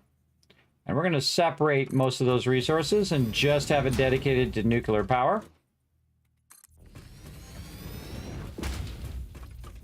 See my tower. Speaking of towers, you can see my tower way out there. Getting close.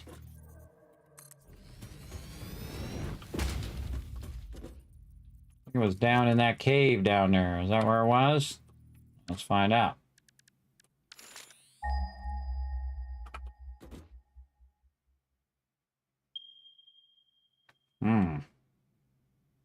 Halfway up cave.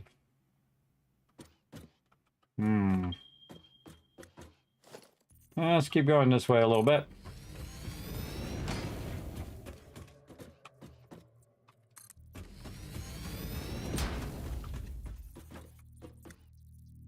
Trying to eyeball it. Always take it out if it's too much.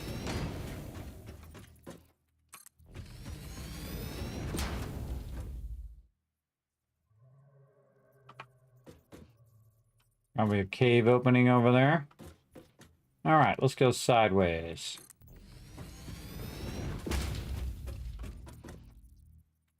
Oh, we're going to need our filters. Iodine filters here. In case we do run into some radiation, that'll help us from taking damage. We made those in the workbench.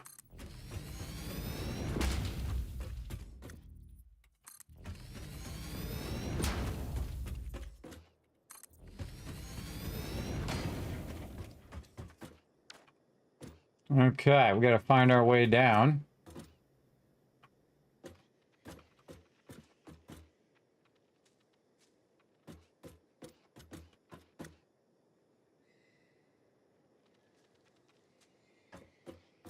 There's something moving around.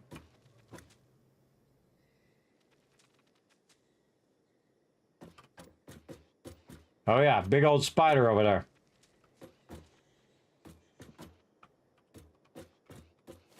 Big old Spidey moving around, creeping me out.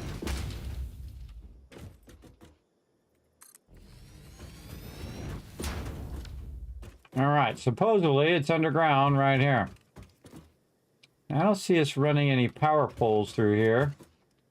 Hoping to see any power poles. We might have explored this area. I know that we put a tower around somewhere here, up here. But I don't think we ran any power poles through here. Right now we have no power. And I bet we have to end up going underneath anyway. Yep, no power.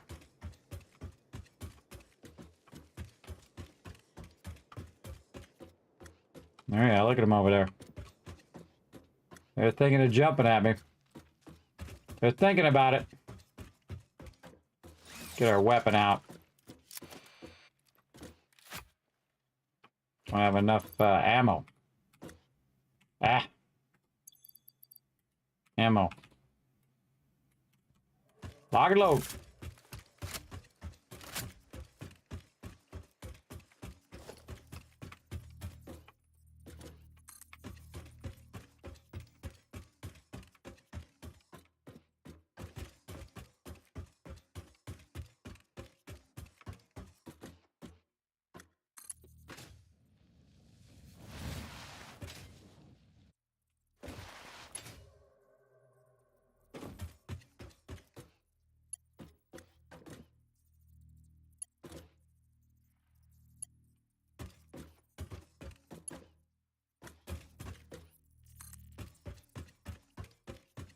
Running some railroad tracks right down the middle here.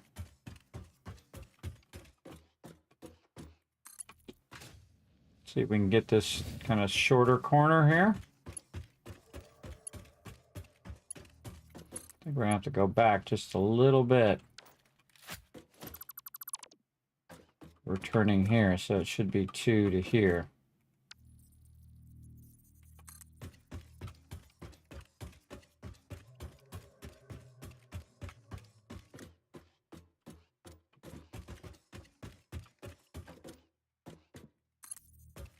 Get that corner in, and since we're over here, we'll just fix up this corner.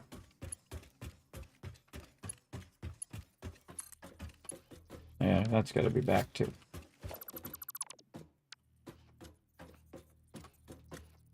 Gonna be two back from the corner, and then the corner itself would be considered 3.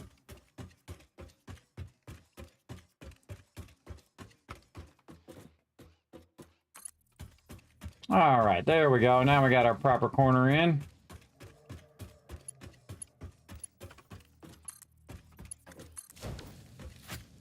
I like to add a few extra blocks here in the corner, just so I don't fall off. All right, now what I'm doing is actually running my power. And you're like, what do you mean running your power? I mean, I'm running the power. That's what I'm doing with the train tracks. So I'm going to use this railways to run the power all the way down to here, because what I'm going to do is create a station at the end. But I've got to connect the stations on both sides to run that power beyond that side over there too. So instead of just running a bunch of power poles, I'm going to run the railroad station, which I'm going to run anyway. So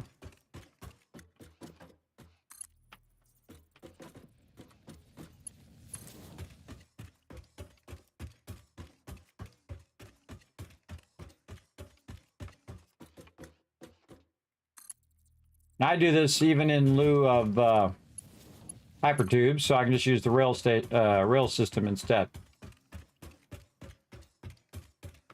I just walk until it says you can't put it down anymore, and then I just do that again. Before you know it, we'll be way back here, and we can use the rail station. Now, I'm not going to run this rail station really close to my other stuff over time, but for right now, while I'm going back and forth, because this is quite a distance, I'm going to go ahead and run these rails big time. Big time.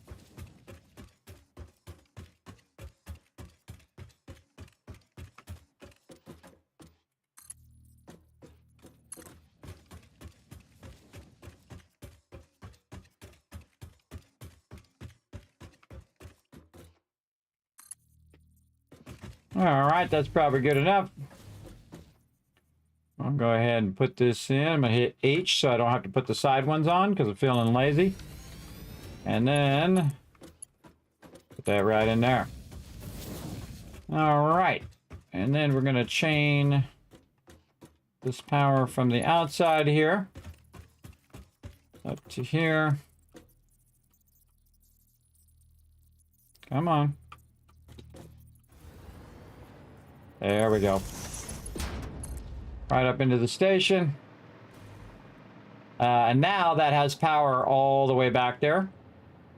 And so now we just make ourselves a little temporary train just for my use. So I'll put the train that way and this way. And away we go.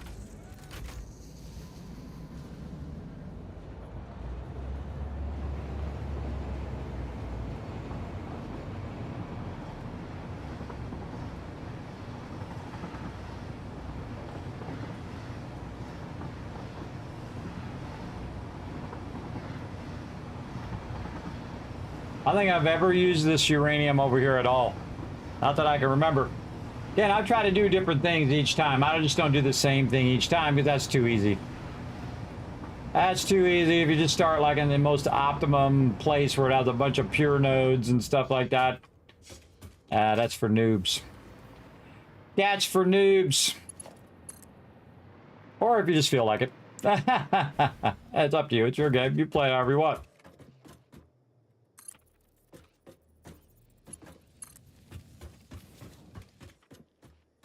They're making them spidey noises over there again. Actually, I think I put the station right here. Till we figure out exactly where that node is. Okay, or maybe we won't. Look at them over there. All full of themselves.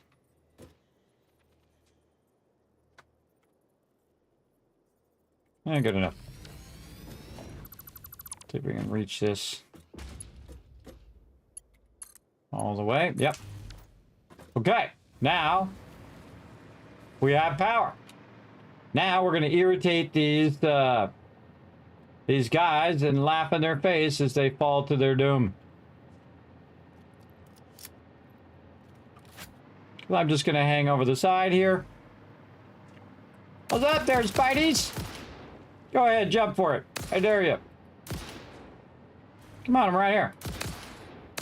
You just sit there and I'll just keep shooting you.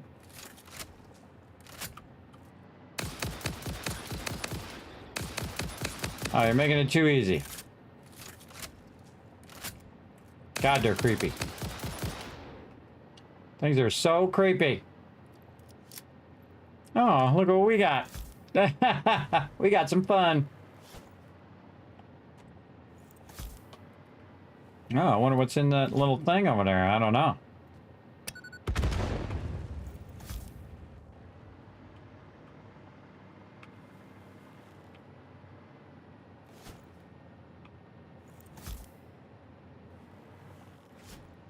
Again, we're using the power from over there to just float above it all.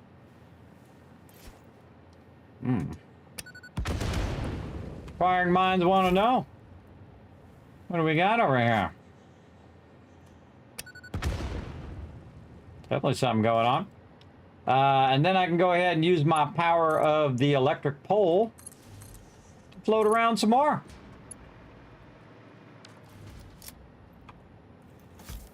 Get rid of all this gas. Oh, looks like a purple guy. Purple guy alert. Oh yeah, he's down in there.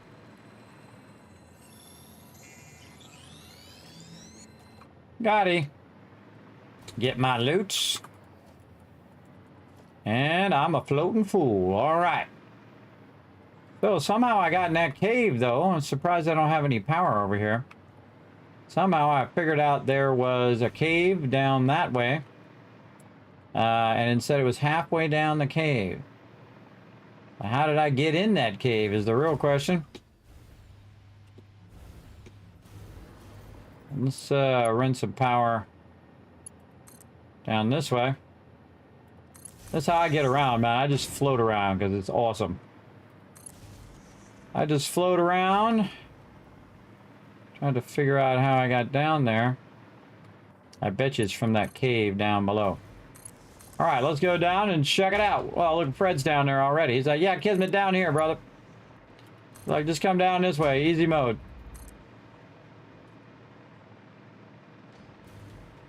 Now, this one might be the cave that we drove up from the other side. Go down here and see what we got. Oh, got a cave. Oh, there's a cave right there. Okay. Again, our verticality gives us an advantage. Oh, there's somebody here. Oh, hiding in the bushes.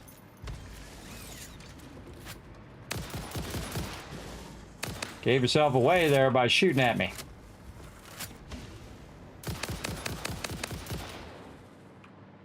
Oh, big boy back here.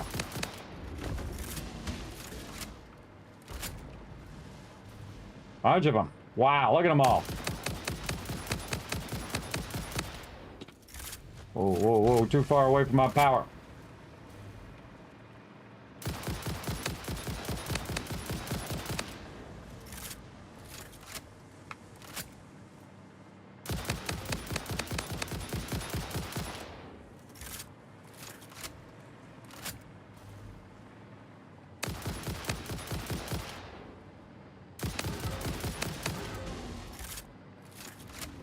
Come and get it, baby.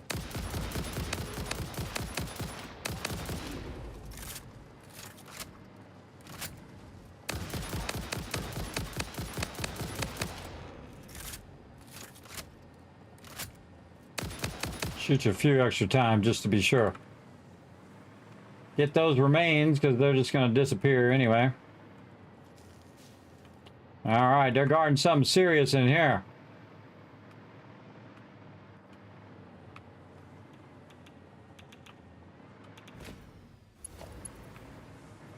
Alright, now here's something I don't really want to mine, but I got to do it anyway to get it out of the way.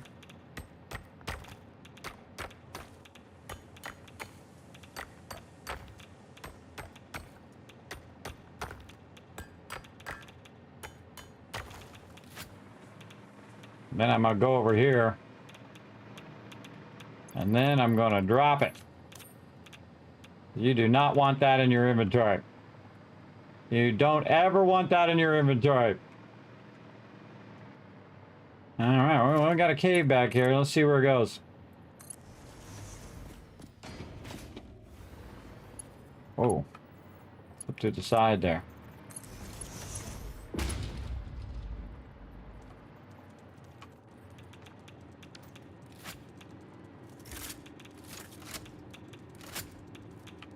Some stuff moving.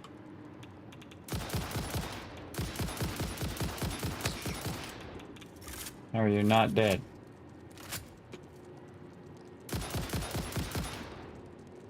Little sucker. Another one right under. Whoa!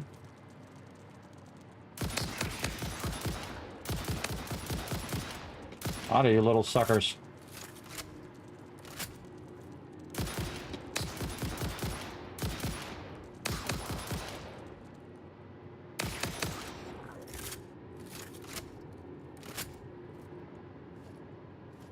Get that loot.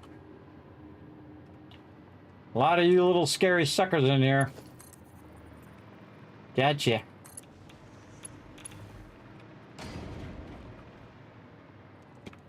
More of them in here.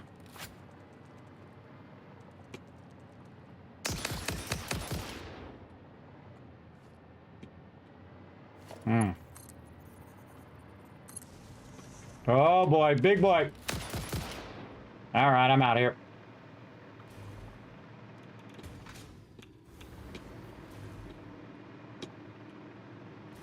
That guy is real tough.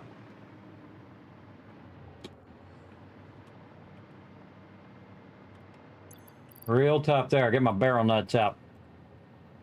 Just in case.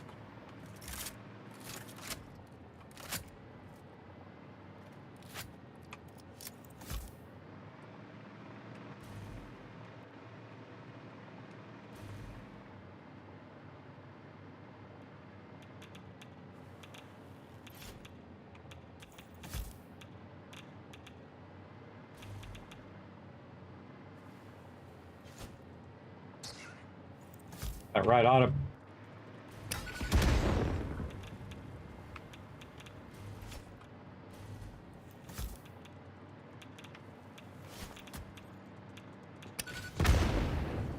Missed him.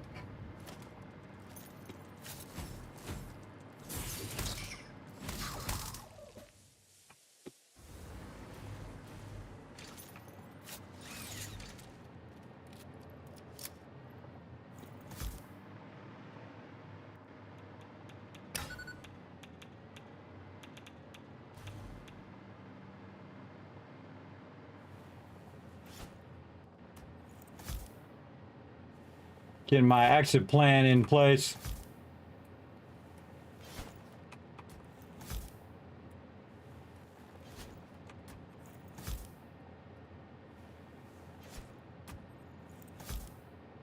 Just don't hit it when you're on the way out. Well, just spread a few of these around. And hope we time it right.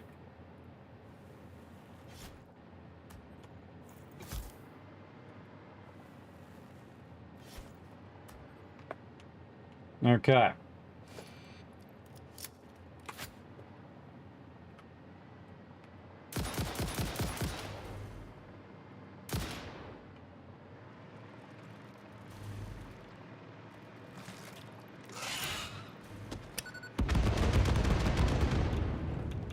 Nope.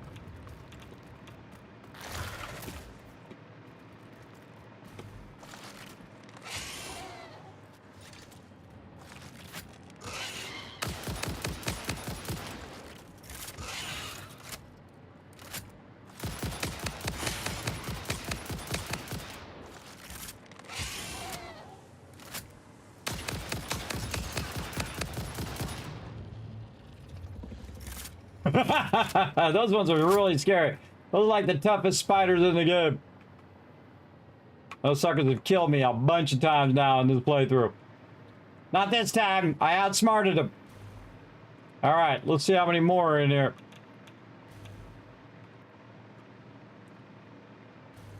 A lot of radiation.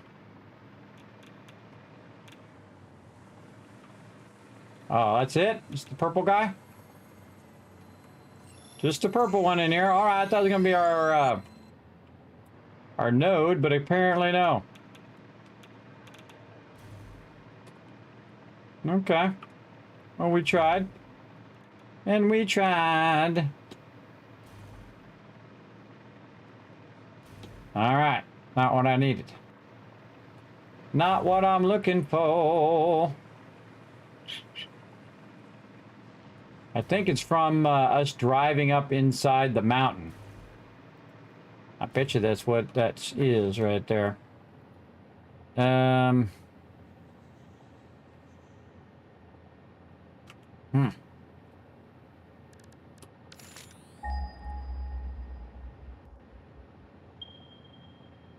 That way. It's down here.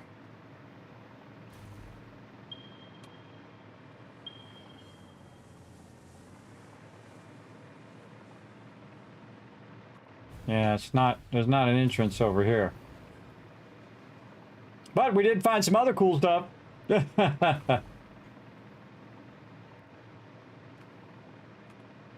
We'll keep looking.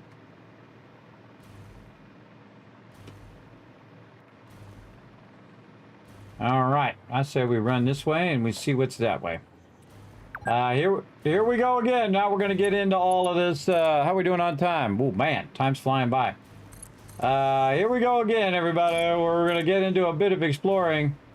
I'm just gonna ignore the stuff that's down there and run past all these mobs.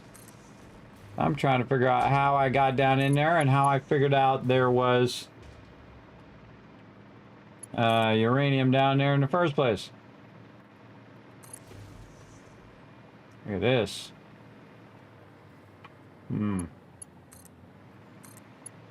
I can blow all this up, or I can... Oh, there we go. We've already got a connection of stuff over here. I thought I'd run some power over here. There we go. We already looted that. Okay.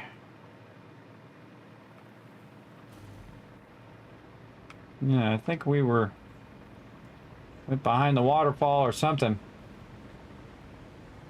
Get this guy while we're at it.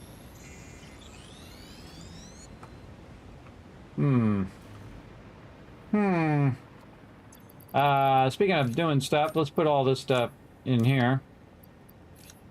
Just to get that out of my inventory. We gotta find our way back in there. So we drove through the main cavern down here. Yeah, right there. Ah, okay. Did we put one on the side? We did. Down, down, down. Yeah, way down there. We drove around this and into this cave. We'll be taking this.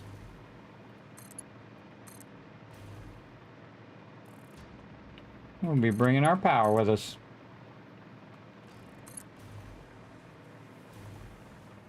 The trick is not thinking that you can just go off the side, because if it won't let you put this down, you'll free fall, and then you won't have your power with you.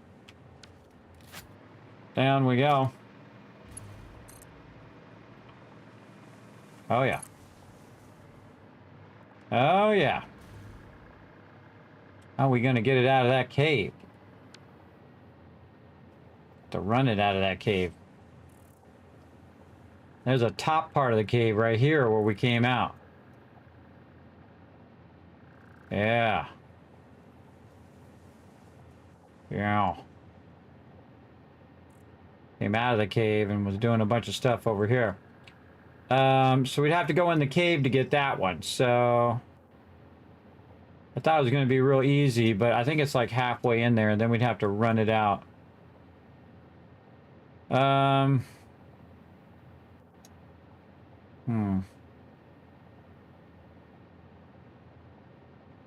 Where'd that other one go?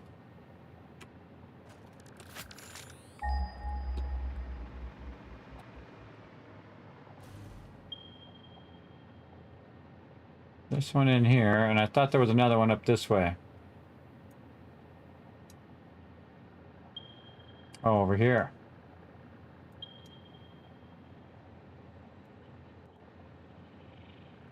Where's our train going right now? Going to this coal nodes.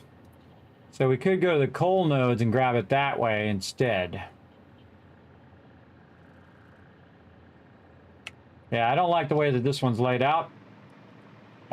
We'd have to run it either all the way down or all the way up, and those mobs respawn in there, so you'd have to constantly deal with those mobs respawning.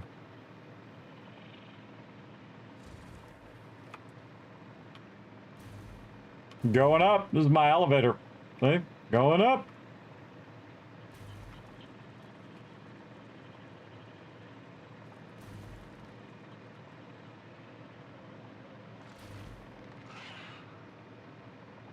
Later, sucker. He jumped off, tried to get me. Fell to his death.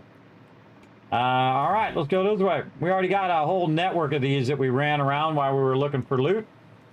So now I can just keep reusing them whenever I want to go along here. Oh, there's a little purple guy down there. Surprised I didn't grab it. We see a purple guy. We'll go grab it. A lot of uranium along that road. It was a cool waterfall.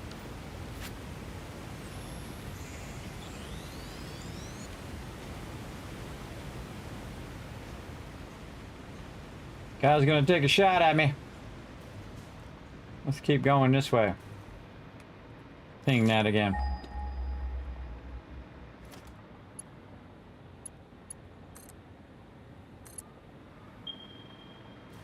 All right, getting real close to this one. Let's just set a marker here. For ore. And then what we can do is we can click on that marker. Stamp. And we can highlight the stamp. So it'll give us an idea of kind of where it's at. All right, right there. Okay, okay, we see it. Let's run ourselves some power poles right to it.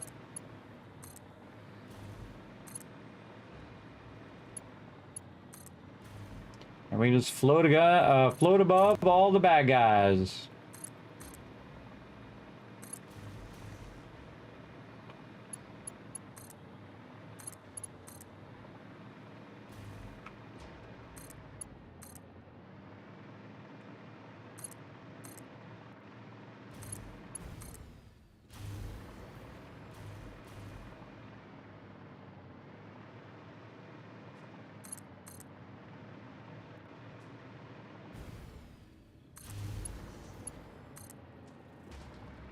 Sure, I'm going to buy a bunch of loot, but that's okay. We're trying to find this uranium. Where is it at? 140 that way.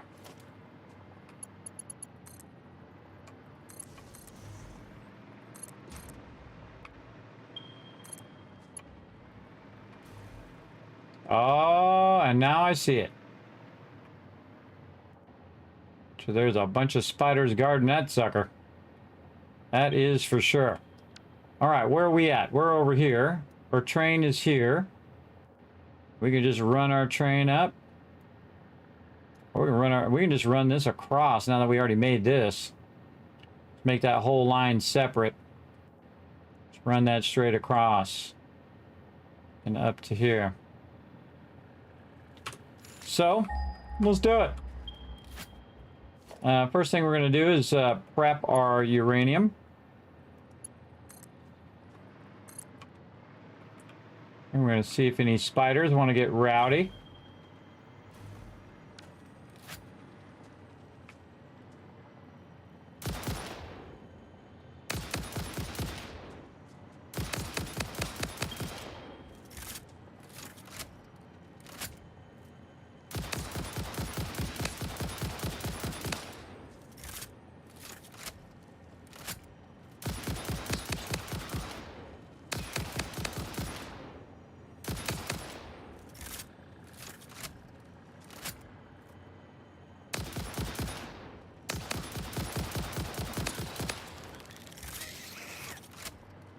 Oh, tried to sneak up behind me.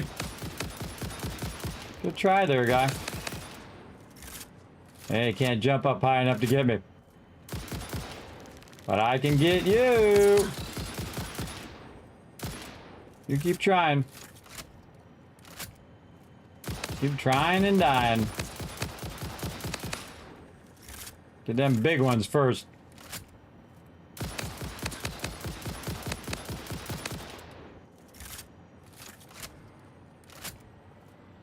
Get that loot.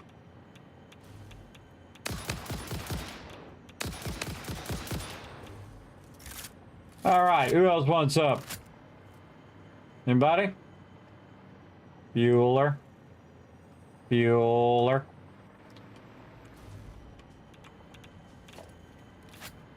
Do not pick up that uranium. All right. See who tries to get me when I come down here to get this loot. Nobody. Ain't nobody got, oh. So we have enough spider thingies, apparently. Purple guy away. Okay, now all we really need to do over here is just do this from afar. Oh, hold on. I hear another one. There's a cool river going along.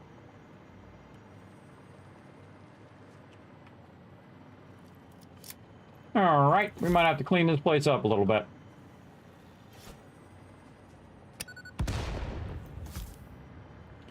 Just in case some sneaky mobs think they're going to try to come out of the bushes, we're going to go ahead and get rid of the bushes. Much nicer. All right. Let's go ahead and move this a little closer. So what we want to do is extract this uranium and take it wherever we want to go, but we don't really want to do that. You're like, Kismet, I don't understand. Well, what you want to do is get it started. You want to get an idea of where you want it to be and where it's at. So I'm going to go ahead and just make it where it's real obvious where that's coming up. Not even going to bother to turn it on right now. But eventually I will want it to be on. And now I know where I'm at there, and I can see my thing right there. See, and I could run it from there. I kind of feel like I should have it on its own line away from my other lines in case I want to go back and forth. So I'm going to go ahead and make that into its own line. And then we have some other resources that we can tap into. We have a sulfur node here that we can tap into, bring that in, and so on. And just kind of ignore this one, but we already ran the line, so we might as well just dogleg that and dogleg that up. And then, of course, we could tap into all these other resources that we might need along the way, including some nice coal there. We've got copper. We've got sulfur. We've got a limestone pure node there. Wow, a couple quartz pure nodes. Actually a pretty decent spot to grab a bunch of stuff. Deuterium over there. Got some geysers out there. All right, we got a little bit of everything. Maybe not everything that we're going to need, but we got a little bit of something. We also have these iron nodes here that we can tap into, and a bunch of other nodes we could tap into big time. Or actually, oh, we're already using those. We're using those for our thing there. So probably iron nodes is the thing we don't have because we're using those. Can we get some iron? Probably down here. There's a bunch of pure nodes here that we could run across if we need to. Now, again, I want to get this nuclear power as close to my base as I feel comfortable, but not so close that it's you know, being annoying and radiating me the whole entire time, because as you can see, I was getting radiated there.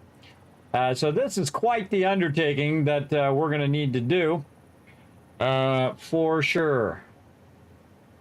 So yeah, run that across, pick up all these other resources that we might need, and bring them back and distribute those to the various places in which we need them to get to. So, let's take this out of here. And we're going to put this right where that's at, which is about right there. Just to give us an idea where that's at. Okay, so back we go. Across that away, and we'll go ahead and use our little tag here that we had from before.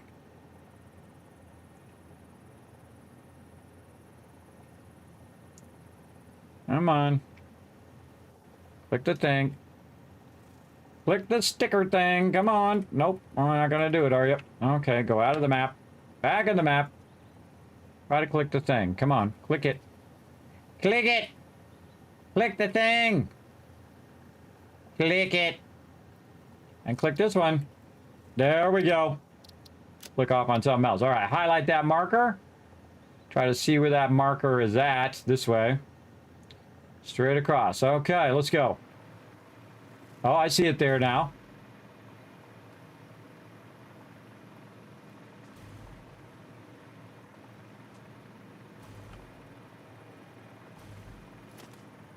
Where's that electrical line going? There it is. Again, one of the fun things you can do is just kind of randomly just dive bomb anything that's down there. It actually doesn't damage your stuff, which I find funny. It just blows up whoever's down there. Like this. Eat that, Forrest. Take that, Forrest Gump. And also, by the way, while we're doing this, as you can see, it is making an absorbent amount of Nobilis. And every time I use the Nobilis, it just puts more of it into the dimensional depot. I don't know, kind of as we're going, we'll just clear some stuff. Just because I feel like it.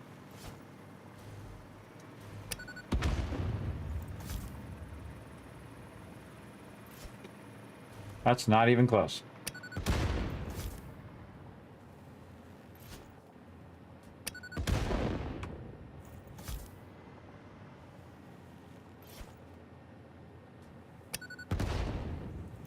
There's some of his gas out of the way.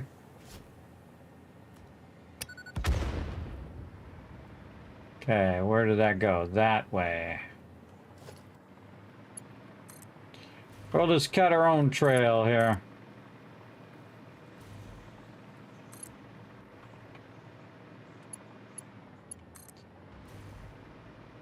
Told you we're going to be doing longer streams, everybody. How many hours we're at? Almost 9 hours now. Told you, getting stronger. Getting more powerful.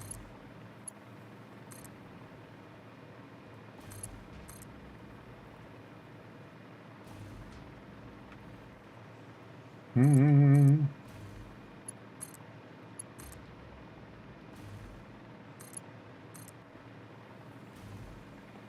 even though I'm way up here, everybody, I never take it for granted. That some scary stuff could go down at any moment. Okay, so here we are over here. So now we have to mark the other one, which is this way. And we'll highlight this one. So that will show us that it's kind of off to the right over there. Now we got a bit of problem with trees, and we could go down there and we could, you know, cut them down. But you know what's more fun? Not doing that. There we go. All right, now we're going to cut ourselves our way through the forest here. And we're going to run this over this way. Let's go. I think we'll get our big goal is to get to the uranium today.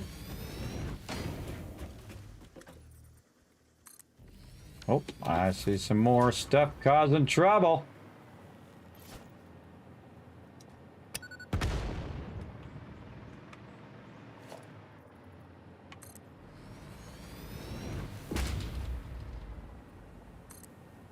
Okay, totally not what I wanted to do, but sure. We'll just be taking that out. And you're like, well, Kismet, how are you flying? Well, see, I have a bunch of power down below that I used to get here in the first place. If there's any trees in my way, they gotta go. I don't like no trees through my foundations.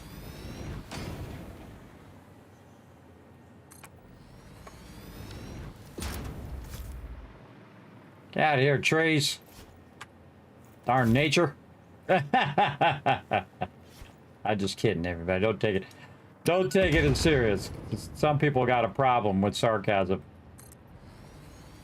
Some people got a problem. They don't get the joke.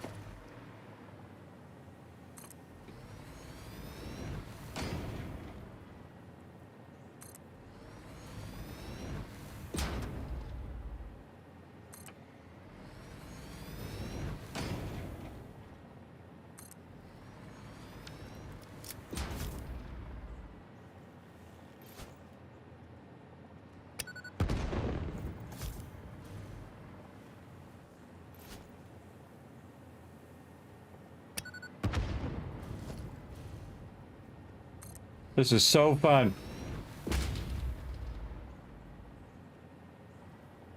Oh, I don't know. Find out. Ah, I can see it off to the right there. So again, we're just going to make this go nice and straight, and then we'll dog leg up when we need to. Move any... Oh, look at this. I'm going to get a triple for this one. Put it right in the middle. Boom, get all three.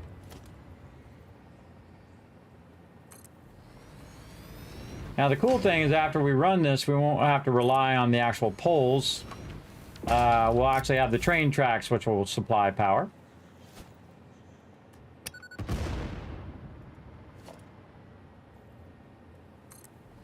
Oof. That's just nothing but lucky right there. That's just lucky, everybody. I could say I did that on purpose, but it wouldn't be true. That's just lucky. I just went right by that. All right, we're getting there.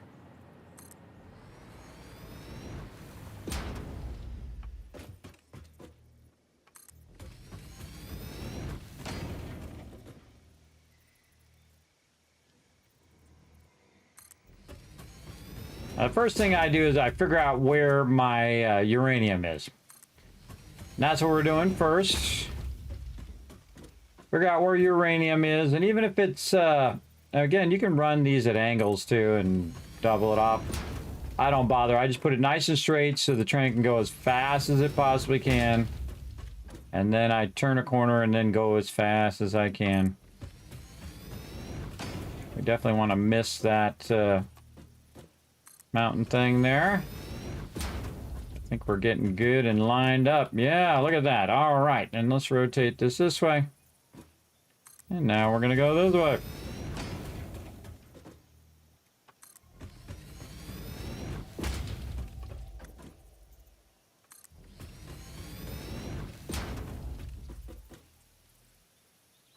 It's going way back here.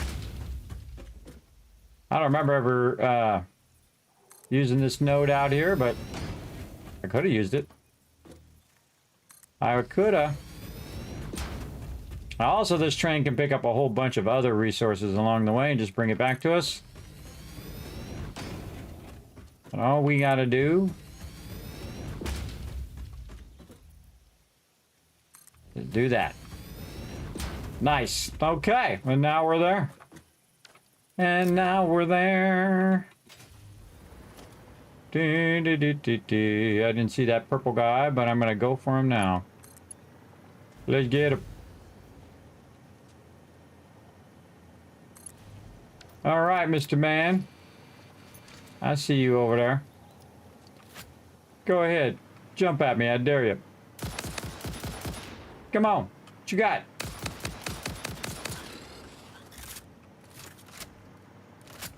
Somebody else.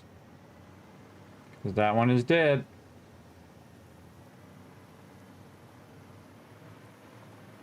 Somebody else somewhere.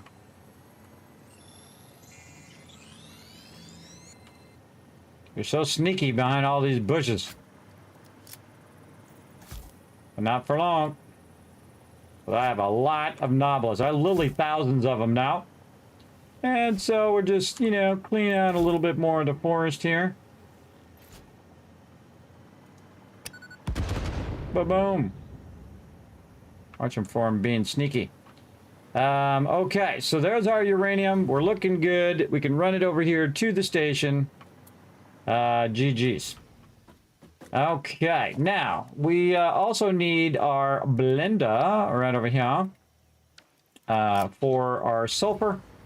So I saw some sulfur along the way. Yeah, right here. So we're coming across here, so we might want to extend out. We might want to do a circle train on this one too, so we can do multiple trains. Like one train that's just getting the uranium and running uranium back, and then another train that's picking up all of these resources and running them back. And so again, it's going to be a long train. It's going to go down, it's going to go across, then it's going to come back down again, across here, and then down this way. And then we can build our nuclear power on this side. And we can also borrow this sulfur. Oh, hello. There's some iron. Oh, how nice. How convenient. We can just run over there, do a little dog leg, get that sucker, come back, run a bunch of stuff.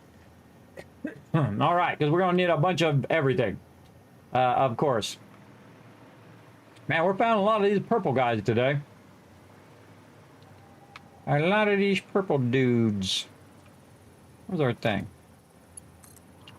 Like a bait thing. I don't know. What the heck? Let's just sneak in and grab it.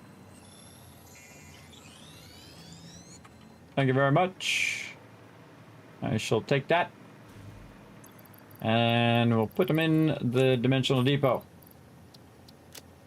Okay, so that's it. So we should run another one. Yeah, this place is just popping with these guys. All right, we need more power poles here. In fact, we can just run these power poles up here along this edge. Make that easier.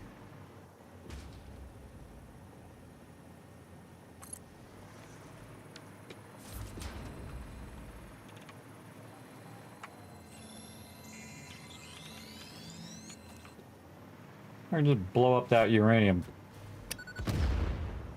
Oh. Good try, though. Okay, now we're going to go ahead, instead of running all the way back and then running it forward, we'll just run it from this side. Because we know this station is going to end right here. I definitely feel like I'm going to widen this particular train and have it have a bit of a turnaround as well. So let's see where the end of this is right here. Let's get our trains widened out. Now we're going to come back later today and do the same thing again. Kind of in a roll right now though, so kind of in a rhythm. We'll get this going. We'll get that going. Okay, that's where our station is going to be. That was not good. All right, let's try that again. This time, try to get it lined up at the end. There we go. Okay, so the train station is going to come up, going to end up right here. Let's go ahead and just put our train station in. And we'll say there. And we'll bring that up, and then we'll just run it in from the side. Now we'll do this. And I would always get the uranium first so you know where it is. Do not run the uranium yet. Running the uranium is the last thing you should do. You should not even plug it in. I'm totally serious. You should run that absolutely last for sure. And this is going to be Yuri Station. There you go. And I think I might just make this train a separate train. And then the other train be its own train. That would be a smart idea. All right, let's go. Let's run some tracks.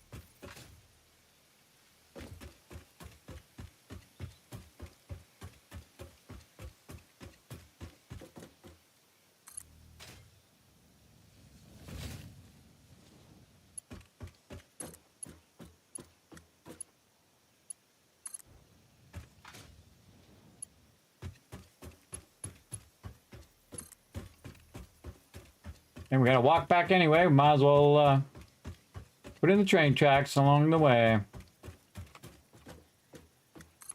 Again, as I run out of resources, it's running more into the dimensional depot as I'm using them.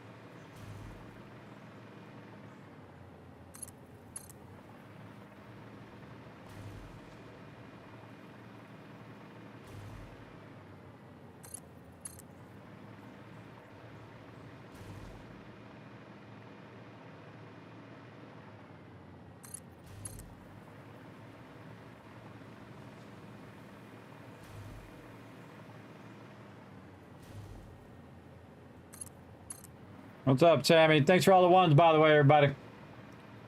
Appreciate you guys letting me know everything is running. Looking good. All right, pulling the station. That was just temporary. All right, there we go. Now we have the ability to drive the train all the way over there, get there much faster. Now that we figured out where our uranium is coming from, now we have to figure out where we're going to process all of this stuff. So now that we figured that out, that's pretty nice. I like how the fact goes right through the forest there. It's pretty cool. We're going to run back this way, and now instead of doing that other side, I will do it on this side. Again, I could have run it straight out of there to that other side too, I guess. But we already got this established, and this is kind of out of the way anyway, so this is nice. Very nice. Uh-oh. We're going to run out of track. What are we going to do? We're going to completely stop. Then get out. That's what we're going to do. You can see that this train over here is totally separate from the other trains here. So we'll probably want to bring this back. Put a... we can pick up these trains now. And put a storage here at the end. And then we will, why am I doing that when I have it on my bar here? Kadoki. Let's just take this station out.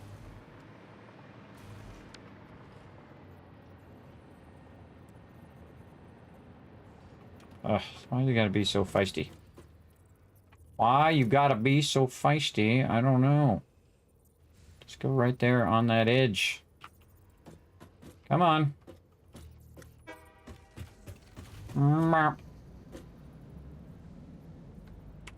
So feisty. Fine. Ah, dropping loot.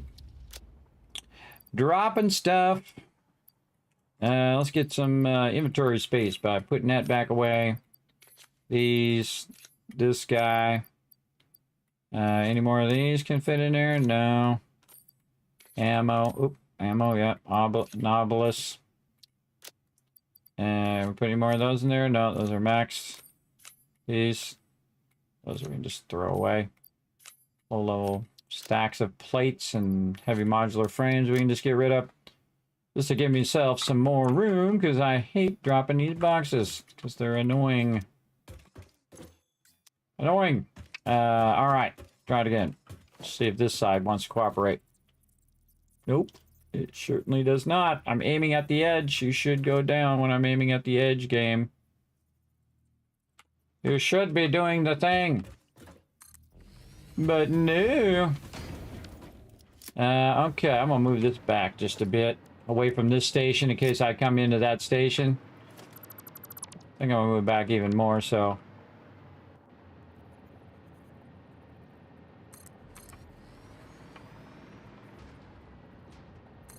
Ugh.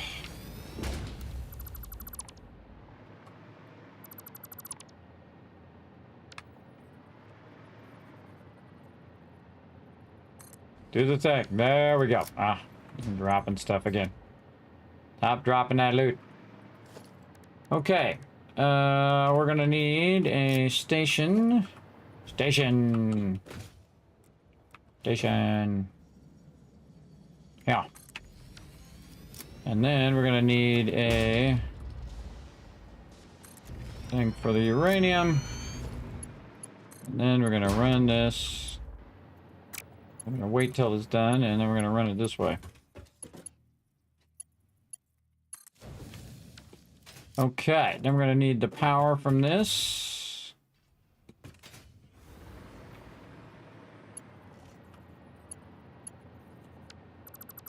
Take that out. Run that along over to here. And run that power up there so it runs it down the line.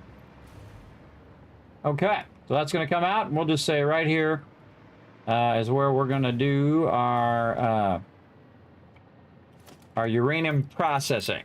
And again, it's somewhat close to the base, but not so close that it's too close. Let's go ahead and line that up.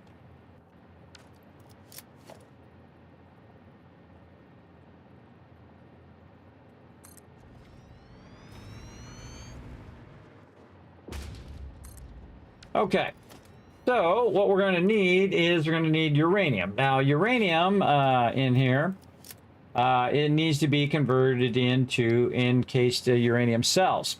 So what we need is we need uranium, we need concrete, and we also need sulfuric acid, which is why I need that sulfur and whatnot. So I can make the sulfuric acid over there and just have the train bring it back.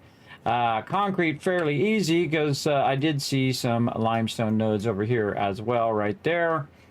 And then we can also look along our train tracks here. The scroll wheel wants to cooperate. So we're going to go up here. Where the heck was it? Right here. And so anything along that edge, we can go ahead and grab it. Yeah, right here. So we can grab that limestone. We can grab the sulfur. Which we need there, and we can bring that back and then have it just process over here, which is what I will have it do. And that is going to process in this thing called the blender. Now the blender is going to make encased uranium cells, so we need uranium, concrete, and sulfuric acid. And then what it's going to do is make that uranium cells and actually produce extra sulfuric acid.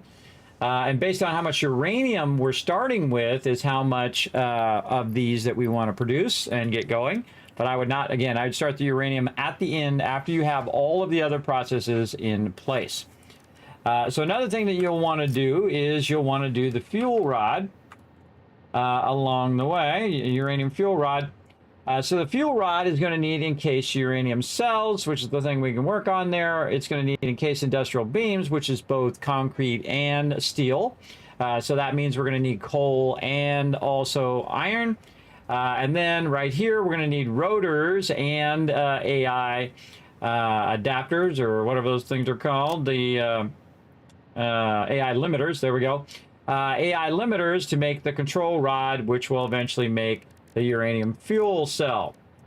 So you're going to be making a lot of sulfuric acid and doing all of that fun stuff as well. So we're going to get all that running. And we're definitely going to want to do that first.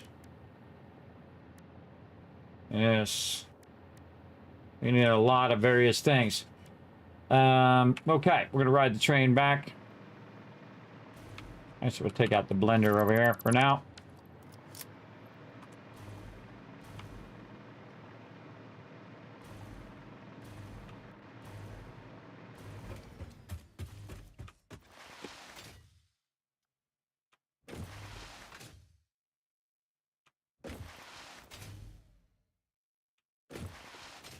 Sometimes I just feel like sliding.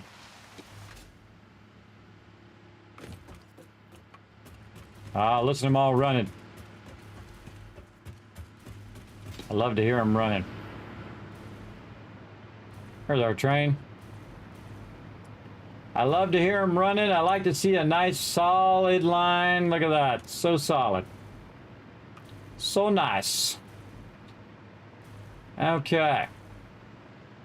Again, we could be using our car, but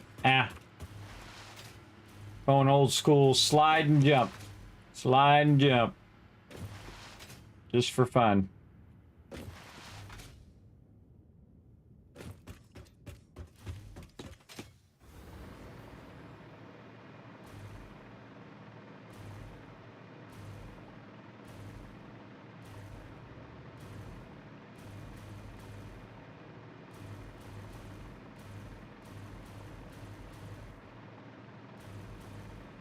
Back over here. So for our nuclear here, we need the fuel rod to make that happen. And so again, we'll probably take this nuclear power and we'll run it to the other side. Oh, still dropping loot, really? None of this stuff can go in there? Nope, apparently not. Holy mackerel. All right, too much stuff on me. Too much stuff. Tired of it doing that. Time to make it sort all the loot for me. Do it. Sort it. Sort all that stuff too. That's it. Walk away. It'll sort all that. Put it away where it goes or run it into an overflow box. Get it out of my inventory. I'll stop doing that. That's annoying. All right, so we can take all this out because we ain't going to use it for right now. I guess I could leave it in for something else, but we'll just take it out.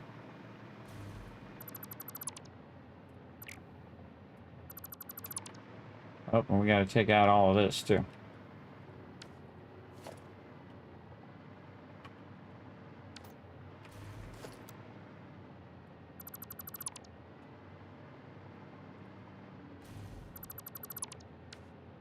Never mind, leave the rest of that.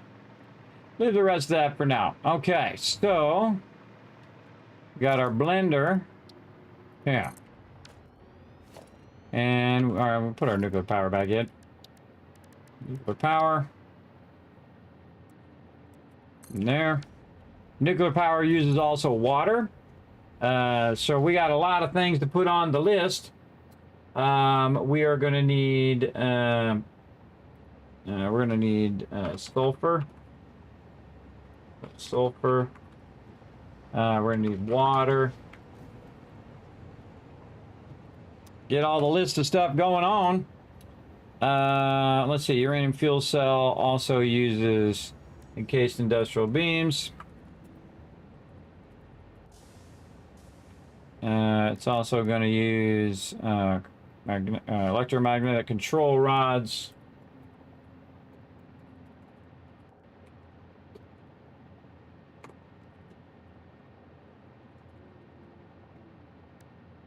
And those are going to use stators and AI limiters.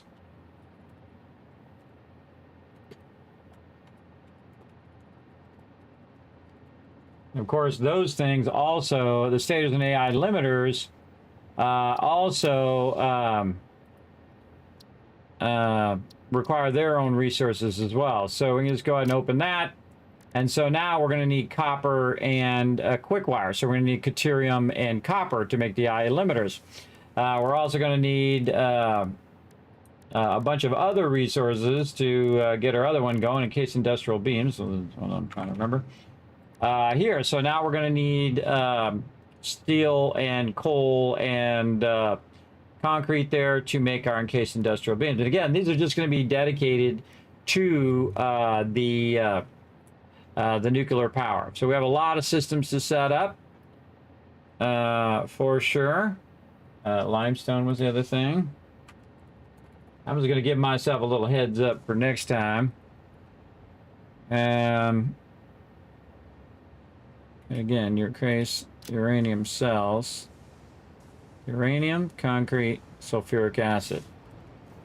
And then sulfuric acid is something we're going to need to do. So sulfuric acid is basically more water. Any water there and sulfur. Yeah, we could package it as well. So sulfur and water. So when we go in here and we look up the map, is there any water over there? There's water here, but that's a bit far. Where can we pull some water? Well, there's a big bunch of water here we can pull. While we're getting this copper and that deuterium to make the quick wire. And this coal here. That coal, oh, that's a pure node there.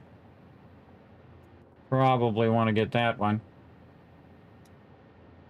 So yeah, get that pure node of coal, get this sulfur. Maybe get that coal too, and get all of it. This, get this deuterium. Probably have to go over here to get this iron. There's already deuterium over here. What else we got? Copper. Oh, so maybe over here. These are all normal nodes too. Nice. So yeah, so we can divert this over this way and just grab all these resources and bring them back. Or we can just build it at the thing and have it converted over there. Or just make quick wire and all the other stuff that we need there. Run that over here. Get the sulfur. Get the limestone. Get the coal. Run that back. Don't need any bauxite for right now. Have that end up right there. So yeah, so this again, this is a bunch of logistics. Now I could use some of the resources that I'm already using and just run those out. But I'm going to make a separate thing just so that the nuclear power has its own dedicated nodes. And really, the weakest node is the one that slows down and sets the precedent of how much nuclear power you can have. But again, if I have 4 nuclear power things, then I have 10,000 power. If you think about it, because you can see that this outputs 2,500 megawatts. So all I have to do is get 4 of these running, which is going to be more than enough to make this happen. And this normal node over here is basically going to be 300. Well, that's going to be a 300 normal node, but we could try to unlock. This would be a perfect time to unlock our next thing.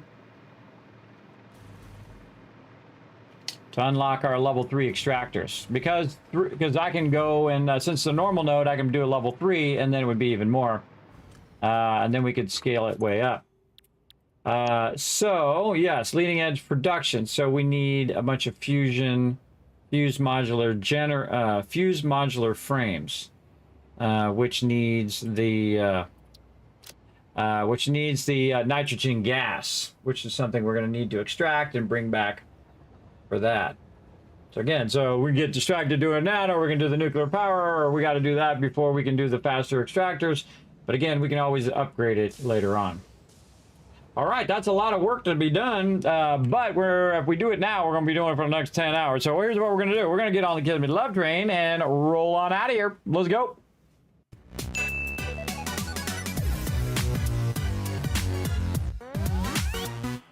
All right, everybody, we're going to roll out the Kismet Love Train. I don't know about you guys, but oh man, I get all wrapped up in it. I'm like, okay, I want to do this, I want to do that, I want to do this other thing. As you can see by the fact that we went for 9 hours there. But I got to rest up so I can come back and do it all over again. Got a bunch of stuff I got to do today as well. So we're going to rest up, come back, do it all over again, 10 p.m. Eastern Standard Time tonight. Thanks, everybody, for hanging out in the stream. Appreciate y'all.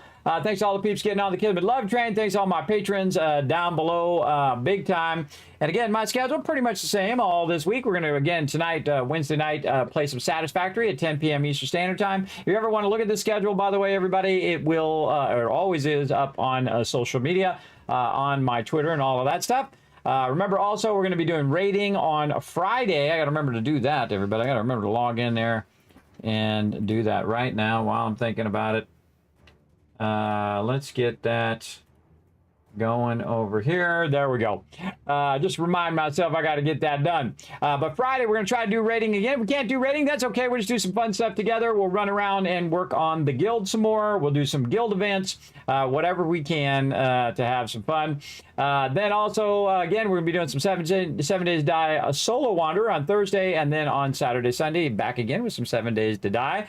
And again, we got so much going on, everybody. We're going to try to push forward on all of these playthroughs and see how far we can get. That is for sure. So we're going to have some fun doing that. Now, again, you can't help out the stream tremendously by just taking a quick moment, pop over those social medias over there. Pop over to youtube.com/KismetBP, hit that subscribe button, hit the like button, and leave a comment. You can also go to twitter.com/KismetBP, hit the follow button. I always have my schedule up there pinned to the very top. So you can find it there along with a bunch of tweets, retweets that I find of giveaways and cool stuff like that that you guys might like, or interesting things that I find. Or updates to games or cool things coming down the line, all that kind of stuff I try to put up there. Try to create a nice timeline for you, and then also announce when I am going live. You can also check out the Discord, check out the website, as well as check out patreon.com/Kismet. I appreciate everybody who helps support over there. And of course, you do become a patron over there. Know that it does take about a month or so before you'll see your name down there. So once I see that you're a patron and you continue to be a patron, you get your name down there at the bottom. I appreciate it, everybody coming in and hanging out. So we're going to go ahead and run on out of here. So here's what we're going to do, everybody. We're going to shower you with a bunch of Kiscats for hanging out all the way to the end of the stream like a genius.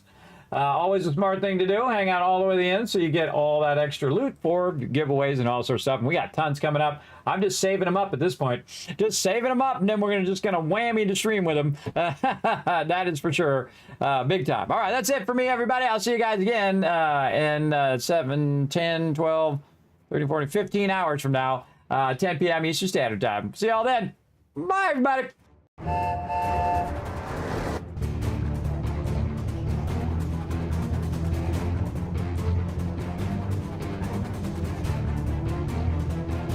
Hi, this is Noru. Thanks for watching. That's